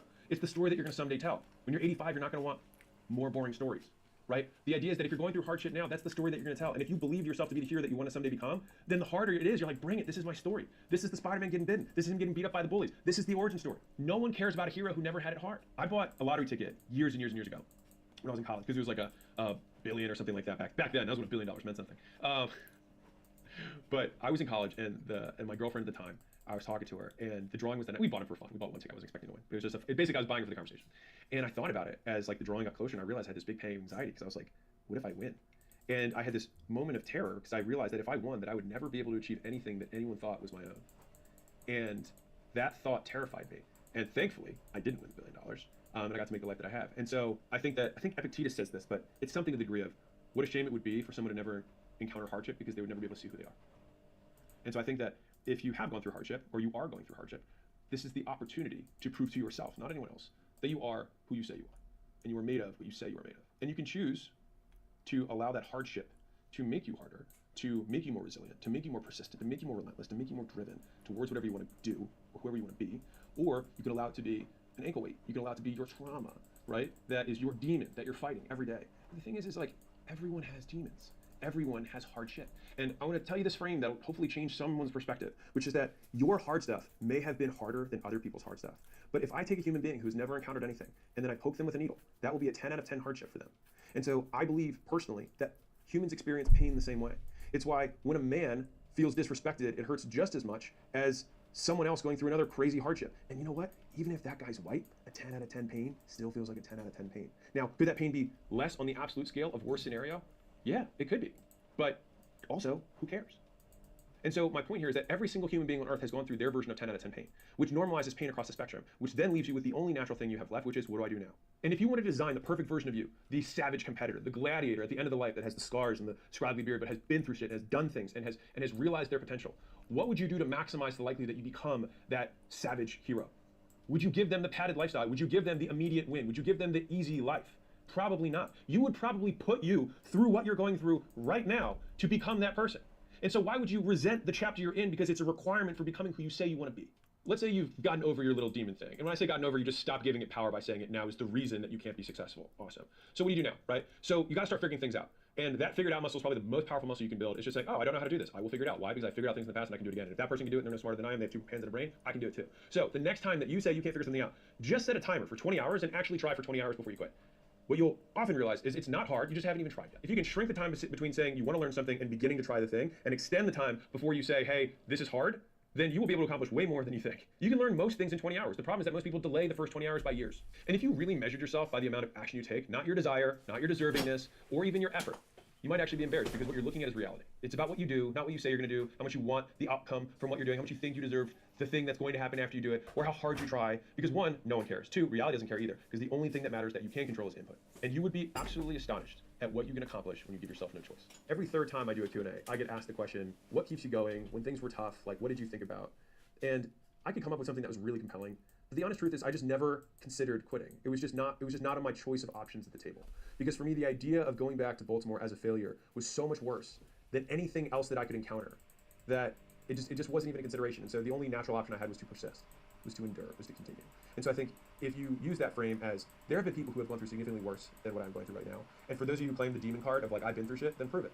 Was it worse than this? Great. Then you can prove that it was so hard by being hard enough. Across timeframes in history, across countries, across cultures, across age groups, across race, gender, everyone respects the man who works. Because as men, we are always judged by what we can do. And if you are doing things, then people know that you are contributing. That is how you prove utility. Work ethic is the currency of respect. If you want to earn respect, you earn it through work. And sometimes that's working on yourself, that's sometimes working on a skill, working on a product, but it is all through work, through effort. I will tell you something that shifted my life, which is that entrepreneurship is not a game of best man wins. It's a game of last man standing. And there's a lot of games that are like this, and fundamentally that's an infinite game frame versus a finite game frame. And I will read you the quote that Layla had framed and put in my office. Ask the girl, shoot the shot, launch the business, run the ad, quit the job, take the risk. Because when you're 85 years old and on your deathbed, you're not going to wish you a few crazy stories. The fastest way to become confident is to build evidence. Build yourself a stack of undeniable proof that you are who you say you are. Here's exactly how to do that. This is brutally honest advice to my younger, less confident self. Having an epic story is about asking the girl, it's about shooting the shot, about launching the business, about running the ad, about knocking on the door, quitting the job, taking the risk. When you're 85 years old and on your deathbed, you're not going to wish you had fewer crazy stories. You're going to wish you had taken more shots. Don't build confidence. Build evidence. Confidence comes as a result of evidence, not the other way around. Confidence without evidence is a delusion. It's you beating your chest, looking at yourself in the mirror, trying to pretend you're something you're not. Do it so you get the confidence, but don't think you need confidence to do it. The whole idea of fake it until you make it should switch to walk it before you talk it. Right? Prove it to yourself so you don't need to prove it to other people. And let your path do your talking for you. Until you win, effort always goes unnoticed. Get used to it. If you aren't willing to suck, you're never going to get good. Losers stay losers because they aren't willing to lose. Confidence is also domain specific. So you can be really good at public presentations and really bad at talking to girls. It takes a lot for a skill to transfer between domains. And so if you want to get good at the thing, don't try and do something to the left of it. Just do the thing. The first sales consult I ever took, I didn't close. And I say that because everyone just imagines that Mosey just came in just slinging credit cards and stacking bodies, right? It didn't work that way. I came in, it was a 5-minute conversation. The girl was like, I need to go get my card from home. And I said, oh yeah, okay, go do that. And she walked away and I went to my boss. He's like, how'd it go? I said, oh, I closed. And he was like, oh, that's awesome. He's like, you got the credit card? I said, oh no, she's gonna come back with the card. And he literally stopped what he was doing with 6 other guys around him, and they all nonstop laughed for a minute straight. Like they couldn't breathe because they thought how stupid what I had just said was. But I had no idea. And so that was my first ever experience in sales. I'm known for sales now, and I wouldn't even say I'm confident in sales. It's just more like this is what works and has worked for me. take it or leave it. And so people perceive that as confidence, but it's simply just based on experience. And confidence comes from experience. What it really is a prediction. What you think is going to happen will happen. And so even in statistics, what is your confidence metric? This is 0.7, 0.8. It's literally just what the percentage likelihood that what you think is going to happen is going to happen. And so how do you increase the likelihood that what you think is going to happen? Have it have happened already. I could have either spent 30 minutes every day looking at myself in the mirror and telling myself I was going to be a great sales guy, or I could have reviewed the fucking script. Which one do you think would make me a better salesperson? Reviewing the script. You can take all the time that you're trying to spend psyching yourself up, and you'll feel significantly more confident not having done that and simply knowing what you're going to say, which you get from practice. The world belongs to those who can keep doing without seeing the result of what they're doing. The longer you can wait to see the result of what you're doing while still continuing to do is the extent to which you can win big in life. For example, to be a top 1% podcaster, you have to upload 21 podcasts. 21, top 1%. 90% of people don't get past 1. 9% don't get past 20. And then 1% of podcasters, of all of them, make it to 21 plus. So when people say try harder, it usually just means don't give up. The price for excellence has never been so low. People give up so easily now that it's just so easy to win by just being willing to post 20 times. You're in the top 1%. Like, I'm at the top 1%. We're not even talking 10, top half. Top 1%. People are so afraid of being humiliated. They get the long-term humiliation of never amounting to anything. No one's gonna watch your first 20 episodes anyways. And even if they do, it doesn't matter because that's not what you're building towards. Like, you posting those 20 isn't what you judge yourself on. You should be judging yourself on the difference between your first one and your 20th one. Are you better? Probably. And the difference between your 20th one and your 100th one, because the win is you. You are the asset you're building, not the downloads that you get on your first shot. Mosey immediately had podcasts with millions of downloads every single month. No, I spent 4.5 years making 2 podcasts a week straight, didn't miss. And guess how many podcast downloads I was getting per month at the end of that? 2,000 to 3,000 downloads a month. Not a lot. I used to think to myself, okay, well, each one of these podcasts gets like 200 downloads. Well, 200 downloads is like an auditorium of people. And so would I feel okay giving a speech to 200 people? Yeah. And even before that, when they was getting like 10 or 15 downloads per episode, if I had a little lunch and learn that I used to have to do to like get leads for a business, I'd be fine talking to a group of 10 or 15 people because the reality is that those people are doing me more of a favor than I'm doing them. They're literally giving me their ears so that I can practice my voice and how to talk and how to present. And it was only at year 4.5 to 5 when things started taking off. And you know what the 2 things that changed are? One is I changed it from gym secrets to just the game, which was a business thing, so it made it more applicable to more people. And the second thing, here's the real one, is that I sold a company for $46 million. And so people are like, oh, what does this guy have to say? And the big thing that everyone misses is people try and dissect my content. The message is 10% of how people consume it. 90% is the context around the message. So Elon Musk can tweet on the toilet and be like, I'm on the throne taking a shit, and it'll get 1 million likes. Why? Because it's Elon Musk, he's the richest man in the world, and owns 3 of the biggest companies that are most innovative of all time. I don't kid myself and think that like my content is so much better than other people. There's plenty of people better content than me that don't get the same views. And the reason is because they don't have the context. They don't have the proof. And solve for the proof, and then the content will take care of itself. Because one, you will know what you're talking about because you have proof that you know what you're talking about, and people will believe you. Which is why you should solve for evidence above everything else. Like, evidence gives you the confidence. If someone says, Alex, I don't think you know shit about business, I'd be like, okay, it doesn't really affect me. I do know we cost $100 million net worth at age 36. I know that. But if someone said that to you, and you haven't accomplished anything, you don't have anything to stand back on, and it hurts you more. But I have proof. So it's like, you can just deflect it towards the proof and keep living your life. The secret to longevity is, especially in the content game, really in any game that you're trying to at least help other people with, is that if you've done the thing, you can be certain rather than confident. Be certain based on what you've done, not based on what you say other people should do. There used to be too big to fail, and I think there's an alternative to too good to fail. If you make your stuff so fucking good that only one person gets exposed to it, sends it to somebody else, then you have nothing to worry about, and you will eventually get discovered. It's a time game. And in the meanwhile, you just keep getting better, which is the point. Because at the end of the day, you're going to die. Everyone's going to forget about you anyways. And so you might as well just work on the one asset you get to keep the rest of your life, which is you. And rather than measuring yourself based on how many views he gets versus how many views you get, measure yourself by how much work he puts into one of his shorts versus what you put into one of your shorts. And then you might think the opposite is more reasonable. And if there's a top sales guy in your organization who's making more money than you, compare not what his commission check is to yours every month, compare how many calls he's making, how many times he practices the script, how many calls he's made before you, how many sales he's closed before you, what time of day he shows up at work, what time of day he leaves, whether he works weekends or not, whether he's willing to hop on the phone in a family context so that he can still close the deal. If you're doing all the inputs, the outputs will always match on a longer time horizon. And if you are new to the game, then my recommendation is not only to match inputs, but to double or triple the inputs that someone ahead of you is doing. And the reason you do that is because if you just match your inputs, then you're always going to be behind them because they're already ahead of you because they're better than you. And so if you both do the same amount of work, they're going to keep getting better and so are you. So you have to do twice the work. You've got to be like Kobe, right? Where everyone else is doing 1 practice a day, you do 2 practices a day. And in the beginning, they'll be better than you, and then you'll match them. But because you're doing twice the work, eventually you'll get better, and then that's how you win. In whatever endeavor you're trying to track, people track the wrong metrics. They track the lagging metrics rather than the leading metrics.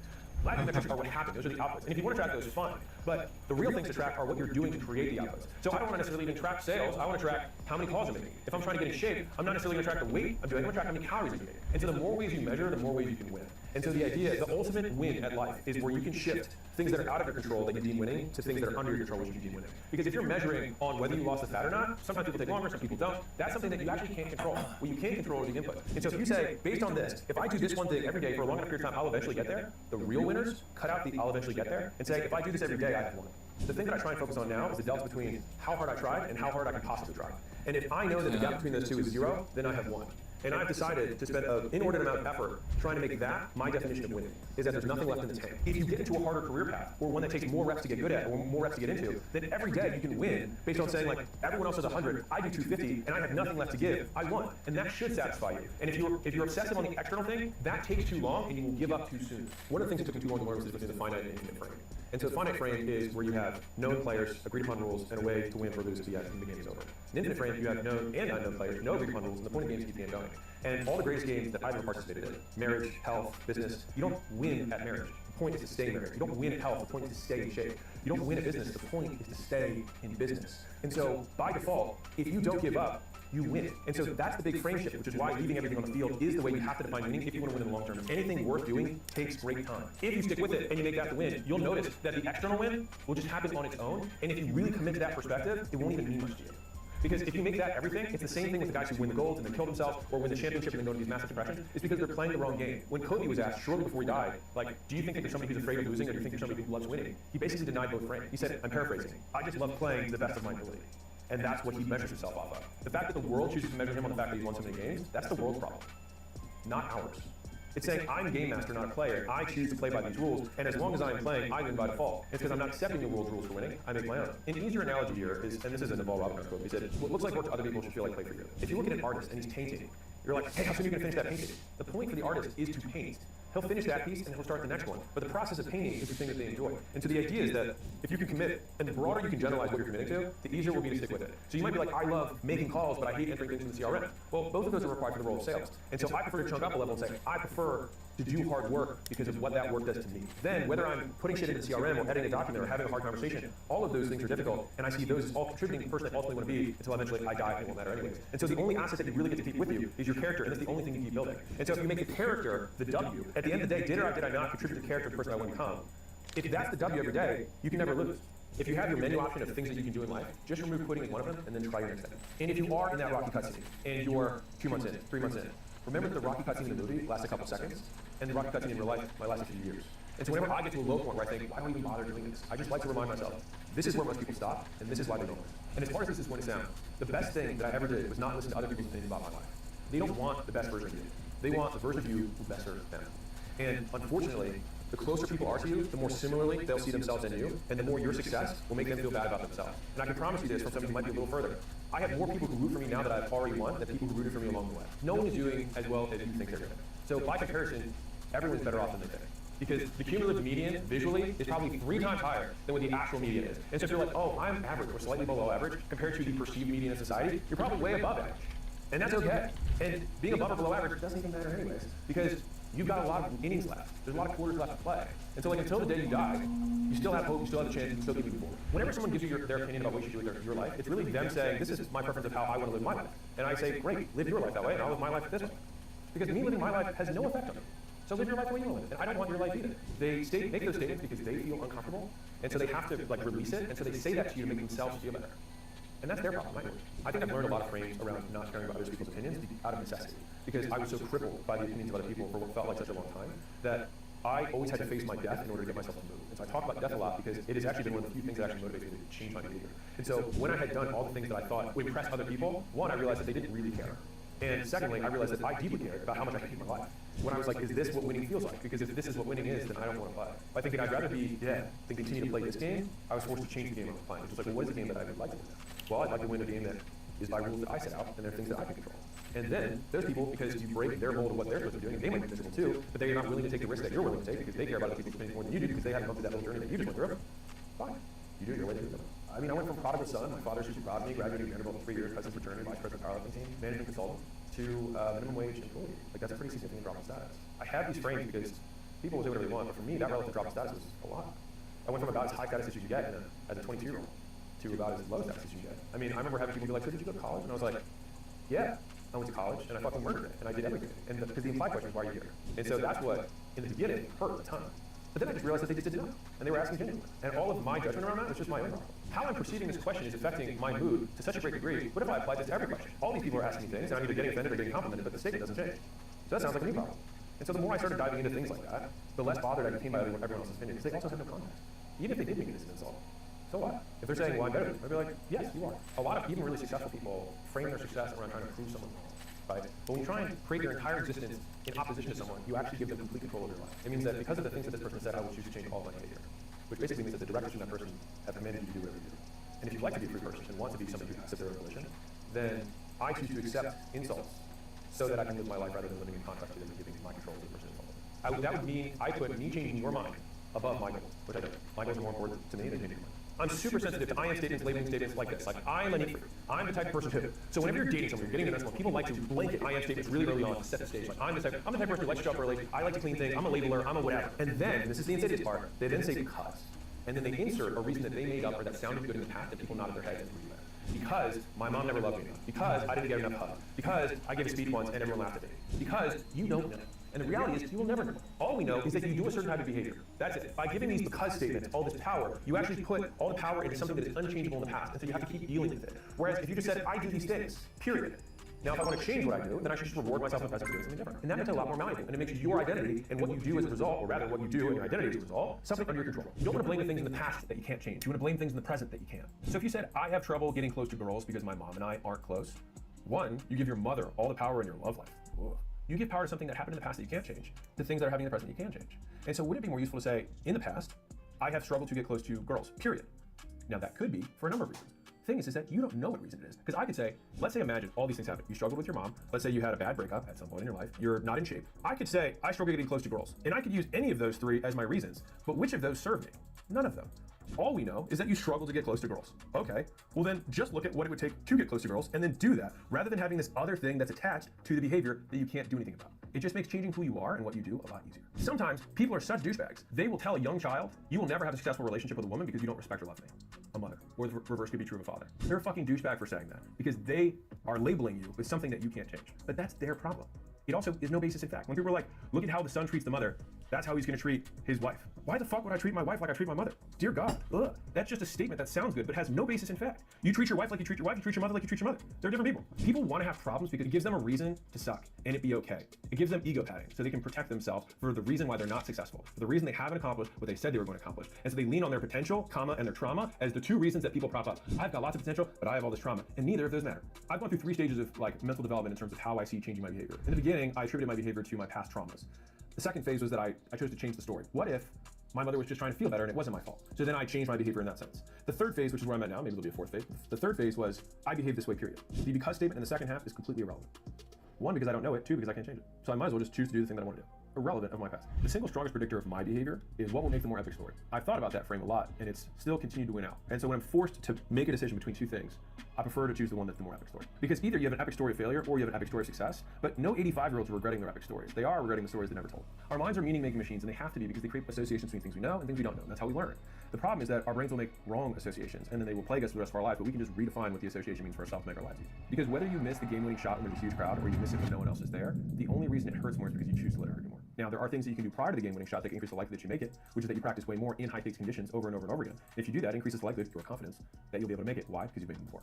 And if you're like, well, I missed my first ever game-winning shot, now what do I do? Well, you practice in every other condition that's as close to that as you can until eventually you make one. And then when you do make one, you'll have evidence that you've made one and you try and make one again. What you probably don't know is that Michael Jordan has missed more game-winning shots than he has made, but he's remembered for the ones that he made. But how was he able to make them? By missing and being willing to shoot again. On that basis of story, the many excuses that we give ourselves in reverse can make a more epic story. And so rather than say like, these are all the reasons that I can't succeed, I think reframing that as, these are all the reasons that when I succeed, it'll be an even better story and it'll be more inspiring to other people is a much more powerful frame. The more disadvantages you have when you start, the more epic story you have when you win. Donald Miller has one of those powerful frames of heroes and villains I've ever heard of.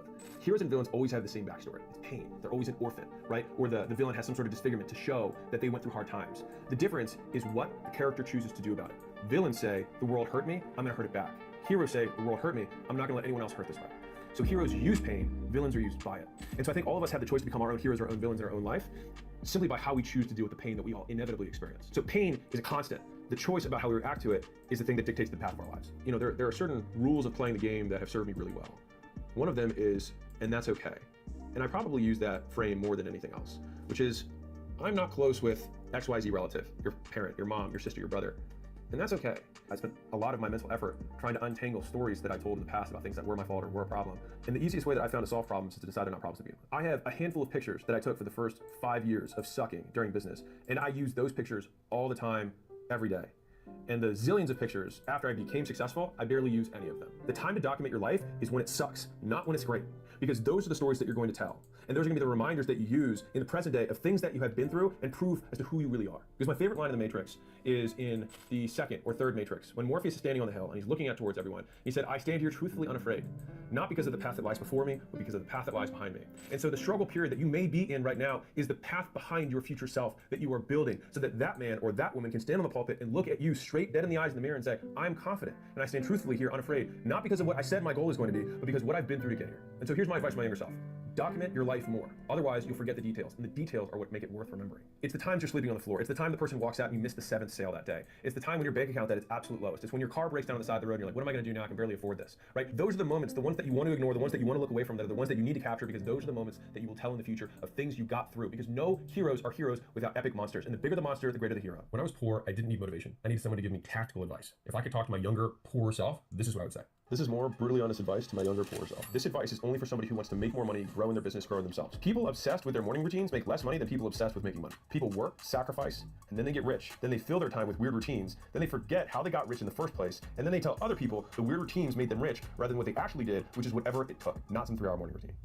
There was a kid who DM'd me who said, hey, I've been working with this business coach and he has me doing a morning routine. Could not make this up. After I do my grounded walking, I do my gratitude journal, I do my list for the day, I do my ice plunge. It's like, after I do that, it takes me about 3 hours in the morning to get all that done. He's like, I barely have any energy to actually get work done. I just said, I'm gonna give you the biggest hack in the world. Cut the 3-hour morning routine, replace it with 3 hours work, and I promise you'll get more done. And he messaged me back a week later. He was like, dude, it changed my whole life. I'm getting so much done now. I was like, what a fucking concept. If you work more, more gets done. And I love just looking at this. It's like, what actions do I have to take to get what I want? Anything that is not that is a distraction from it, period. If it takes you 5 minutes to feel 20% better and you can actually measure that your output goes up by 20%, then cool, that makes sense. So I'm not against doing things. I'm against doing things for the sake of doing them.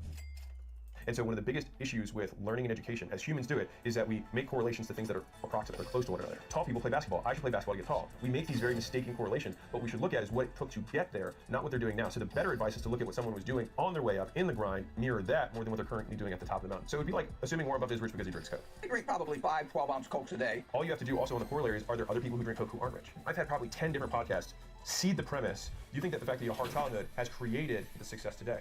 And I would say no. I would say the work that I did created the success. And all we have to do is look at all the other people who had bad childhoods who aren't successful. And I think there are way more of those than there are that are, to prove that it actually has nothing to do with who's successful. There's also people who didn't have bad childhoods who are successful too. And so it's just that many people have bad childhoods, some of them become successful. And so that's why trying to figure out why something happened, I have spent less and less of my effort trying to do that and only look at what actions created a result rather than looking at intention or anything else that's amorphous that can't be measured. 30 isn't the new 20. It's an excuse to take 10 years longer to accomplish the same thing. You can die when you're done. Until then, keep going.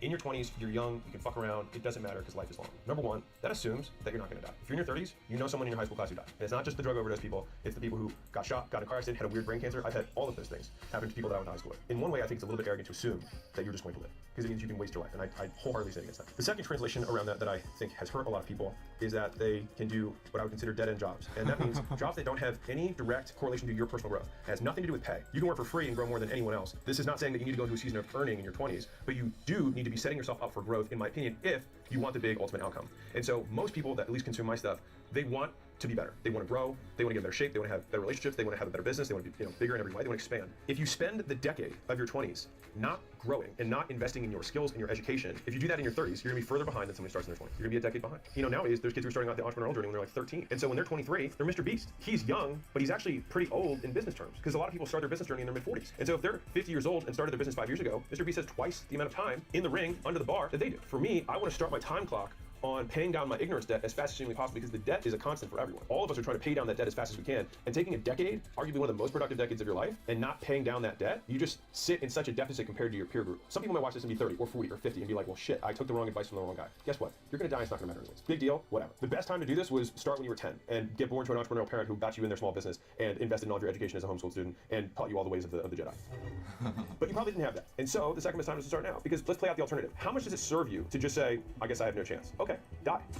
There's nothing left for me to do. I will relinquish the remainder of my living days and years because I choose to lose. And that's a choice. And if you want that, that's cool. The idea of quitting simply because you're older, because you didn't do something. Everybody doesn't do things that they know they should be doing now. And that's because you're always going to know more in the future than you do in the past. And so it's a faulty premise to say that I'm not going to take action today because I didn't know something in the past. Everyone doesn't know anything in the past. But all you can do is take action with what you know today. And by taking action, you have learned. And so you actually take one step to making your first payment on ignorance debt through actions, not words. I mean, I think a lot of people know the story of the 30-year-old barista. If you love that, then do it. You know what I mean? Like, I have no judgment on what you do. If you don't love that and you wish you were doing something else, that's what I would say I have a problem with, which is, why are you not doing it? And I think diving into that, which is usually some sort of fear, some sort of anxiety, some sort of label that they believe that isn't true from someone else, and just trying to zone in on like, why am I not doing it? And taking 2 steps closer to it, not just like, because I don't know what I'm doing. Well, duh, okay, neither does anyone. What are you doing about that? Just defining it to what actions am I going to take as a result just makes life a lot easier. Let's figure it out. It means that I'm going to read 2 hours a night on specific subjects until I feel like I can make a decision within 30 days on what I'm going to do. Great. That's something I can do, and I can measure what I did. You have seasons of earning and you have seasons of learning. I had this kid who reached out, he was 18 years old, said he was going to edit videos for us. When he came in, he said, I want $100,000 a year as an editor, as a starting job. His reasoning was that somebody else had offered him that amount of money. I want to make this statement because I think it's logical and also stupid. If you're optimizing for your earning potential in your 20s, you're missing the fucking point. This individual had the potential to be on a team that has a massively, globally recognized brand in terms of media, and from there, learn how to be way better than they currently are, and then become a creative director at another company or at one of my portfolio companies. Like, that is the career path. And instead, was comparing that to something that he would make $100,000 a year and be the only person in the department, and no one there knew anything about media. And so he wasn't going to learn, he was going to earn. Whereas somebody who got into the big leagues and learned 10 times the skill set, then 10 years later is either starting a multi-million-dollar company or heading up a multi-million-dollar division in a billion-dollar company, and the potential is so much wider because 10 years from now, someone says, what's your experience? It's like, well, I worked at a real estate firm and I made their social media content. Who gives a shit? Whereas if you're like, I work for one of the biggest media companies out there, everyone will give you the job offer, and that is when you can choose to earn over learn. But people make the trade too soon because they compare themselves to people on social media and think that the 0.0001% is the norm. Whenever you choose to earn rather than learn, you're right-hooking life and saying, I'm no longer going to develop, and this is good enough. And so if $100,000 a year is actually good enough for your long-term goals, then do it. But I would imagine that it probably isn't for what you really want to do long-term. And I'm using hundreds, 6 figures as a placeholder. It can be whatever number you want. When you make that decision that you're no longer going to learn, that's when you stop growing your potential to learn more. I say this because that's what I did. I had a white-collar consulting job for defense contracting. I had a top-secret clearance. I had everything that looked good on paper, space, cyber intelligence. I had a 2 to 3 year path clearly for getting an MBA at an Ivy League school, and then decided to drop all of that and start working for $13 an hour at a gym after I graduated magna cum laude in 3 years from Vanderbilt. I know what I'm asking people to do, and I'm not asking them to do something that I wasn't willing to do. And I think that I might have even a more extreme version that most people are having to live with. Trying to say like, well, I can't figure out what I want is a really paralyzing place to be that I think a lot of young people are in. Is like, I want to find my passion. But the big misnomer is actually a language issue, which is that people say they want to find their passion rather than they want to create it or learn it. And so like, I can promise you that if you're good at something, you like doing it. And the only way that you get good at something is by doing something you suck at and doing a lot of it. So let's say you make $50,000 a year. It costs you $950,000 a year not to know how to make $1 million a year. So how much is that education worth? Answer, the difference. The difference between $1 million and $50,000, which is 950 grand. If you learn how to make $1 million, the education is worth the difference. This is why education and information are the most valuable things that we can know. Elon has like lost everything and then gained it back. So many of the best entrepreneurs have stories where they lost it all and then gained it back. And so how is it that they can go to zero, back to $1 billion, where somebody starting at zero can't get there? Because they didn't lose the education. They didn't lose the learning. They had a bad role. And sometimes in business, you do make bets on markets, and sometimes they don't shape up. But you didn't lose, and a lot of times you actually gain in experience so that the next bet pays off even bigger. Everyone gets this wrong. The most expensive thing you ever pay for isn't your car, it isn't your house, it isn't your insurance. It's the information that you don't know that should. I mean, how many things can you think of right now that if you knew 10 years ago would have materially changed your financial outcome, your relational outcome, your physical outcomes? Probably a lot. What is the value of that information? Borderline priceless. And so the idea that we wouldn't invest in paying down that debt of ignorance that we owe the universe is just because we don't know who we're paying the check to every month for the things that we don't know, that we don't value it appropriately. The cost of success is the years of feeling like an idiot for things that you should have known by now. All the decisions that I made up to this point led me to here, and I don't regret my life, so I don't regret not knowing. I mean, if I started over, I'd be wealthier than I am now. You know what I mean?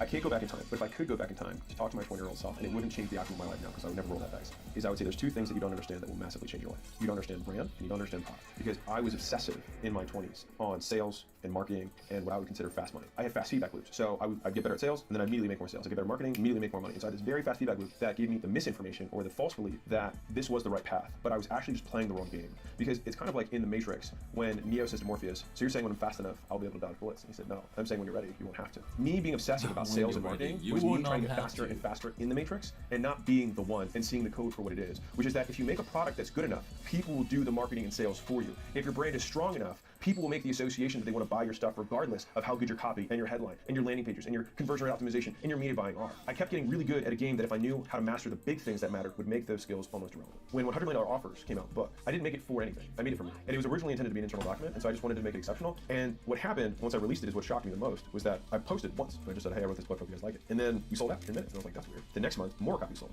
And then the next month, more copies sold. And then the next month, more copies sold. And it's continued to sell more copies month after month after month for 2 years. And it's still #1 in its category on Amazon. And that was with 0 paid marketing, purely off of people telling people about the book. And so when I saw how much leverage that was, that book sells thousands a day, not dollars, thousands of copies a day. I have never marketed anything well enough to sell 1,000 customers a day. Now, mind you, I've always had more expensive stuff that I've sold, but like, I've never seen that kind of transaction volume. And the only way to get that kind of transaction volume is to have a huge amount of leverage. The leverage that product unlocked for me, or that understanding, was that if you make it good enough, and I love this saying, which is, there's too big to fail, and I love the other, which is too good to fail. My headline for $100 million offers makes no sense. No one knows what $100 million offers is. And it's just like a picture of a $100 bill. It's a big purple book. Like, it actually makes no sense, but the contents of the book were valuable enough that people were like, just read it. And they said it so many times to so many people. And most people who, when I see the comments and I see the reviews, they say, I had 4 different people in the same month tell me in different groups that I should read this book. So I decided to do it, even though it looked hokey. And oh my God, this thing is unbelievable. And then they tell 20 people or 100 people. That was when I realized how much leverage spending more time up front on building a better product would unlock for me. What I used to do was spend 2 months building a good product and spend 2 years marketing that product with great marketing, rather than spending 2 years on a great product and then for the rest of my life not having to spend any dollars or effort on marketing, so that it would sell again and again and again because of the quality of the product itself. And so that was the first lesson that my younger self needed to understand about business. And the level of detail that it takes to go from good to great is so much wider than people think it is. The difference between an 8 and a 9 is 10 times the work. The difference between 9 and 9.5 is 10 times the work. The difference between 9.5 and 9.75 is another 10 times the work. It's so much more effort. And honestly, when I was younger, I couldn't even comprehend the amount of work that I can do now. And for me, that amount of work is the amount of unbroken, focused time that I can stick to one task. I did not have that level of focus. I didn't have a strong enough no muscle. I didn't know how to turn down other things that would distract me for long enough. If you can count in terms of hundreds, like I can promise you, if you put 1,000 hours into something, it'll probably be pretty good. And most people spend like 100 hours on something. Or, I mean, that's shit. Most people spend even less than time than that. You start a clock, when you start working, you stop the clock, when you stop working. You spend 1,000 hours or 2,000 hours on something. There's a level of detail because of the number of exposures you'll get to it, the crispy details of the product or the service that can only come from looking at that thing when it's cold, looking at that thing when it's hot, looking at it when you're angry, looking at it when you're sad, looking at it when you're inspired, looking at it when you're bored. You see it with different lenses, and then what happens is it just gives you so much more depth and context to whatever you're trying to build, that's the difference between mediocre products and excellent products, and it just takes time. And real quick, I spent 200 hours this year just making this one project for you, which is the $100 million scaling roadmap. And I broke up the stages of business into 10 stages. And you can identify where you're at by simply just putting in your business information. You go to activism.com/roadmap, and it'll spit out this custom report that tells you what the constraints are at that current level and what you need to do to graduate and get to the next level. This is our gift to you, absolutely free. On the thank you page, you can book a call with our team, and we'd love to help you figure that out and ideally get past it. In an ocean of volume, which there's more commoditized products and services today than ever before, there's outsized returns to being number one. It is an even bigger winner-take-all market now than it ever has been because of social media and the ease of letting other people know about stuff. If you are truly the best, everyone will know. And if everyone knows you are the best, you will have more demand than you could possibly do. People think that word of mouth is dead when there's literally never been an easier way to go viral in a literal sense from people telling other people about stuff.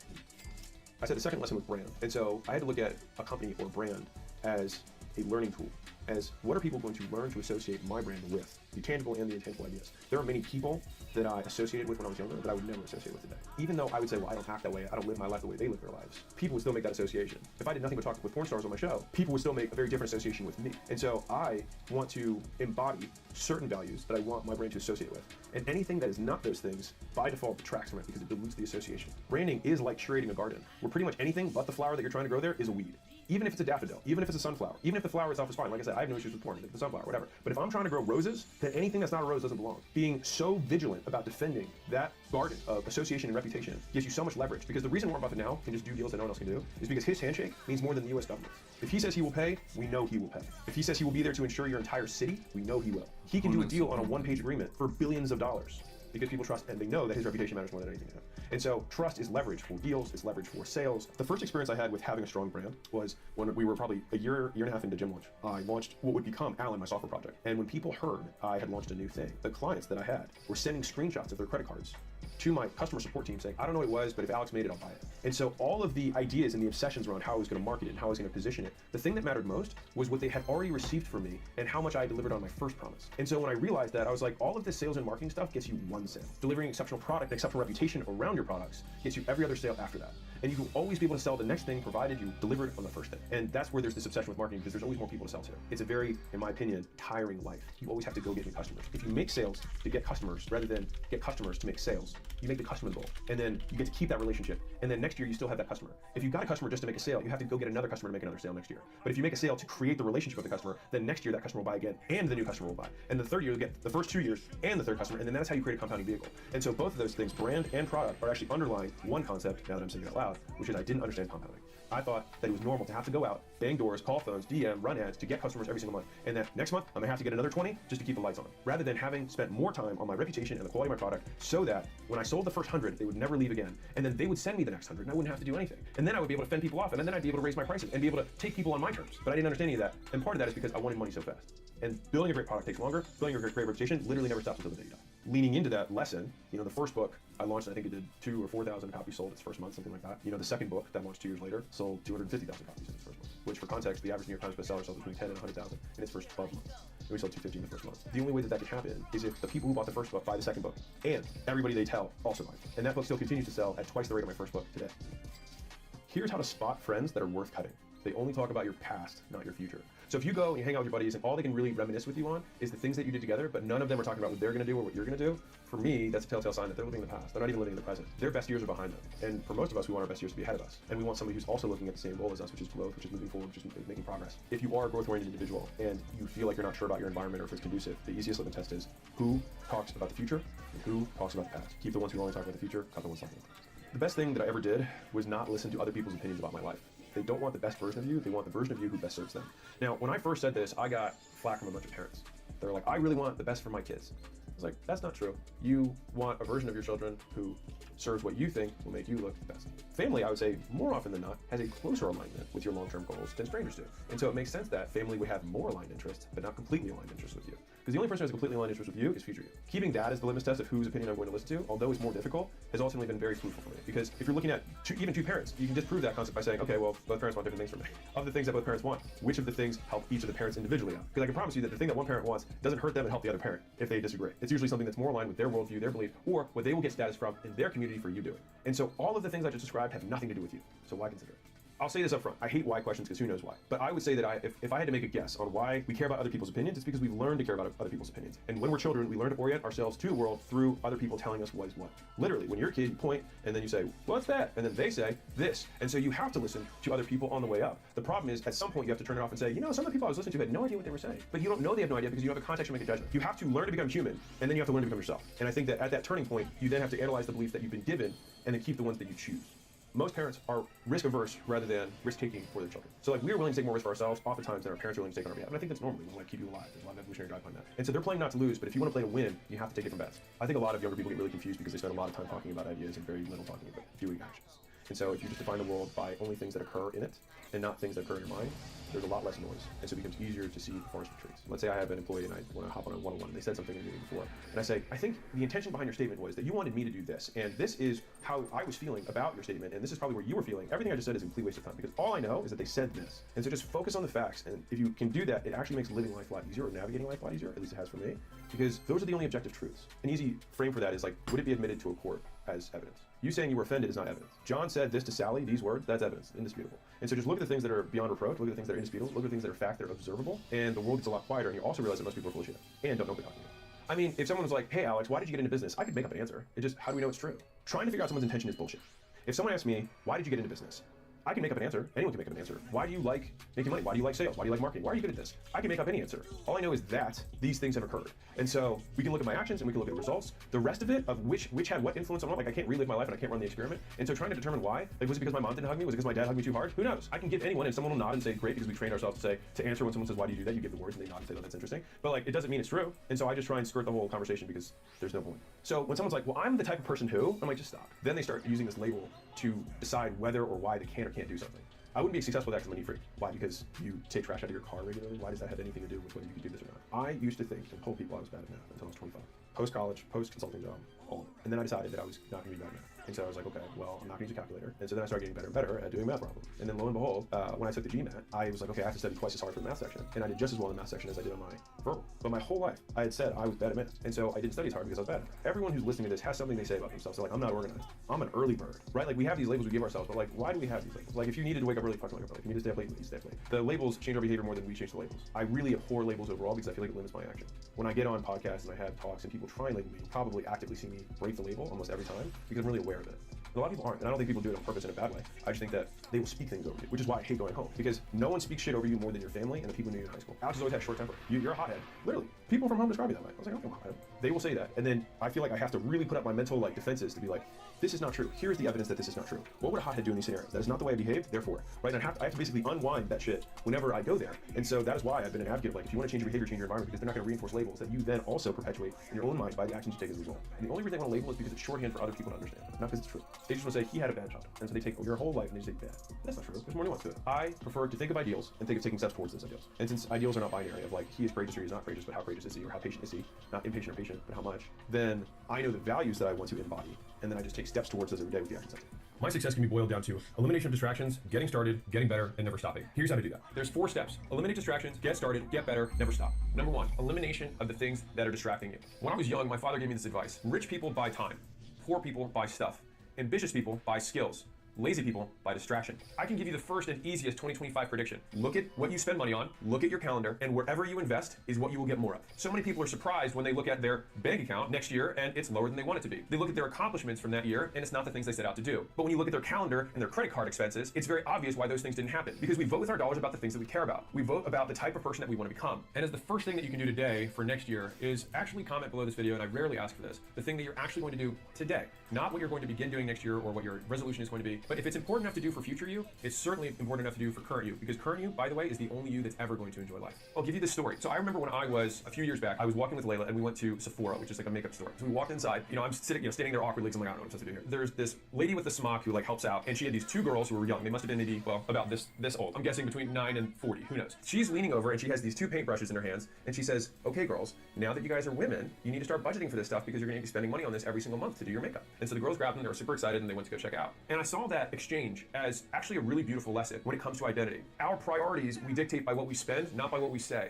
These girls, because they wanted to step into this new identity, had to match it with new priorities. So they had money, or they had saved up their shekels, or whatever they do for chores or babysitting or whatever. By doing that, they had to start prioritizing some of that money towards their new identity from girls to women. But the thing is that many people who want to start next year think, okay, well, I'm just gonna see if this happens. But it doesn't work that way. You have to basically make the decision that this is the type of person that I want to become, and then these are the actions that that type of person would take, and then we align our calendars and our budgets in accordance with that, so that the investments we make yield the results that we want. But the thing is that people want to say, hey, wouldn't it be great if I owned Apple, but they never buy the stock? If you want to be that version of you, you need to start buying stock in that today, both by paying in time and paying in money to vote with your dollars about what you truly care about. And the reason I'm hitting this so hard is that it's never been easier than it is today to be successful. It's also never been easier to be distracted. So along the theme of investing in the things that matter most, the first thing we do is we eliminate all the stuff that sucks. I define commitment as the elimination of alternatives. If you get married, you eliminate all people of whatever sex you're married to that are not that person. Actually, you eliminate everyone who's not that person independent of sex, right? That is a commitment, right? If you enter into a partnership and you say, I'm not gonna do any business besides this business as part of the terms, then you've eliminated all alternatives. And so if you want someone to commit, ask them to eliminate everything else that's not the main thing. These are all the things, a laundry list of things that are probably not your main thing that very likely are getting in the way. And these are the most common things that I see in my DMs, that I see in my comments from people who are not getting where they want to go as fast as they'd like to get there. First big category is bad friends. So if you want better friends, get used to seeing them less. Better friends are busy friends. So I remember when I started working more, and some of the friends that I had were a little bit more ambitious, I started realizing that the people that I liked the most, I actually didn't spend as much time with, and the people that were always available were the ones that I didn't want to become more like. Here's 5 questions you should consider when thinking about whether to keep a friend in your life or cut them. Question number 1 is, if someone told you that you're a lot like your friend, would you take that as a compliment? Second, are you truly fulfilled by the friendship, or is it just someone to keep you from being lonely?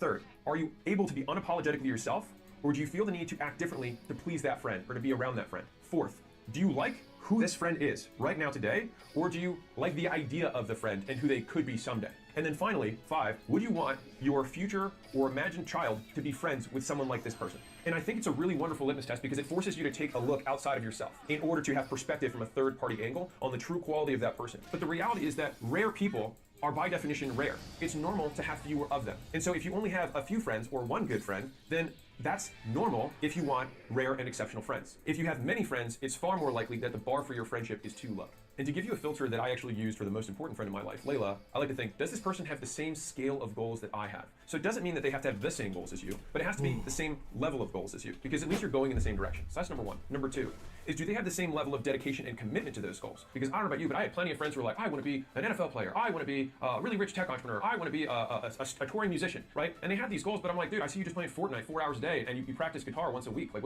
do you really want that, or do you just like saying it because it makes you feel good? And so I wanted people who walked the walk, and I wanted people who would keep up with my pace. And if you are someone who's ambitious, and this is me just talking specifically to you, because there's only a few people who are watching this who really are, and you'll know that if it's you, you have to get used to being alone. Because there are seasons where you'll basically transition from one group of friends into another. And it's not even a group of friends. You'll usually transition from a group of friends into no friends. And then you'll find 1 or 2 people who are at a new level. And then sometimes those people introduce you to some of their friends. And if you keep walking and you keep outpacing, then that group will then start retiring past you. And then maybe one person stays with you, maybe no one does, and you'll have another lonely period. I'm saying this because I used to think that there was something wrong with me, when in reality, I just didn't understand what the nature of being exceptional meant. And so I'm saying this purely from a definitional perspective. To be exceptional means that you are the exception, means that you are not normal. And so it's normal for normal people to find you abnormal if you do things that are not normal. Don't let people who have mediocre goals deter you from taking actions that make you great, because it makes you different. Realizing that I thought most people actually made no sense. They say they have these goals, but they took no action. And they called me one of them. They tell me I should take time off, and they're like, "Hey, you're not as cool anymore. You're not hanging out with the boys. Like, why aren't you participating in the fantasy league? Why aren't you watching football on Sunday with us?" And for me, I actually used to love watching football with my friends. It was actually one of my biggest things that I look forward to. But the thing is that like I needed that Sunday because I had to prep workouts, I had to prep the music list for the next day, I had to run billing, I had to do all this other work. And the thing is that like I looked at that football game and I was like, my goals are more important to me than this. And so I think that a lot of people don't actually look at themselves in the mirror and say, like, 1 year from today, will I remember this football game? Or will I remember the fact that I'm not where I said I wanted to be? And to me, that was significantly more painful. Now, this is an uncomfortable fact for a lot of people. Your ability to delay gratification is actually a function of intelligence.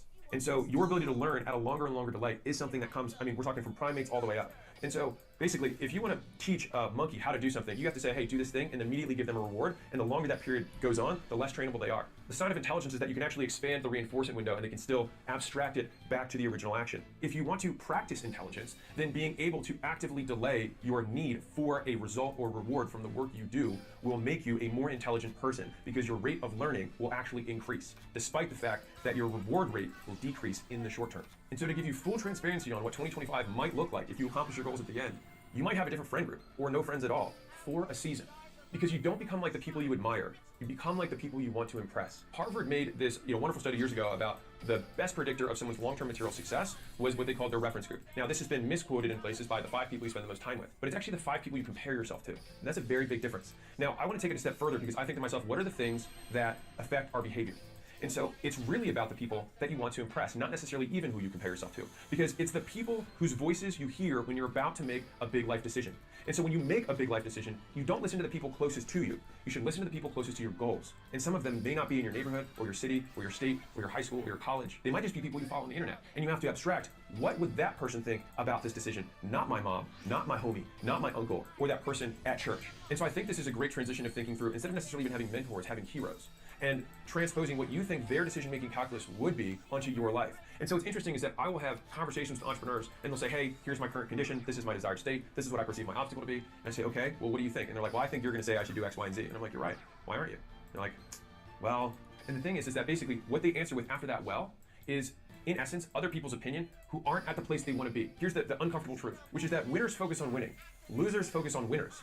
And you never receive hate from above, always below, because winners have their eyes on the goal, not on other people. And so you have to decide whether you want to be a loser or a winner. And I'm just being real with you. What this looks like in reality, and maybe for you in 2025, will be like this. First, you look like an idiot to everyone else while you try to figure it out. Then, everyone else looks like an idiot for ever doubting it.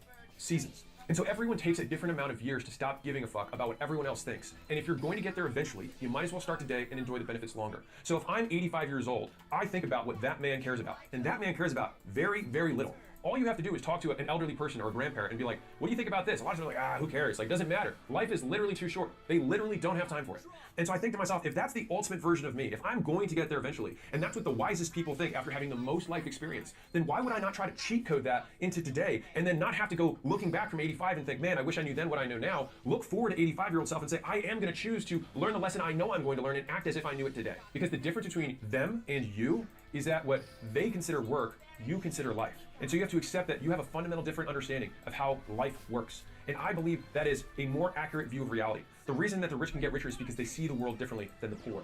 And so it makes sense that if your poor friends don't see what you see, that they see through the lens of poverty. And all my goal in life is to be able to see reality more accurately. And so in the beginning, you have to develop this armor, this thick skin around people saying those little snide comments of like, you work too hard, you're too obsessed, you have a toxic work capacity, and why are you working weekends? Why are you working late nights? You're not, like, this is not worth it. They're not paying you enough for the work that you do. All of these different things, because eventually that armor on the outside actually just becomes one with you, and you don't even hear it anymore. Because I can promise you that those people who were in my life decades ago, they're just not even, I don't hear those claims anymore for 2 reasons. One, because my reality changed so drastically that they couldn't say anything. And secondarily, they're just not in my world anymore. I was only able to get here because what they deemed acceptable, I deemed intolerable. How far you go in life, I truly believe this, is based and predicated only on one thing, which is your actual standard. And so I believe that the person who runs any company or runs any division should be the person who has the highest standards. And if there's ever a day that someone has a higher standard for acquisition.com than me, they should run this instead of me, because they would be the one who's best serving the company. And so the person who should have the highest standard for you is you. And so it makes sense that they have a lower bar. But why would I listen to their bar on my life? I think that that standard is the one thing that rich kids get from rich parents more than anything else. Is because they have an expectation of life. They don't accept opportunities that are below that standard. And so they actually get their huge leg up on the pick, on the vehicles that they choose to pursue. And so one of the tougher parts, if you're not from an area where people make a lot of money, or not from, you don't know anybody who's a super successful entrepreneur, is that you basically have to borrow someone else's measuring stick. And you have to say, is this the standard that Elon would pursue? Is this the standard Bezos would pursue? Is this the standard Jobs would pursue? And if it isn't, then why are you doing it? If you want to be like them, then act like them. If you want to be like your friends, then you can act like your friends, but don't be surprised that you have what they have, or lack what they lack. If we're thinking about elimination, we're eliminating bad friends and tangentially their opinions about you that are affecting your behavior. So the next thing are what things are playing interference on your time and your attention. All right, so I would say opinions of other people are affecting your behavior and your decisions. I think that your environment affects your efficiency of behavior. So think about how much more you get per hour of output. If you can't sit still, ignore notifications, and focus on one task for 8 hours straight, never expect to build anything great. And as uncomfortable as that is, it's also the truth. Like, I don't know a single incredibly successful entrepreneur that can't sit down and have hyper-focused periods of time, sometimes weekends, weeks at a time, where they don't talk to anyone and they just hammer away. And it's whether they're coding for software, or they're making some insane marketing campaign and all the email follow-ups and all the text follow-ups and the affiliate promotions and incentives, or someone who's creating a product that they're designing and they're in the shop and they keep tweaking at it, or there's somebody who's hyper-scaling a company and saying, I'm going to sit in 20 interviews a day for 7 days straight so I can hire 20 people this week because I need to get going, right? Like, if you can't sit still and ignore notifications and focus for a day, nothing great will get accomplished. Because it's not about what you want, it's about what's required. And whether that's your best or not is irrelevant. It's just there's a price tag and you gotta be willing to pay for it, or you don't get the thing. And a lot of times it's not what you want. And I spend a lot of time trying to dispel the concept of, like, follow your passion, because I think it leads more people astray than it helps. Because it's very easy for someone who's successful, who's already delegated tons of things, to only then focus on their area of genius and then say, here for my seat, do what I do. But there's a very big difference between doing what someone does and doing what they did to get there. And I think this is what's lost in a lot of the content that I see in the entrepreneurial space. And to be clear, whenever I'm trying to get to the next level, I often have to take on things that I don't know how to do. And I have to learn how to do them, which means I have to suck for a period of time. And sucking sucks. But the thing is you have to be able to embrace that period of time and say, like, this is the cost of greatness. And so I'll give you something very tactical. So I have timers in a lot of my offices, and my team has adopted this too, which is I like to time block, which is essentially saying, how long do I think this is going to take? And you can do this on a week scale, you can do it on a daily level, it depends on the level of project you're tackling. But for me, even on the most micro level, I say, okay, how long should this take? I'll then crank this thing, boop, I think this should take 20 minutes, and then I hit start, and I let the timer go. And if for whatever reason something distracts me, I pause it, so that I know that I didn't actually work that period of time. And so what happens is it will give you a very real look at how long you're actually working versus how long you think you're working, and you tell other people working, and you Instagram how long you're working. And as I've become more efficient at work, meaning my output per unit of time has gone up, I've realized that there's just been a significant decrease in the distractions that I allow to interrupt me. Again, if you want to stay focused, staying focused is not like zeroing in and saying, I'm gonna do it just like, I'm gonna just zoom in on this thing.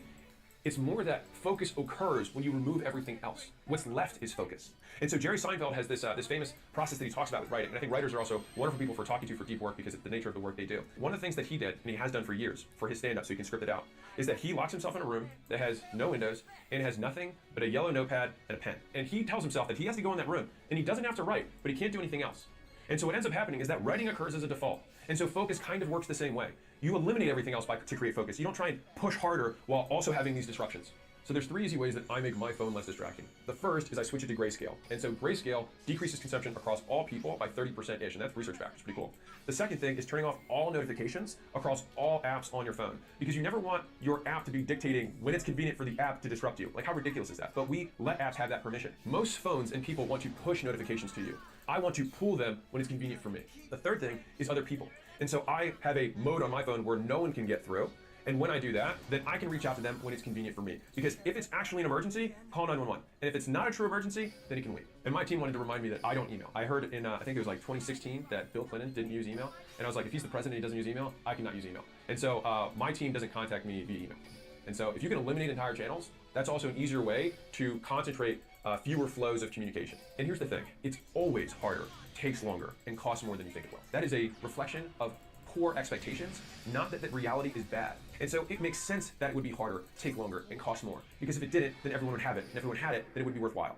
And so literally the difficulty of the task that you embark on is proportional to the reward that you ultimately get, because you are the asset that you build more than the achievement. And so if it's hard, that's amazing, because it will make it that much harder once you conquer it. And it will also make it harder for anyone else who wants to follow in your footsteps. And so the higher up the mountain you climb, the thinner the air gets, and the rarer the climber or explorer must be in order to get there. And so I don't know about you, but I would so much rather climb a mountain that so few people have been able to climb so that I can see a view that other people haven't seen. And so speaking of expectations, let me talk about the worst expectation of all, which is entitlement, which is the expectation of life or other people to give you something without earning it. And I think that this is a virus in today's culture right now. And so there's the famous quote, hard times create strong men create good times create weak men, and weak men create hard times. it makes sense that right now we have a lot of weak men because it's been pretty good times. The good news about that is that it's so easy to beat them. You just have to show up, be on time, prepare the night before, remember people's names, actually follow up when you say you were going to, and try like you mean it, rather than trying like you want to get credit for trying.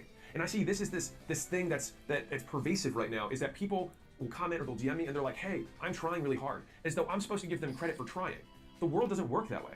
It gives you credit for achieving. And the reason that you want credit for trying is because you want it to cost less, take shorter time period, and be easier. And so if you restate your complaint about the difficulty as, oh, I have false expectations about the ease or the price tag of this goal, then all of a sudden you realize that the only real problem was that you expected it to cost less. It's like going to the store and being like, oh, I've got these Jordans that I really want to buy. I got $50. I'm so excited to buy them. You go to the store and see that they're $300. At that point, you can just say, Jordans aren't for me. Or you can say, oh, I will have to keep working and keep saving so that I can afford this. And so it's a lot about affording the goals that you want to achieve. And a lot of things that we have to spend in order to get them is the time and the rejection of not achieving what we want on the timeline we originally thought. Like what makes success hard is that the expectation that society puts, because we only see the highlight reel, you actually only see people after they finish the race. People think success is like watching a marathon, not running a marathon. When you watch a marathon, you look at the beginning and you look at the end. It only takes you a couple of seconds to see both of those. But running a marathon is 4, 5, 6 straight hours of breathing heavy, wondering when it's going to end, counting, starting to play games in your mind of like, okay, I'm 2/3 of the way there. I'm two more quarters of that. I'm only 1/5 of 1/8 of the way there. And you keep doing this to play tricks on your mind to keep going. But the thing is that in a mile marker race, it's very clear to know how you're going to get to the finish line and how long it's going to take. The only difference with success is that you just have to keep running and you don't know where the finish line is. And people will only cheer you on at that finish line that they don't know where it is either, which means you have to get used to running alone. And so the difficulty is you have to start running and you have to keep running, but you just don't know whether you're running for a mile or 300. And so this is where the pacing is important. So a lot of people will run really hard. They'll think, because they only saw the beginning of the marathon on TV and the finish of the marathon on TV, that they can just sprint because both of those clips only lasted a couple of seconds. So they start their marathon of success of whatever it is they're going after by sprinting as hard as they can. And then they realize that there's no one around and there's just a bunch of open road ahead of them. And they're like, how long is this going to take? And that's when reality sets in. And so I make these videos to say that a lot of times it's going to take longer. So one of the big nasty things that you have to eliminate on this path is the identity that you have about yourself, the isms that you claim. And so, for example, like, oh, I'm a neat freak. I'm not good at math. I'm not techie.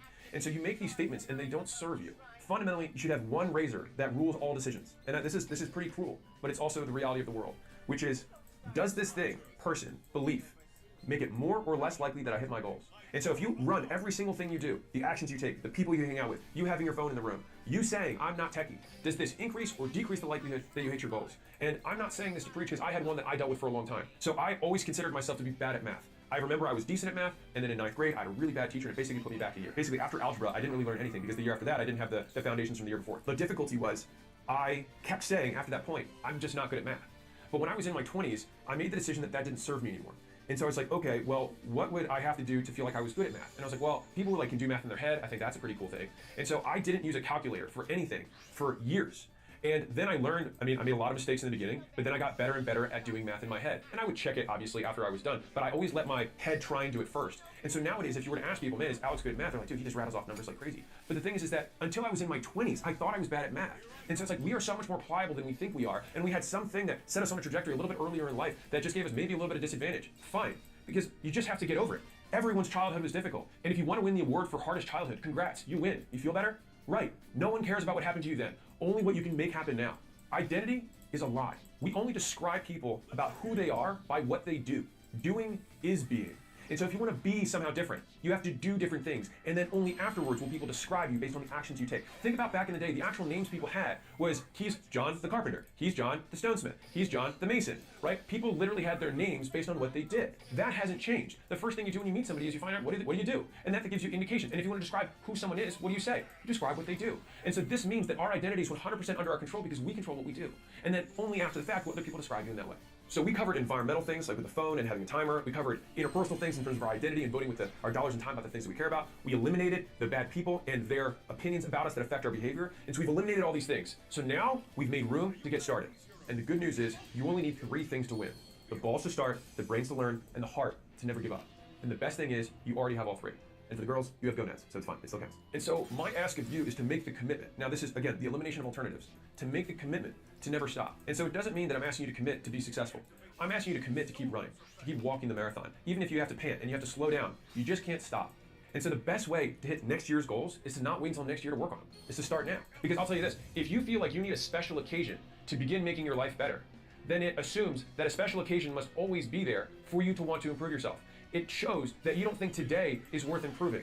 And so that means that you typically will always cast forward when you think things are worth improving. And so the easiest way to vote with your action is to make today the only day that is good, because it's the only day you have control over. My hot take, which shouldn't be, is you don't have to wait until January 1st to better yourself. And I'm purposely posting this before the year ends because I think it's stupid to wait. Like, why would you wait on getting better? Why would you, like, if you had a lottery ticket, why would you wait to cash it in? You would cash it in as fast as humanly possible. And that lottery ticket is the life that you want on the other side of this. Why would you wait? Here's a harsh truth. You're young. You've got time. False.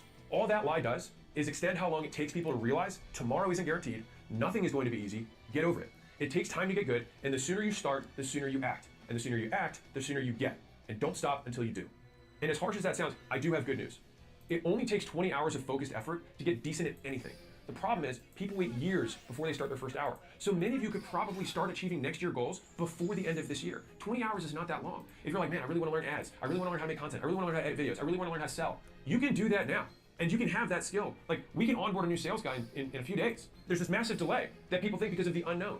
They don't know what is going to happen. And so they therefore assume that it's bad. And so the reality is that most people don't like surprises, even if they're good ones. Have you ever heard people like, oh, I don't like surprise parties? It's a fucking party. Why would you hate a surprise party? That's in your favor. You hate it because you don't like the unknown. And so it's a really good thing to test for yourself, which is, why would I hate a good surprise? You hate it because there's a possibility that the surprise is negative. But on a long time horizon, 85-year-old you isn't even going to remember it to begin with. This is going to be a weird one for you, but just stay with me. If you've ever been so drunk that you're throwing up and you think to yourself, man, I'm probably not going to remember this. The good news is that once you do succeed, that terrible period of vomiting or whatever the difficulty is that you're going through, it'll actually compress in your mind. And so as difficult as it may seem in the moment, it actually doesn't stay with you. All you'll have left is the thing you accomplished. You won't remember the work that it took to get there. There'll be a significant discount on the punishment you endured. I tend to have a bad habit of really not looking back very much. And so I occasionally will go through my photos and I am reminded about all of the mistakes and the detours that I took along the way to where I wanted to go. And I'll tell you the story that my father told me when I was very impatient. He said, listen, you think that this is taking too long for you to be successful. He said, do you know how long it took me to become a doctor? I was like, no. He's like, well, so my father's Iranian and he left the country to get educated. And there was a program for anybody who's Iranian that the government would pay for your schooling as long as you came back with the education. Now, the revolution occurred during the time he was away, so he actually never got to go back. He went to France, Paris, to try and enter medical school. Only problem, he didn't speak French. And so he's trying to do pre-med in another language as somebody who doesn't even share the same alphabet. And so he failed that year. He then took the second year. He tried again, because you're allowed in France, it's a different system. You can just basically try as many times as you want. He started again. And the second year, he failed again. And then he talked to his brother, and he's like, I don't know if being a doctor is for me. Like, I just failed, like, imagine this, like, failing 2 full years in a row. And his brother said, hey, why don't you go to Belgium? Change the environment, different school, different people, go there. So he went to Belgium, and then his third try, he made it past his first year. Now, mind you, at this point, he had 2 years of learning French, and so he was able to finally actually understand what the professor was saying. So was it that he wasn't smart enough to understand how to become a doctor, or was it that he just had other skills that he lacked along the way? And so a lot of people right now are judging the fact that they didn't succeed because they somehow think it's some innate trait. I'm not smart enough, I'm not good enough.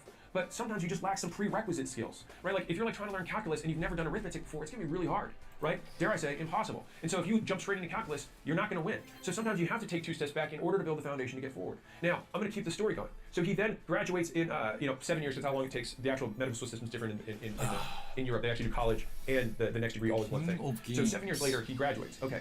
Then he's this Iranian dude, can't go back to his own country. Meets a girl in Belgium. She says, I'm from the US. And so he comes back to the US with the lady who would eventually become my mother. And when he's in the US, he then, his doctor, his MD, doesn't apply here. So he then has to basically do it again in the United States. And in order to do this, you have to get a residency. Now, getting a residency as someone who's a foreigner back then was pretty tough.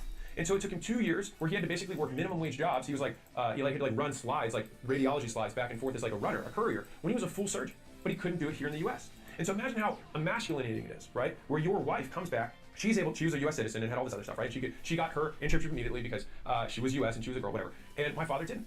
And so he then had to do 2 more years where he didn't have progress. So he told me this whole story, and eventually, obviously, he got the residency, and then he was able to get in the path. But if you look at that, he basically had 4 or 5 years of his life where there was basically no net gain in progress towards his goals. And so he's telling me this story when he's 50. He's like, look at my life now. He's like, no one knows. He's like, no one asks me how long it took. They just know what I have now and what I can do now. And so you have this idea that it should take a certain period of time. It should only last this long. It should be this level of difficulty.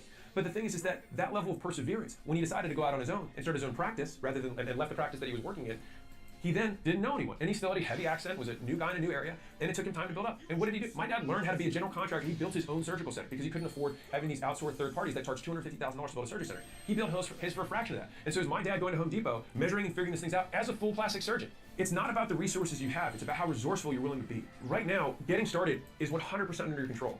And I love taking this frame, which is that every self-made billionaire is self-made. Now, if you're like, wait, there are billionaires who aren't self-made. Right, that's why I didn't say all billionaires. Every self-made billionaire is self-made. And every self-made millionaire is self-made. And here's the one people hate. Every self-made person in poverty is self-made. Now, that may make you feel uncomfortable. And you know what? You may be right. You probably did have more disadvantages. You probably did have things that worked against you. And now what? You're right. So that's it then for you. The rest of your life will never go the way you want it to go. The harsh truth here is, if you want to feel better, blame others. If you want to get better, blame yourself. And so my father told me that story multiple times in my life, as I'm sure your fathers have told you stories multiple times in your life, or you had a parent or an uncle or a brother, and they told you those big, meaningful stories. And so I'll tell you another time he told me. So after I lost everything for the second time, think about, like, I tell the story, but it's very easy to gloss over. But think about this. I had left my job, went to a new area, didn't know anyone, started a gym, didn't have enough money to have an apartment, slept at my gym, just grassroots got it going, made the gym successful by working there every hour of the day, was finally successful enough to be able to open a second location, a third, a fourth, a fifth, a sixth, finally feel like I had tasted success, like I'm actually doing something, I'm actually pretty good here, like that bet that I made actually paid off. And then I lose it all. And so I sell all those locations, I put the money in a new thing, and then it's gone. And so I could look back and say, wow, I just spent all those years and I actually have nothing to show for it. The only thing I would have had to show was the money that I made. But my father retold me that story. And he said it was never about the amount of failures he had. It was about the education that he had. And so one of the other repeated fatherisms that he gave me was that education is the only thing that no one can take from you. The skills you have, the skills you acquire along the way are the only thing that are truly yours. There's nothing else in this world that actually belongs to you. Your clothes can get stolen, the belongings you have. And he said this from a place of reality, which is my family came from a country that took all of our assets. They seized everything. They seized land, they seized homes, they seized wealth. They just said, oh yeah, all that, that's ours now. Good luck. This may not be as real for people in the United States, but having people who everyone in my family had everything taken from them, that is very evident in how they talk to me and how I've always seen the world as these things are ephemeral. These material goods, the studio, the setup, the lights, the whatever, the platforms, like, gone. But the thing is that my father came here with $1,000 because of the revolution and had nothing and built the life he has. And you can lose it all and gain it back. And so we've seen so many entrepreneurs who've actually lived through this cycle. It's actually a common thing in entrepreneurship. And it's because you have to understand and respect risk. The beauty of it is that after you fail, the likelihood that you're successful goes up, not down. This is the part that people miss. They fail and think it somehow decreases the likelihood of success, but it actually increases it. And so it's like you want to just get the failures out of the way. Why would you not want something that increases the likelihood to hit your goal? And the reason that it increases that likelihood is that failure is a requisite probability for taking action. And so anyone who has failed has taken more action than someone who's done nothing, which means it increases the likelihood that they are successful. And so when you fail, you get feedback. And when you get feedback, you get better. And when you get better, it increases the likelihood you win. Losers stay losers by never being willing to lose. Everyone loses before they win. And so there's this great moment in The Matrix, which is the famous jump, where Neo's trying to jump across the buildings, and everyone's gathered around because they think he's the one. He obviously takes the jump, and he falls. And they're like, what does it mean? What does it mean? And Cypher, who ended up eventually being the Judas of this, says, everybody falls the first time. And so even the one, or the person who was going to become the one, was somebody who had to fail first. And I love that because everyone falls the first time. Your first business is very unlikely to be your last business. The first product you have will be a product that you'll be embarrassed of years from now. But what's important is having the product, getting the product, building the product, launching the product, shooting the shot. And so if you're never willing to lose, you're never going to win. So in 2025, if you start a podcast, you start making content, you start doing cold outbound, or you take a new job, whatever it is, just remember that your second try after you fail, which you inevitably will, takes twice the emotional effort, but half the actual effort. So you'll fail and you'll emotionally feel bad. But guess what you did? You actually grip your hands on the unknown. And you go from unknown optimism to known pessimism. So it's like, okay, now I know what it takes. I now have realistic expectations of what is required in order to be successful. And although it may be bigger than I originally thought, I now can quantify what is required to win. And so here's the thing. The best entrepreneurs in the world have the biggest failure resumes. And so I don't even want you to win. I want you to build your failure resume. And so if you're like, oh, it must be easy for you to say, I lost money on my first 2 real estate deals I ever did. Almost lost all the money I put in. I've lost money on crypto when I put it in years ago. I lost money on bad hires. I've lost millions in bad hires. Actual hard costs, not soft costs. I've had 6 failed businesses. I've had 9 failed partnerships. And so I bring these things up because, like, you're not going to hit it out of the park on the first shot. But the crazy thing about how success works is that you only need to win once. That's the crazy part, is you only have to win once. I'll read you this quote from Jeff Bezos, which is what I started my first book, $100 Million Offers, with. We all know that if you swing for the fences, you're going to strike out a lot. But you're also going to hit some home runs. The difference between baseball and business, however, is that baseball has a truncated top. When you swing, no matter how well you connect with the ball, the most runs you can hit is 4. In business, every once in a while, when you step up to the plate, you can score 1,000 runs. This long-tail distribution of returns is why it's important to be bold.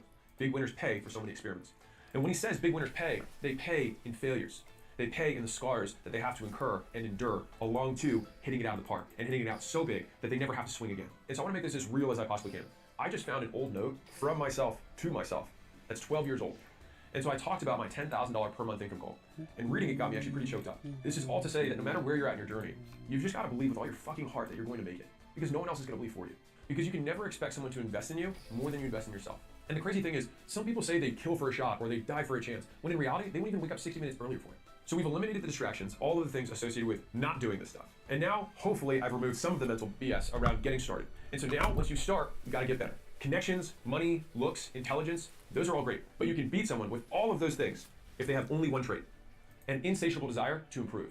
No matter where they start, it's hard to beat someone who improves every second of every day without giving up. And this is why earlier I said ambitious people buy skills and they pay for those skills with time and money. And in order to have the time and money to invest in those skills, they have to take them from somewhere else. Because the thing is that your resources are zero sum. And this is something that a lot of people are comfortable with. Whatever you choose to spend your time on, you take from something else. Whatever you choose to spend your money on, you take from something else. And so most people don't have a resources issue, they have a priorities problem. You are choosing to say that other things are more important. And hey, I want to be real. If that stuff is more important to you, then amazing. You wanted life, congratulations. But if you don't have what you want and you're spending money to proliferate a life that is not the one you want to lead, then you need to shift the list to invest the time and money and pull from those things that you don't want to put more in the ones you do. And you want to starve out failure. So think about this. One of the easiest ways to have more money is to work more hours. You're like, how is that possible? Well, when you work more hours, it actually kills two birds. One is that you actually make more money when you work more hours. But on top of that, you don't spend money because you have less time to spend it. And so every hour of work is a net positive in two directions. So it saves you money you're not spending and makes you money. And so you want to find those little twists that you can make in your investments of time and money that are outsized. It's not just that you gain, you also stop the loss. I've always been willing to bet big on me. And so a lot of you guys are trying to like bet big on Dogecoin or some meme thing or like some get rich quick. And I promise you, the guys who have all the money know how to do it better than you. And if you have your last $1,000 or $5,000 or $10,000 that you're like, what do I do with it? Bet on you, because you'll never sell you. You're a long-term hold, right? And so if you get better, you guarantee the win. And every investment you make compounds. You guarantee compounding because every skill stacks on top of other skills. Steve Jobs talked about how when he went to college and learned calligraphy, it was the reason that fonts showed up in the Mac later. And so he talks about you can only connect the dots looking back. You want to double down on investing more into you getting skills. And I'll tell you something that you probably don't know. So I spent $10,000 and I only had 50 saved up after years of being a consultant. So I had $50,000 saved up. I was 23 years old. It was my life savings. I spent $10,000 to get a gym coach. I joined a mastermind for gym owners. Fun fact though, I didn't have a gym. But I figured if I go to a mastermind of gym owners, I'm going to learn so many of the things that they made mistakes on when they started their gym. They're going to have opinions on how I should lay out the square footage, what locations I should pick, what model I should use. And so rather than say, oh, I'm just going to find out all these failures on my own and take 5 times as long, I was like, I'd rather pay $10,000 to pull 5 years forward into the present.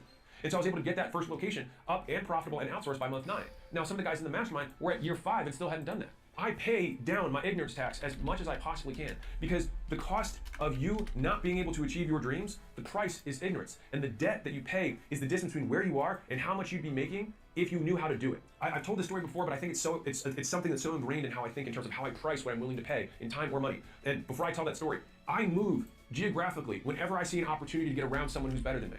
And so when I want to learn fitness stuff, I moved to an area where I knew there was other fitness entrepreneurs that I was like, well, maybe I'll be able to hang out with them a little bit and I'll learn a little bit there. And I went to a city I didn't know anything about. I didn't know them. And when I wanted to get in the gym space, I said, well, California is like the capital of fitness, SoCal, so I'm gonna move out to Southern California because the best guys will be there. And if I can win there, I'll be able to win anywhere. And so I moved out to California without knowing anyone. Whenever I've had these big transitions in my life, it's not only being willing to bet with my money and bet with my time, but also bet with my geographic location. I'm willing to risk losing the relationships that I had to gain relationships that I need. And so 2025 for you might mean that you have to leave where you're at. And that could mean across town, but it could also mean across the country, or even across into a different country. It may mean that you're gonna take all this money that you used to spend here and spend it in an entirely different way. You probably are gonna have less stuff. And that's okay, because that stuff only deteriorates, only gets worse, but you will only get better. Don't invest in Dogecoin. Don't even invest in the S&P 500. Invest instead in the S&P 500. Invest in you because you will always beat a 10% return in the stock market. And if you think that Dogecoin is going to outcompete your personal growth, you're never going to win. Anyone can get rich fast, as long as you're willing to make no money for a long period of time while you work to get good enough to get rich fast. And so I told you I'll tell you that story. The story goes like this. A guy is actually using this as a sales close to an audience. He wrote $1 million on a whiteboard in front of an audience.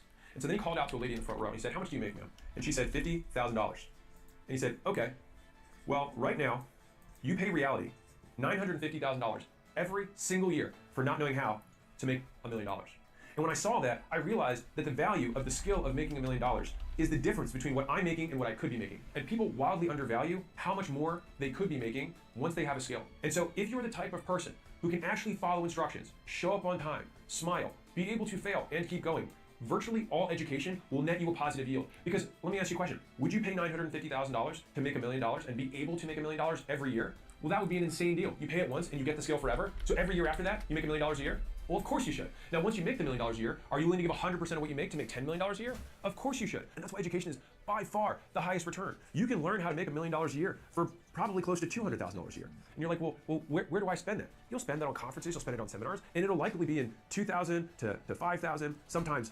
$30,000 chunks.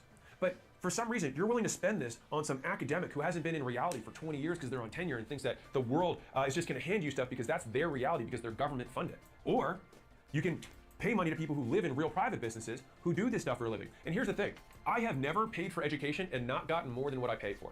Now, I don't want to conflate that with the fact that I paid for things that I didn't think was worth that money to other people. But I always ask myself, okay, number one, how can I become the best student who's ever gone through this? How do I become this person's #1 success story? And I've told every program, every partner, every vendor that I've ever worked with, I will be your biggest success story.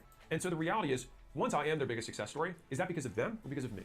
And I think that's a choice that you get to make. Am I going to be the #1 success story, or do I want to be right and prove that they're not good? Well, congratulations. Maybe they're not that good.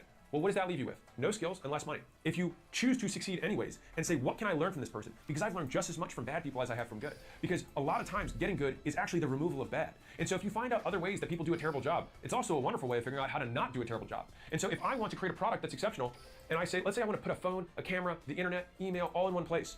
If you remove all of the stuff that sucks from all of those things, what you're left with is an iPhone. Most times, you can always get more than what you pay for when you invest in you. So let's get really tactical. If you really want to double down on you, which will by far, I mean, think about this, 10% improvement is the S&P 500. So you're saying that you could take, okay, let's be real. Let's do real math. So let's say that you've got $10,000 saved up, okay? Let's say that's what your savings is, which by the way makes you like a top 40% American, FYI. So let's say you've got $10,000 saved up. You could put in the S&P 500 and have that $10,000 be $10,900 1 year later. Or you can spend that on something that can triple your earning capacity, and next year, instead of making, let's say, $50,000 a year, you make $100,000 a year. Well, which of these increases, the $50,000 plus increase, is more than the net of the 900? Because you lost the 10, you spent the whole thing. Here you invested it, here you spent it. But did you spend it, or did you invest it in an asset you could control?